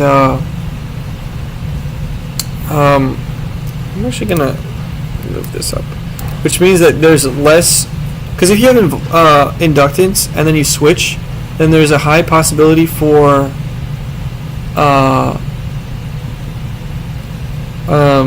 well, there will be ringing, because the output capacitance rings with the inductance. It's like an LC. And so you want it as small as possible to minimize the inductance, and the smaller the inductance, the higher frequency the ringing is, and it can be negligible. And also the more damped, because you have a fixed amount of resistance, and so as you increase or decrease L, the dampening, like the Q factor, which is how well it oscillates. So if Q is 1, it'll oscillate to infinity, like forever. If Q is like low, I think if Q is 1, it oscillates forever. But basically, the lower the Q, the better, because then there's no ringing. And if Q is below a certain point, it just won't ring.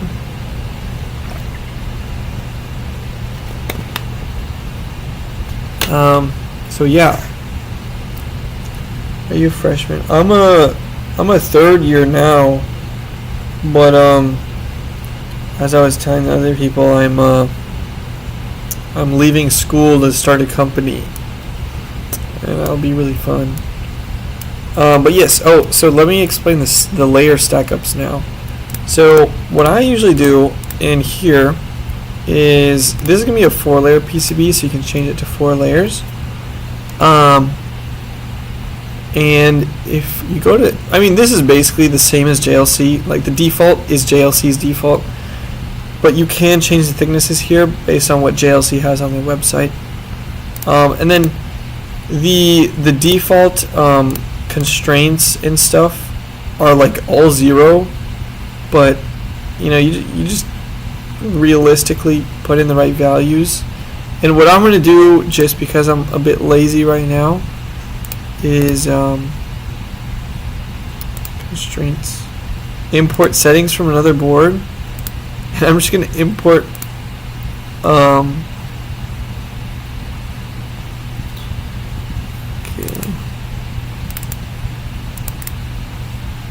I'm just going to import the constraints.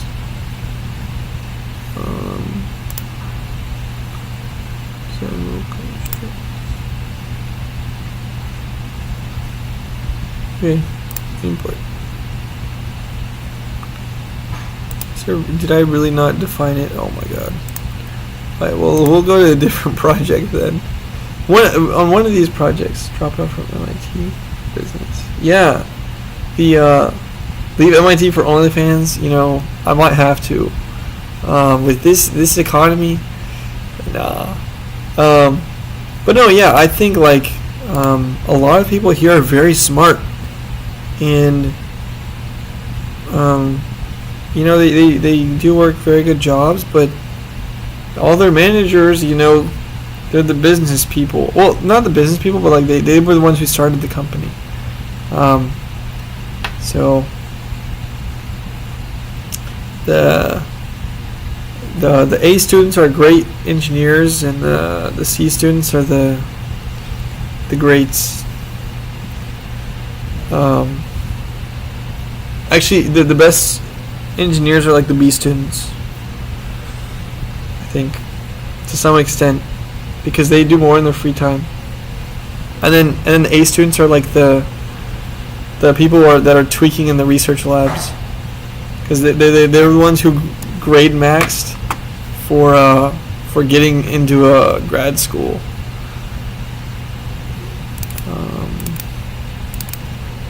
Okay, if this doesn't have the right constraints,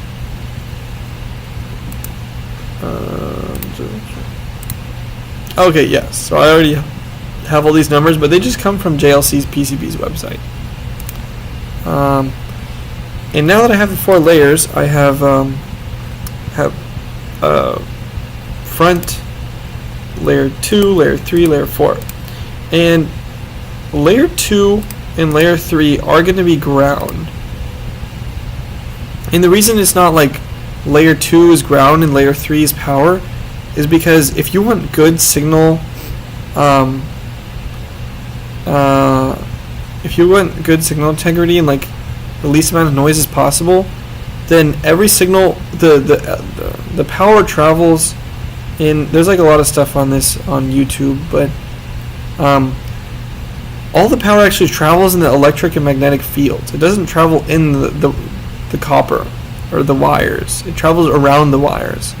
And so by having grounds for reference, like a 4-layer board looks like the 2 layers on top are very close and the 2 layers on bottom are very close. It's more like this. It's not like this. It's like the between layers 2 and 3 is very wide. And so by having ground here and ground here, they have very good signal references on the bottom and the top. And then every time you go from the top to the bottom with a via on a trace, you should also put another via for ground. And that way there's a return path for the signal. And this also has the concept of loops, right? Kind of all boils down to the same things. Is keeping the magnetic fields in a very small space, electric magnetic fields in a small space. So by having a small loop, they're in that very confined space. And so what I'll actually do is for this guy, I'm going to find these electrolytics here.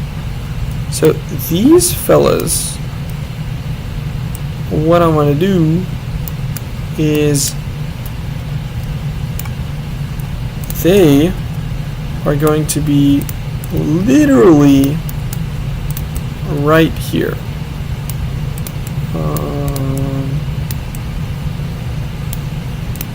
Okay.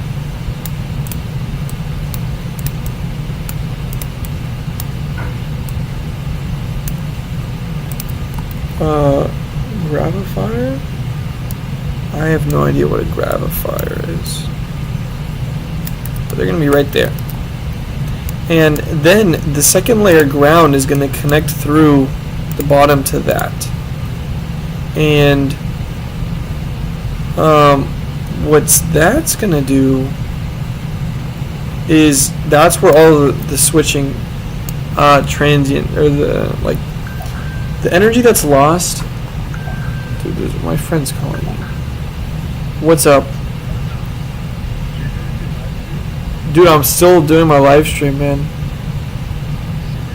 Yeah. What are you doing? I don't know. I mean, we hit like a decent amount of concurrent viewers at one point. There's 15 people right now. Yeah. Okay.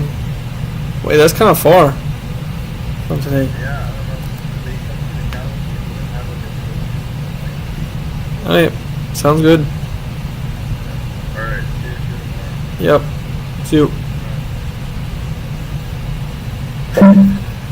One of my friends is like, dude, you still doing your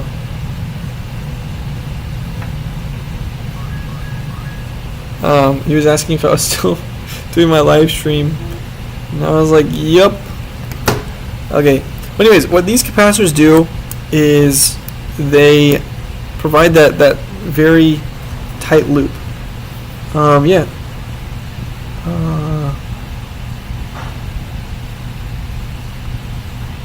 Well, it's not even binary logic. Ground is just like a concept of a reference, just like a general reference.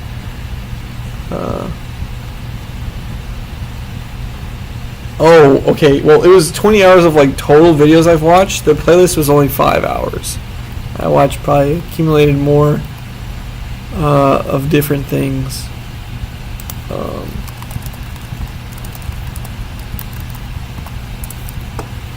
Yes, this guy. Fire playlist. I'm not sure. Some of the stuff he like is more or less important, but watching the whole thing gives you a grasp of like what everything is kind of like. I watched every single one of these. Oh, and I watched this one twice. Is it 5 hours? I have no idea. Somewhere I think it said it was 5 hours for the videos. Yeah, and then I just kept watching more and more videos and stuff. Yeah, but each video is only like 20-30 minutes long. I also am like a 2x speeder, so I just watched it. He doesn't talk super fast, so it's do you struggle with subjects like signals? Oh yes, oh my god, my signals class, awful. Systems class, I didn't have to take that. Data structures and algorithms, I'm not a computer science major, so I don't have to take any of that, except for signals. That's required for electrical engineering, and I'm failing that class right now because I stopped caring about it. But it was a cool class. I don't know, I just, after like we got past 4-year stuff and we're getting in convolutions, I just don't see what it is even useful for.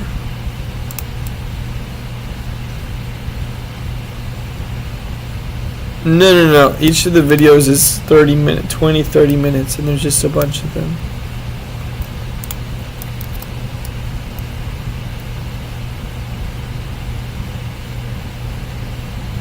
Oh, nice. Yeah, robotics is like the coolest thing. I wish it was a robotics engineering major, but it doesn't really exist.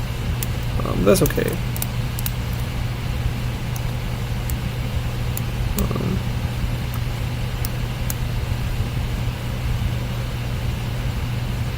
You know what I'm thinking here? I'm just gonna delete one of these. Whoop. Pow. And there goes C7. Because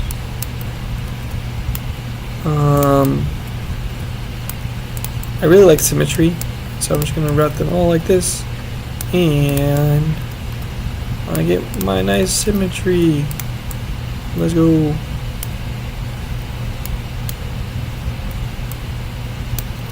Oh, and then the nice thing is you can do preview with Alt 3, and it looks real nice.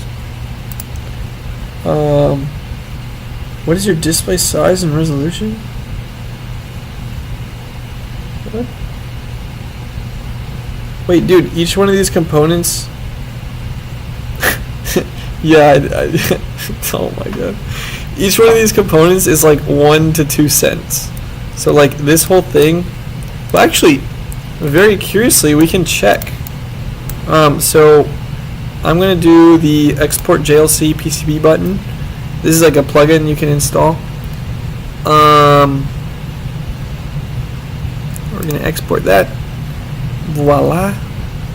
My application. This is KeyCAD.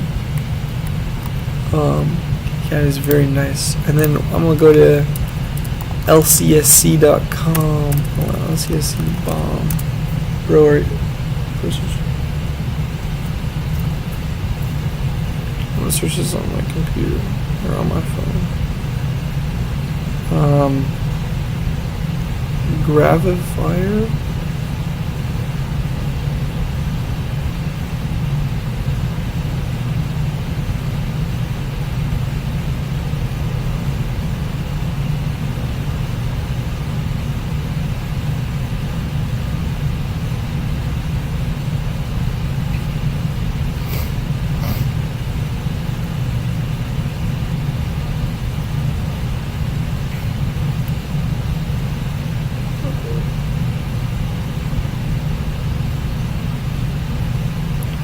Wait, I don't even... I'm reading about it. I'm reading about what the...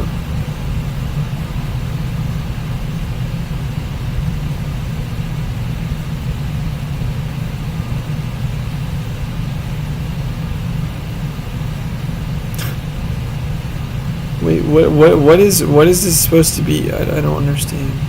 It's like something that floats?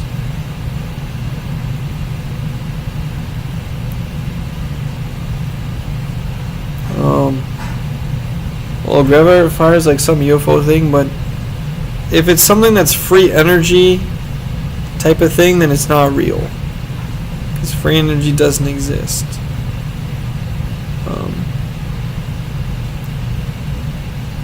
Or if it floats with no energy, then it's also not real. Like, oh my god, I see some free energy stuff on the internet, and it's like, where did they hide the motor? Because, yeah, like, this guy, there was a guy on YouTube who was doing free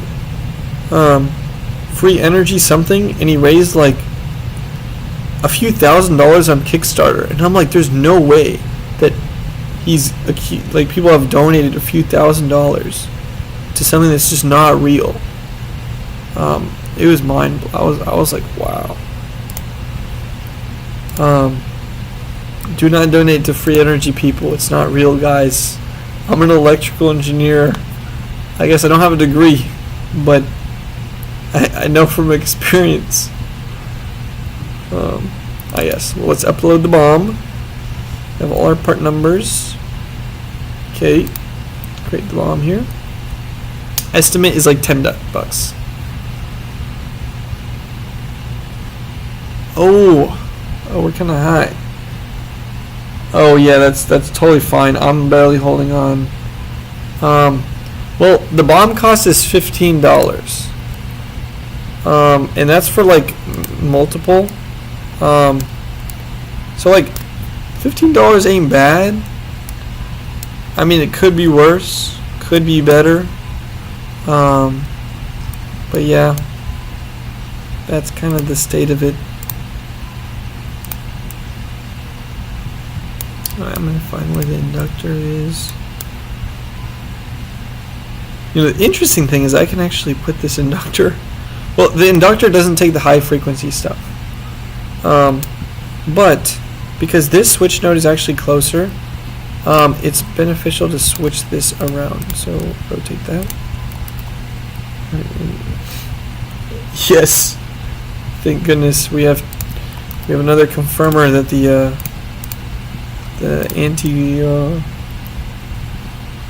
gravifier ain't real.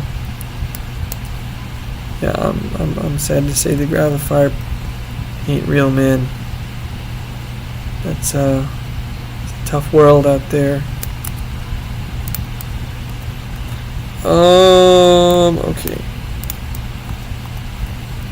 And then sometimes my mom sees like some Instagram reels. How hard was it to get it into MIT? I mean, I low-key just applied.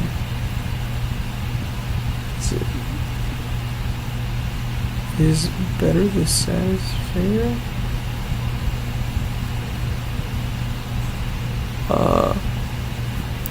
I don't know what that's supposed to mean, but I mean, yeah, I just like applied. And I think it's not like getting into MIT, it's like all the work that you did.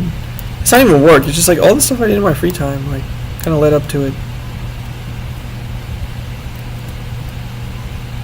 Did you apply to Caltech? Yes, I did.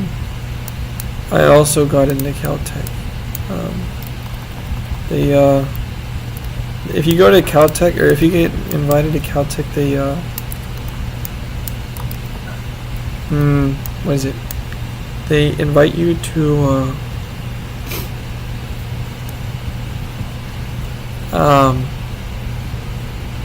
go check out the campus, and it was cool. But their campus is very small, and it was just like not very many people, and it was also more theoretical than here. Like many people didn't build as many things, and it was like, I thought here would be cooler. Like, how did they lay this out? It looks so messed up. Okay. Okay. Oh, they via down.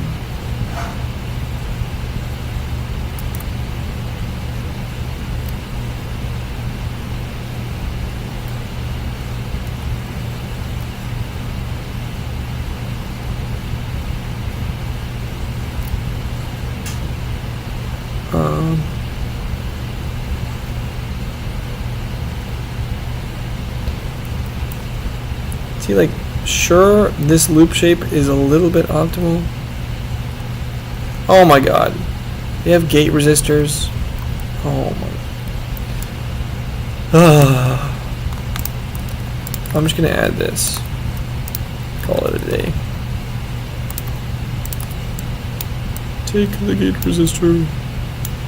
What these extra gate resistors do is they prevent the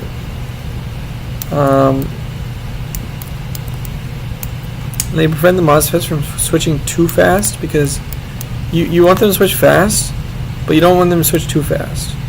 Because if they switch too fast, then you get a lot of noise, and it doesn't increase your performance at all. So there we go. Right there. Perfect.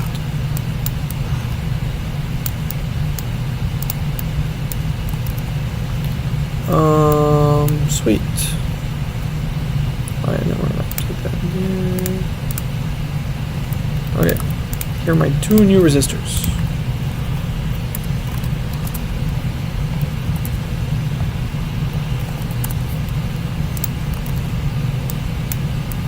Okay, so this is going to change things a little bit. Alright, so what it looks like they do here is they start curling it around.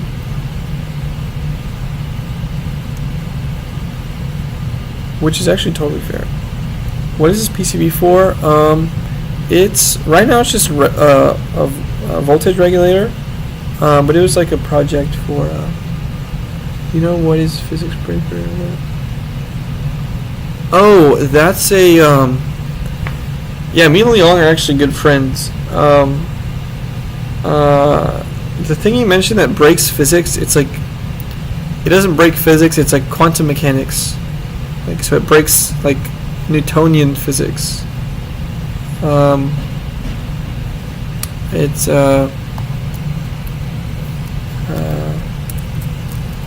display with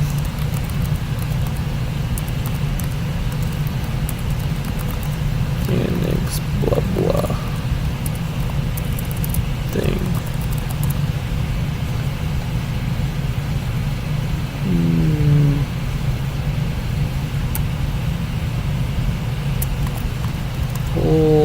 Bold display name. Nixie tubes. I think they're called Nixie tubes. And so something about the Nixie tube, I think, yeah. Something about this was in his video, and maybe it was something apart from the Nixie tube, but it was some probabilistic thing. So it's like in certain things in physics, then it becomes probabilistic instead of deterministic.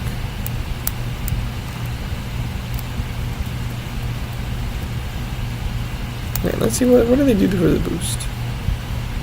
Oh, I see. Oh, okay. See, that's smart. You still have really short gate loops, but that loop is small. Yeah, most datasheets actually give you this reference, and it's pretty nice to look at. So what I'm going to do is I'm going to move this over this way, move it right there, put that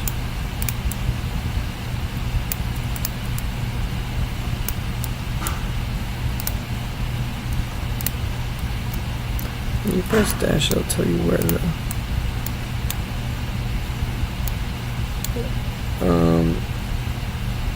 is your program open source? Yes, I only use open source software. Open source software is goated. Okay, that's looking nice. Nice, let's go. And this is going to be like here. Actually, that resistor goes. Yeah, I mean, most of the time what you can do for these regulators is copy their reference layout, and it comes out pretty nice, because like they've thought it through to some good amount, and it'll work nicely.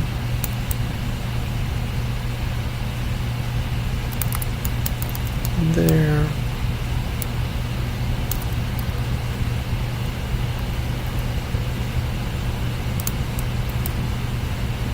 Get this as close as I can to here.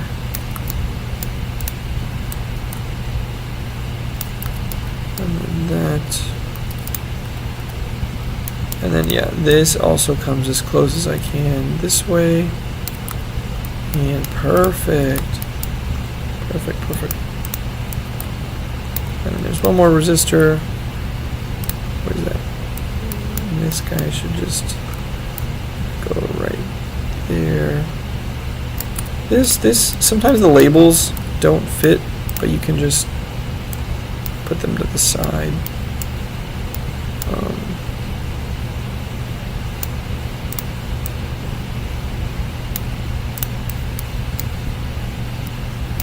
And yeah, so the first thing is figuring out how the layout's all going to work out.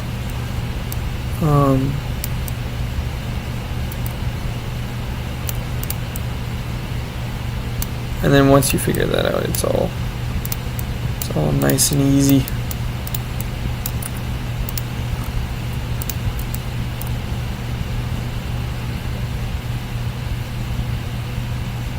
Yeah, let's put that there. I'll probably move this up. Like, this is not doing a very significant amount of power, so it's probably a-okay that it's not like super small loop, blah blah blah.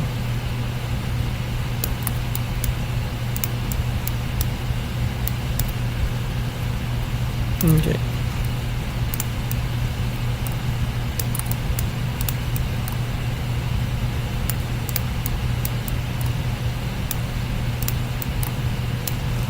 Look at that. It's looking very nice.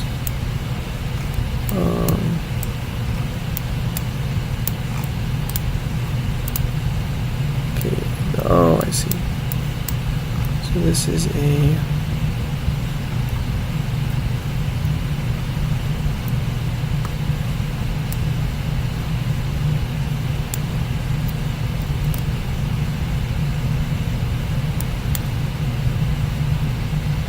yeah, I'm actually gonna put this.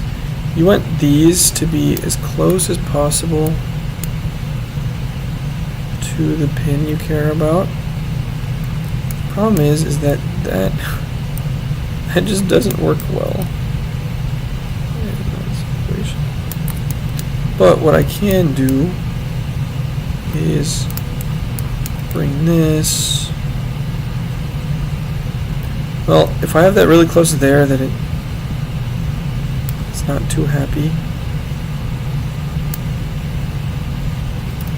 But you know, I think it's okay to put it like right there. And move this over a little bit. So I mean, the loop isn't very, very small. See the size of it.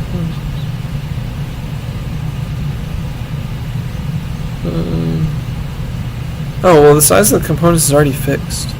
Like I've decided the parts I'm gonna use. So now it's just laying them out.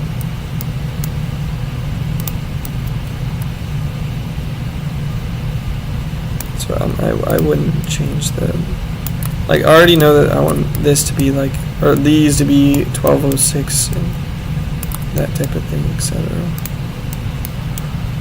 We'll just put that right there. Yeah, it fits nicely. Cool. That's looking very nice. The loop is in your dreams. Yes. Yes, the loops are so tiny here. It's perfect. What is this one? Oh, this is the resistor. Oh, perfect. Okay.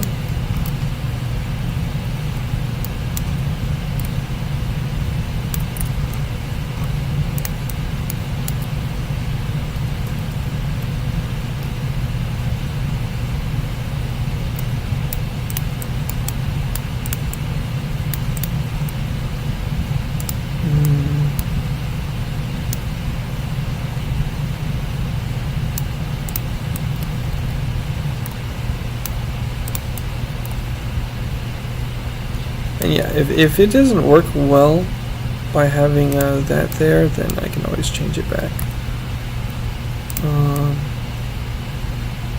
We'll move this. Yeah, sometimes you don't. I mean, you don't necessarily need these labels, but I like to keep them. They're nice to keep, just so you kind of know what's happening. Or like maybe for like the assembly fabs, it's nice. Also, if you're doing like assembling the board yourself, could be helpful. But yeah, you don't necessarily always need it. Okay, I'm gonna put that there. Put that there.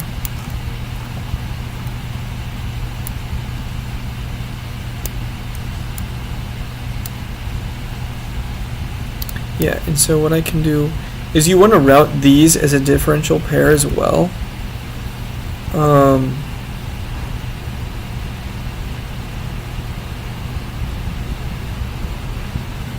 And so what I'm probably going to do, protoboard doesn't have, like, yeah, I mean, yeah, but like, it's nice to have. Can't argue, you know. And then here are my output capacitors. So what it's looking like, I want to do this.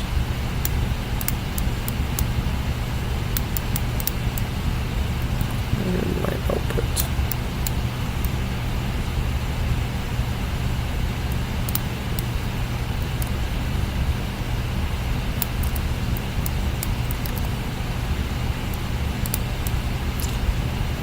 Yeah, I mean, it's nicer the closer this is to. I mean, the main loop to worry about is these loops because that's the fast switching, and then this is just much slower. And if we look here, They have ground going under the whole thing.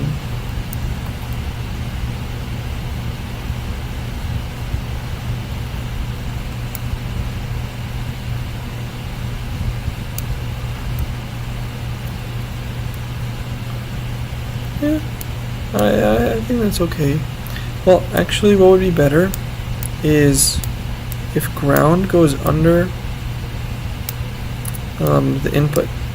So this is all ground here, that's ground, and then if these flip the other way, and it'll make it where my current senses just can't make it anywhere, but that's actually totally fine because I can just via those underneath.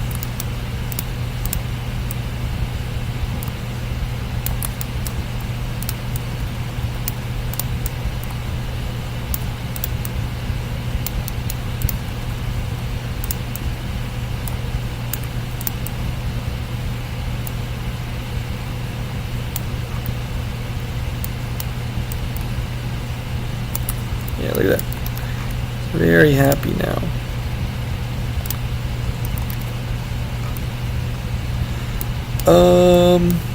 Sweet. 3 minutes to 5 hours. Really? Oh my god, that's insane.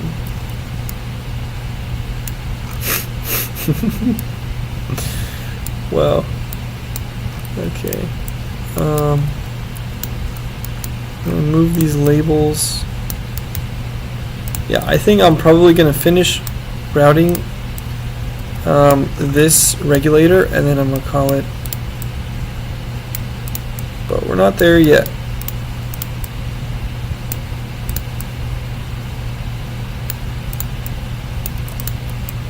Okay.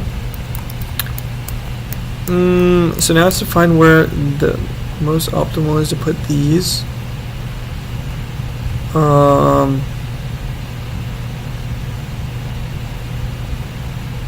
And really, I think they would be not too bad off, like right here. Because the main thing is this is going to be ground. Ground's going to be right there.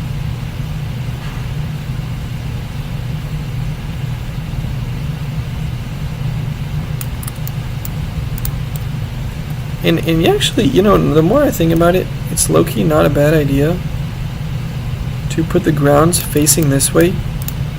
And then looping around like that.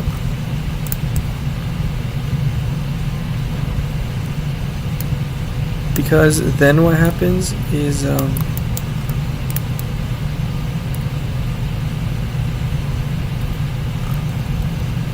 one can go like this. Alright, where's the last one gonna go?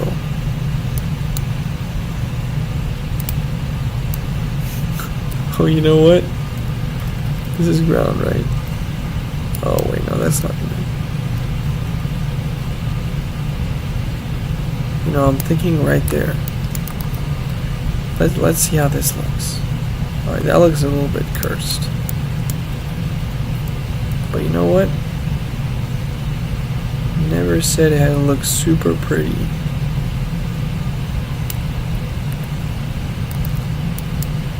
And that's actually pretty optimal for our regulator. This is going to have no noise. Well, I mean, it's going to have the switching noise, but it's going to have no EMI problems. Like, EMI out the window. Never going to see the light of day in this design.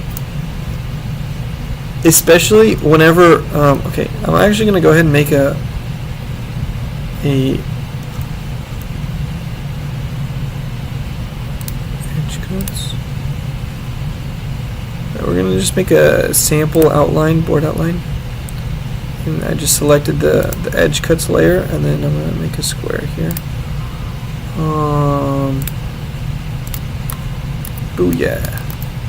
You can add curves to it as well, but I'm not going to do that for the time being.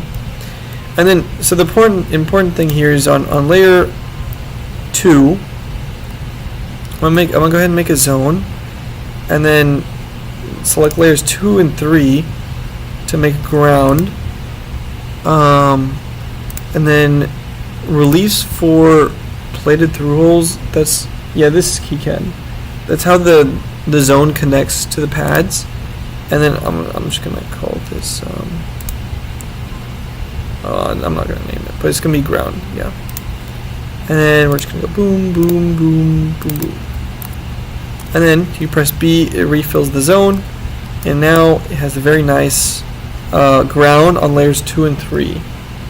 And then what we can do is I'm just gonna route it because I'm lazy.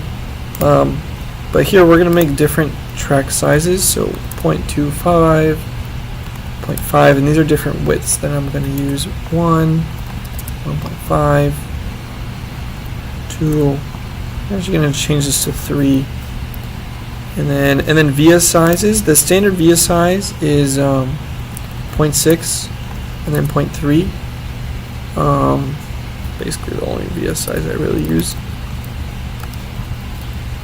And so yeah, now you can see the different sizes here. And so yeah, now it's like the flow 360 type thing. So this, we're gonna just route to that, and it depends on like the wire sizes and stuff. We can actually ask admin chat. Simpson mode is extremely fire. I don't even know what Simpson mode is. What trace size 1 ounce for 10 amps? It'll probably say some amount of like a few millimeters. A 0.25 millimeter trace can carry about 1 amp. And so if you want 10 amps, I mean 2.5 millimeters is reasonable. It'll get a little warm. But yeah, that's exactly what ChatGPT says. So we're going to use 3. And I mean, okay, actually, with this it becomes ridiculous to use traces. Still live? Yeah. Has been a minute. So I'm going to use zones. Because zones are better at like, they honestly just look cooler, or I mean they're like more copper, and you don't pay for more copper, you pay for less copper, because they have to remove the copper. But sometimes it's a little more work to get the zone set up. So I'm just gonna go like that. Oh, yeah, I don't want no thermal reliefs. Yeah, and so this is like a whole area of copper for plus. And then I can do the same thing for 24 volts right here. And the thing is, because I'm stepping down, the current on the input is less than the current on the output. The main high current deltas are in this region here. So I'm just going to make another zone for 24 volts. We go there, there. Gonna bring that up there. Boom, boom, boom, pow. And look at that. It's very happy. Hyperland, yes, yes, I am running Hyperland.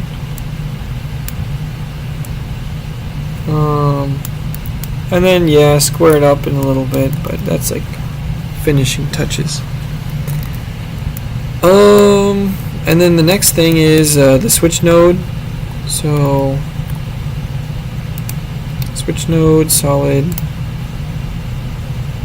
And I'm gonna go down here, probably to like there, then go there, and go down. And oh yeah, I forgot. So the switch node also has to come to the inductor. Pores are just larger, generally, and so they usually give you better. I mean, you could technically use a wire, and make the same shape, but it's just easier to use a pour once you're like making some shape already. Remove corner. Nice. And then that shows me that I just need to move this capacitor out of the way a little bit. I'll actually probably move it this. Oh, you know what? That looks nice. Perfect. That's a nice situation. And so that gives me a nice big switch node. And then making another. Yeah, this is not my prettiest work, guys, but what even is the net name? Oh, it's sense positive.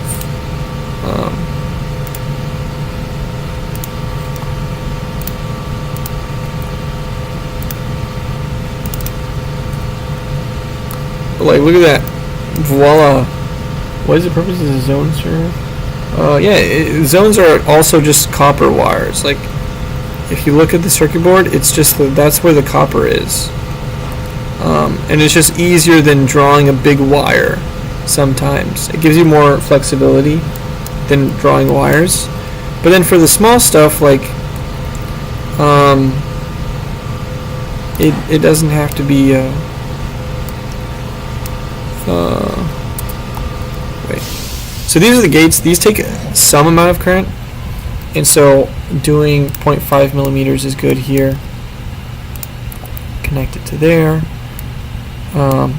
Actually, I mean, this chip is designed kind of badly because the ground is on the other side. But usually the ground is right below the LG pin. And that makes it where the loop is very, very small. The gate loop is very small, so the loop between here and here is small. But yeah, it's not that big of a deal here, really. Like they're switching fast, but it's probably limited to certain speed by the chip, anyways. Okay. Another thing is bigger wires actually have less inductance, and so doing something like that is not bad. Go there, and then this is going to go there. And I think at this point, oh, and then vias. So a via is where it goes down to the ground plane, and that will go there. And yeah, it's coming along pretty nicely. Feedback doesn't have to be thick wires. Sweet. And then for the chip select in 7, it's fine to. This is a very special case where the more that I think about it, because there's no components on the bottom, it's actually more beneficial to do ground in this configuration where it's signal ground, because that opens up layer 3, which is still inside the circuit board, to be internally routed, and there's less chance that noisy things from the environment can affect your signals. And another thing here is whenever I via down, I'm going to add a ground via next to both of these. Okay, that's way too large of spacing. Sometimes the default spacing here is kind of aggressive. But yeah, so I'm going to put a via there, put a via there. And that gives the current in the fields, it directs the fields between, as it goes up and down between referencing the second layer to referencing the fourth layer. And then what I want to do is I actually want to bring that up there, bring that up there.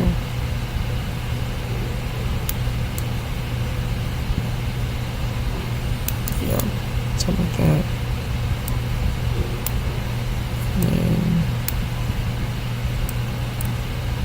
Yeah. Another thing you can do is, see how these are sharp corners? You can select corner smoothing, fillet, and you can do like, let's say 1 millimeter. And then that'll smooth like corners like that. Oh, oops. 0.5 millimeters. And it'll smooth also the inner corners.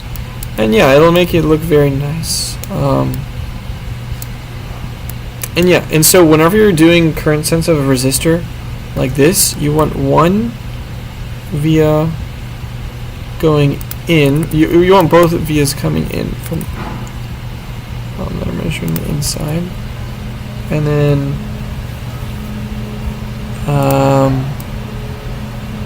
okay. Yeah, sometimes this kind of messed up. There we go.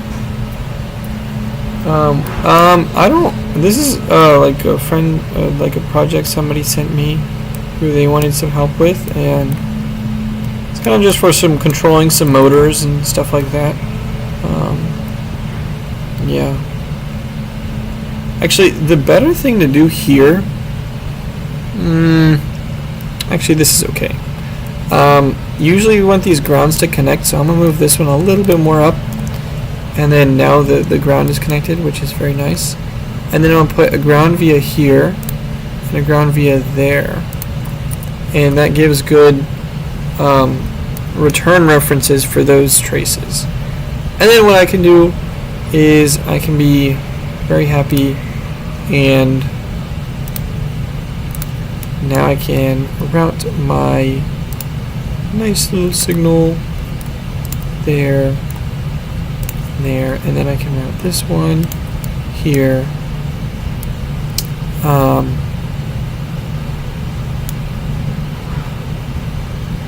And actually, it's more beneficial for me to put these vias here.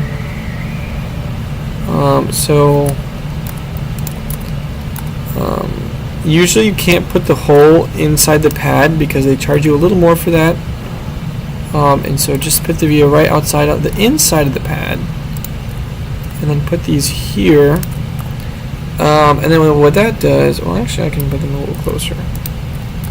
Probably okay. So you still have the same reference, but I can route these signals together and a little nicer. I mean, they don't have to be together. They are differential, but they don't necessarily need to be next to each other to a severe extent. I'm just going to go there, and voila, that's the very nice current measurement. Do you tune motors? Tune could mean a lot of things, but like I have been doing a lot of motor control and motor controller design. Not combustion motors, but like electrical motor stuff.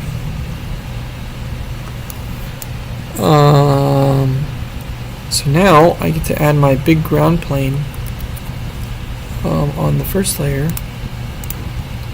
So ground, and we're going to go down here. And usually you just want ground to encapsulate as much as you can, because it's a good reference to get all the noise out of stuff. Keeps the less, yeah, it's just good. It's just good to have a lot of ground. Yeah, I'm going all the way around here.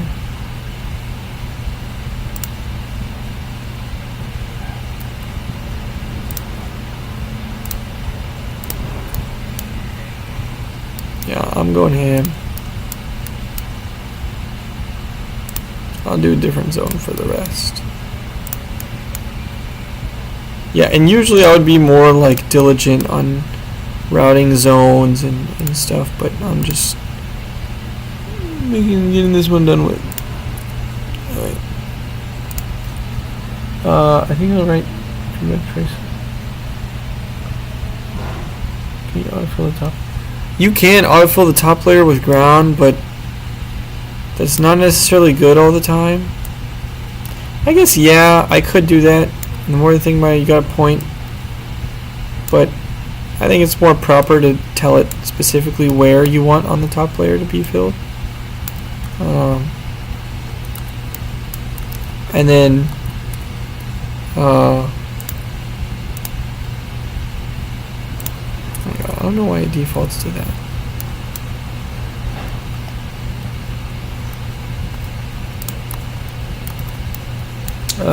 I think you read the feedback trace. I did.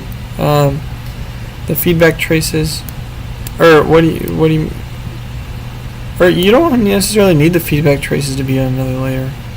As long as they're not close to the switching noise here, you're fine.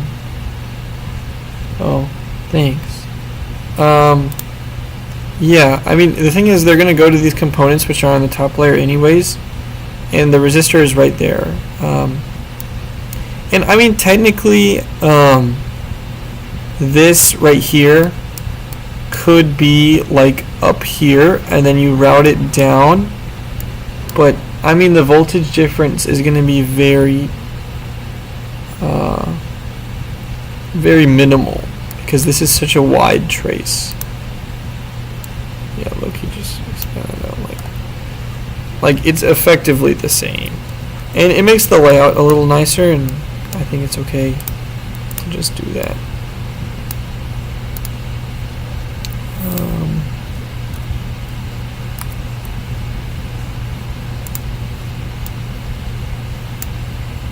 See, I don't know why I added so many points here.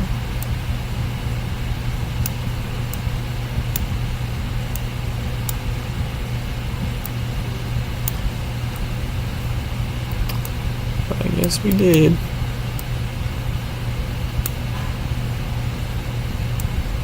Yeah, sometimes aligning these can be a little bit of a pain sometimes. But I think that's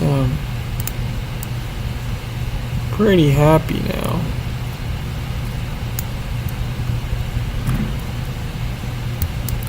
And then you just start spraying this with vias, because what's really important, there's honestly not too much, like the switching current isn't absurdly high. I want to see if I can pack these type. There is yeah, you can kind of see there, that's the max or like minimum spacing that JLC allows you to do. But there is an advantage to putting a lot of vias here. So not only does it take the the 1 watt of heat out of the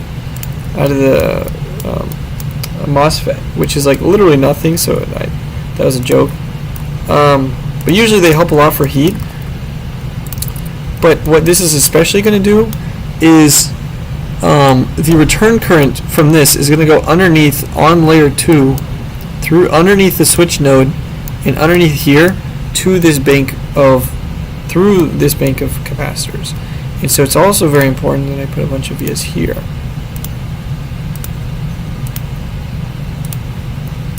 And I'm just going to spatter them.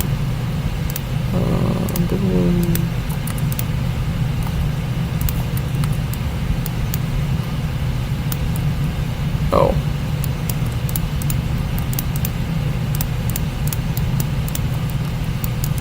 And then you might as well do one more. Or what you can do is you can do that. And you can go to the last one. Yeah, and like that,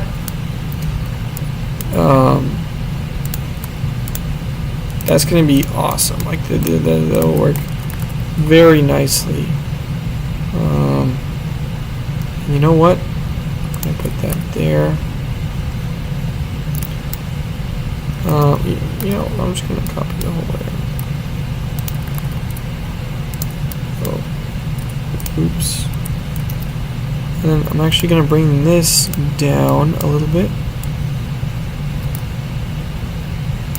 Yeah. But this should have like no noise, or no ringing noise. And then you can just spatter a few extra ones like out and about. Vias are free, They don't charge you extra unless you have like a absolutely insane amount of vias. So you can just put them every now and then. Blah blah blah. One right there. And then also here, and because underneath on this layer is these, I'll move these actually out of the way a bit more. And then what that would let me do is, there we go. Now I can add a bunch of vias here.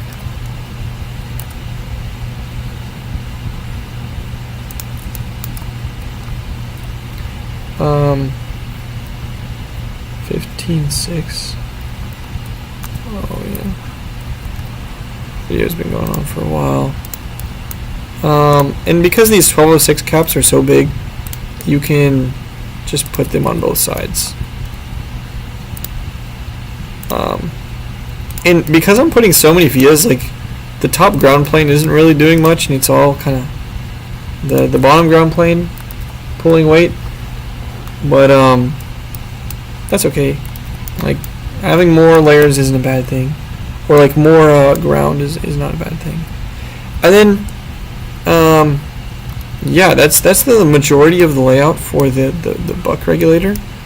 And then you can do more with it with, I mean, the critical layout is with the ceramics, and then these bigger capacitor or these bigger electrolytics are so slow that you can really just do that and get away with it, the big trace, and there's nothing wrong with that at all. So what I'm going to do is put just a lot of grounding, and this will make it where like it'll just have reference back to ground.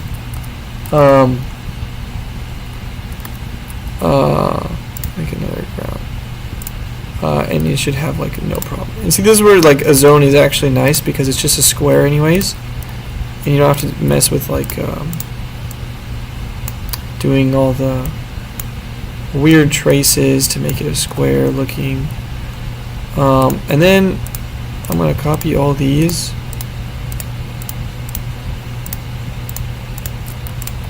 and then I can just move this to the other guys. Boop. Yeah, like look at that. Perfect. And I'll add 2 more on the rest of these, because why not? Vias are free. And then like here we can connect these two, might help a little bit, who knows. And then you can also connect this like so.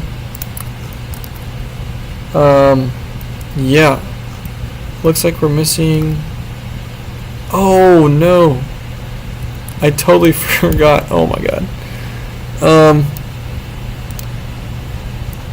Well, this is a case where I forgot to you can go back. Yes, you can, but the problem is that then every via adds inductance, and you really don't want inductance in this loop. So what I can do is I can just move this down a little bit, move this down a little bit, and move this up a little bit. And what do you know? We had space all along. This is why I usually, my first go around, like I don't pack things super tightly, because sometimes like something like that happens, and you, by not doing everything super tight first go around, you have extra space at the end to oh my god, oops, wrong size, to route something that didn't fit earlier. And see, that's a bit too closely packed for my liking. I'll do that there. This also has room right there. like so. But something like this.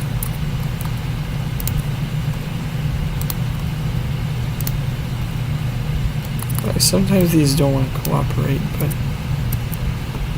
I'm just going to redo that trace. Yeah, like that's totally reasonable. And the voltages on this layer are like not very high. So yeah, that's great. And yeah, I think that's it for the switching regulator. Probably gonna call it at that.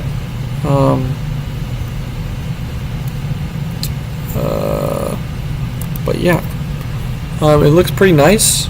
It's relatively small form factor, and let's see, what's the power? 70 watts. I mean, it's not a crazy amount, but 10 amps, 7 volts. I think like my inductor is relatively big, and in something that's like this voltage range, you could probably get away with a higher switching frequency. And so the higher the switching frequency, the smaller, like these FETs are already really small, but you can get ones that have basically these three components all built into the same chip. And because of the higher switching frequency, your capacitors are smaller, your inductor is smaller, but size isn't like a huge concern.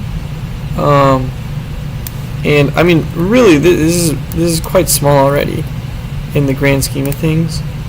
It's 35 by 30 millimeters, so that's okay. Like I usually try to keep all my circuit boards under 100 by 100 millimeters because they don't charge you much extra for that.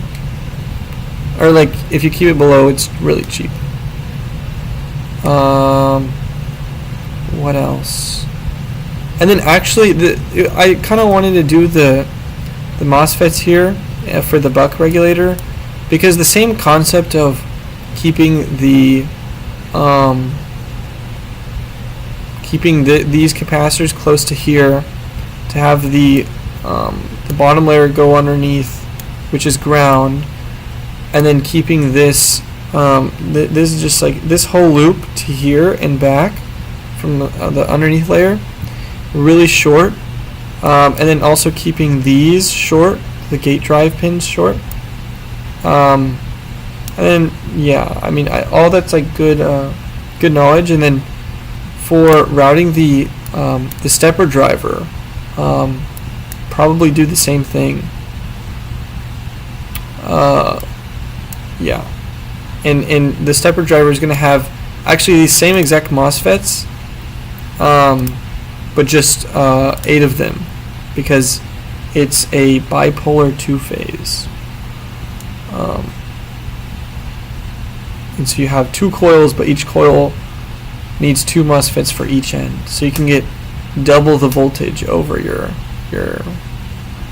MOSFET basically, or your inductor. Yeah. Well, that's it for today. I'm gonna call it. It's like 3:30 a.m. But this is all gonna be on my GitHub. I might do another video on laying out the stepper motor driver and doing the microcontroller stuff. But causing more from a short circuit. No, I mean this is actually pretty generous space. It's like totally fine. Like getting close is whenever the trace starts touching the wire, or touching this this margin that I've set, and that's the fabricator JLCPCB. They explain. Yeah, it's like this is totally fine. Like this is like these distances are okay for JLCPCB. Or what do you mean is so much space?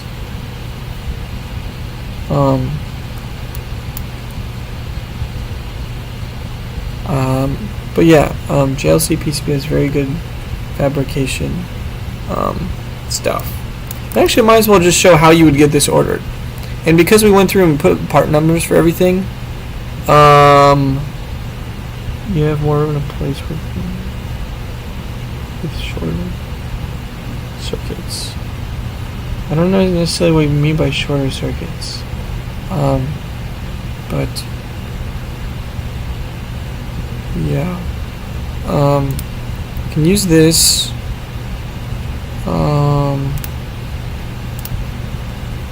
This will generate our PCB design files, and the way to order it would be to go to JLCPCB.com.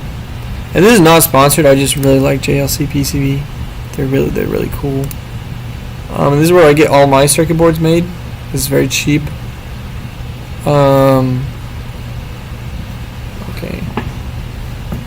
Let's see. So here, instant quote. And then you just add, wait, wrong folder.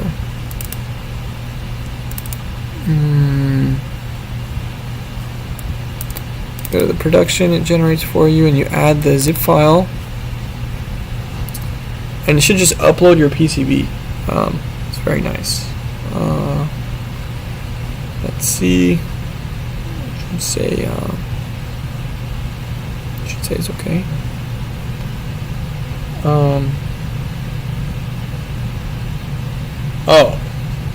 If you JLC PCBs in China, if you get something in the United States, it's going to be automatically like 4 to 5 times more expensive because manufacturing in the United States is really cooked. I'm doing a startup with a friend, and we're going to try to do automated manufacturing, but in China it's significantly cheaper. And then all these options, I mean, unless you need to change them for specific reasons, you can. But they have different types of PCBs for different like RF stuff. We have 4 layers. What do you mean can't make new ones? Oh, it takes 2 weeks to get it from China. If you order it. I'm not going to actually order it, I'm just showing how you would order it. You can change the cover thickness for more current, less current, but default's fine.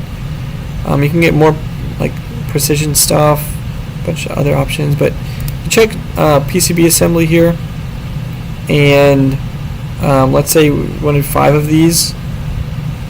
Top side economic, next. Okay, next. And then you just add the BOM file, and then you add the positions file, and hopefully it says everything is in stock, because we literally just looked at the part numbers. Oh, oops, I forgot to put part number for this one. That's okay. We're gonna put that there. And then get the part number for this again. And that just means that for here, oh, okay, it is in there, but it's probably not on this one.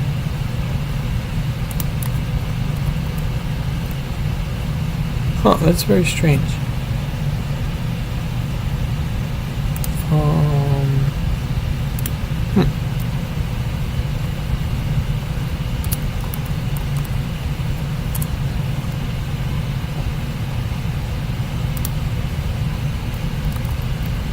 Yeah, I don't know why it didn't.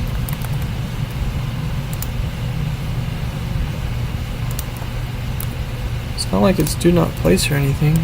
At least I don't think so. Yeah, that's very strange.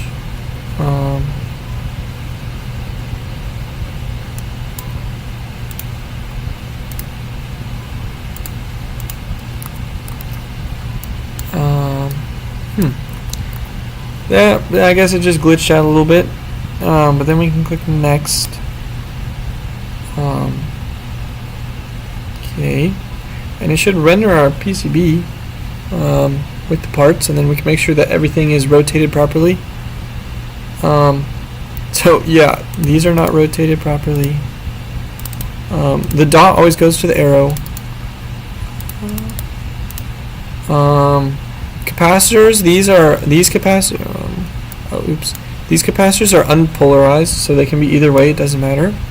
But these are backwards. You can kind of see the notches represent the proper direction, and also the plus and minus are labeled. So these are correct. All the resistors, capacitors can be the same. The arrow is at the dot on that. That's all good. And then the last thing is for this guy, moving it. We can go back to 2D. And in 2D, you can move components so they fit properly. And actually, I got it. That was the exact the dimensions that the datasheet said, and it was right. What do you know? And then we can go to 3D view, and this is actually what the circuit board will look like when we get it manufactured. Look at that. Isn't that beautiful? Well, I guess the capacitors look a bit dead. I think they didn't get rendered on top. That's pretty funny. Yeah, you can see we kind of overestimated the hole size of it, but that's okay. But yeah, this is just the regulator part, and you would add some stuff at the end. So you just click next, and you know, let's just say this is like DIY. Save to cart.